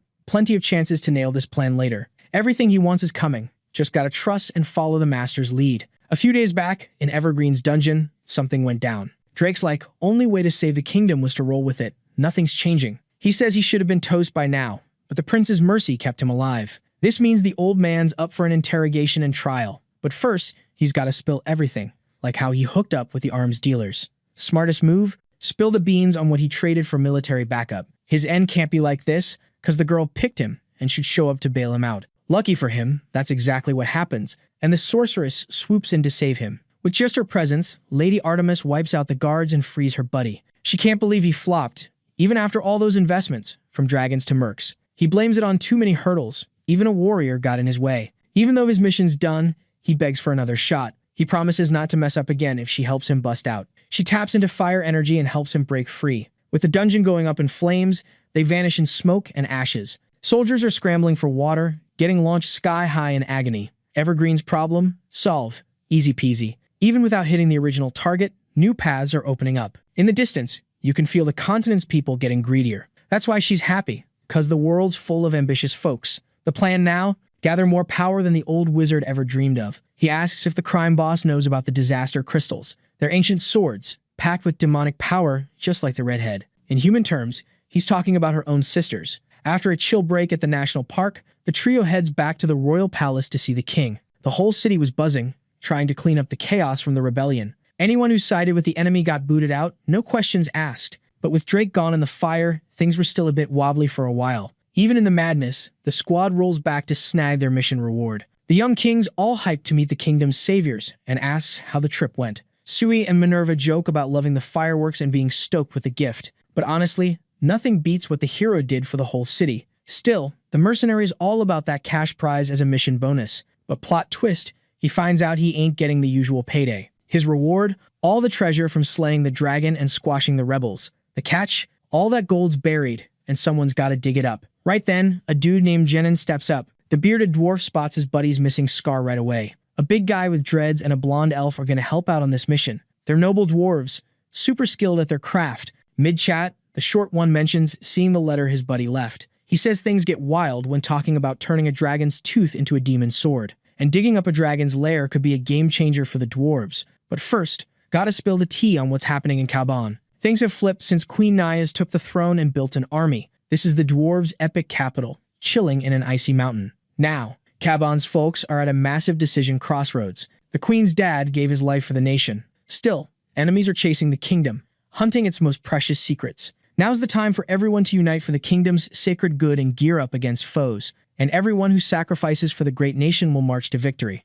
With this, no one in the kingdom should go hungry again. Her speech hit hard, but she kept her sneaky plans under wraps. The elf says only someone can stop her and make her pay for her deeds. Truth is, she's alone, wishing Lord Sig would come back to her. She's got a serious obsession with the hero and is super dangerous. This is bad news for the young prince, who fears stronger rival nations popping up. It's known the old king sold his people to shady merchants. His daughter's plans also involve sending her people to battlefields in a harsh way. Plan B? Gather as many as possible and bounce from the city before things get worse. Sure, they're there to dig the dragon's mine, but they also want to tackle these side issues. Before bailing, they need a safe spot to chill and let everyone settle. With the royal power struggles, the industry scene's gonna heat up. Arms dealers are likely to take over most spots in Emilia's kingdom. If their pals can seize this moment, they can lock down a solid base. Even better, this would spread dwarf weapons across the continent. One snag is being neutral. They need to make deals with Emilia. The strong guy's ticked and says he'll do whatever it takes to fight the arms dealers. Just thinking about exploiting his dad makes his blood boil. But starting a biz with a human nation ain't easy, and they need local partners. Luckily, the hero's been tight with the kingdom's queen for a while, so he decides to head over and ask for help with the settlement. For now, this sorts the migration issue, but they still gotta face the arms dealers. The hero doesn't do favors for free and admits he's got beef with his crew. From the start, his plan was to use this chance to go after his own rivals. Two friends are pumped about teaming up for this mission. The little prince, though, is bummed to see his friends go, wishing they'd stick around. Still, they gotta sort things in Emilia, while the dwarves dig the dragon's lair. Minerva tells the young sidekick to stay healthy, making it an order. Sui's totally convinced the blonde dude's gonna be an epic king someday. She promises the city's got their backs, ready to help the adventurers whenever they need it. One day, the blonde dreams of being the next hero of punishment, no biggie. But first, he's gotta deal with the whole heir to the throne thing. As he waves goodbye, he yells for his squad to roll with him, no stragglers allowed. They always wanted a chill life until those demonic swords gave them the boot. Now, with stacks of cash, they can finally live the dream life they've always wanted. When they start digging in the cave, the guys are totally shocked by what they find. They're whispering about this demonic sword made from a dragon's tooth, no cap. At the treasure spot, they're debating if the hero was legit or just full of it. But if it's all true, they're about to unleash a worldwide disaster. Yikes. Right in front of them, a skinny dragon with razor-sharp teeth shows up. The trio gets major bad vibes and totally misses the woman watching them. When her eyes start glowing yellow, the strong dudes freak out big time. She thought they were just grave robbers, but finds out they're actually clever dwarves. Like a fiery comet, she dives into the fight, showing no chill. Seeing the warrior, the bearded guy's totally blown away by her vibe. She's on the hunt for someone named Signature Jaeger. Our video ends here. If you liked it, leave your like. See you next time. Bye-bye.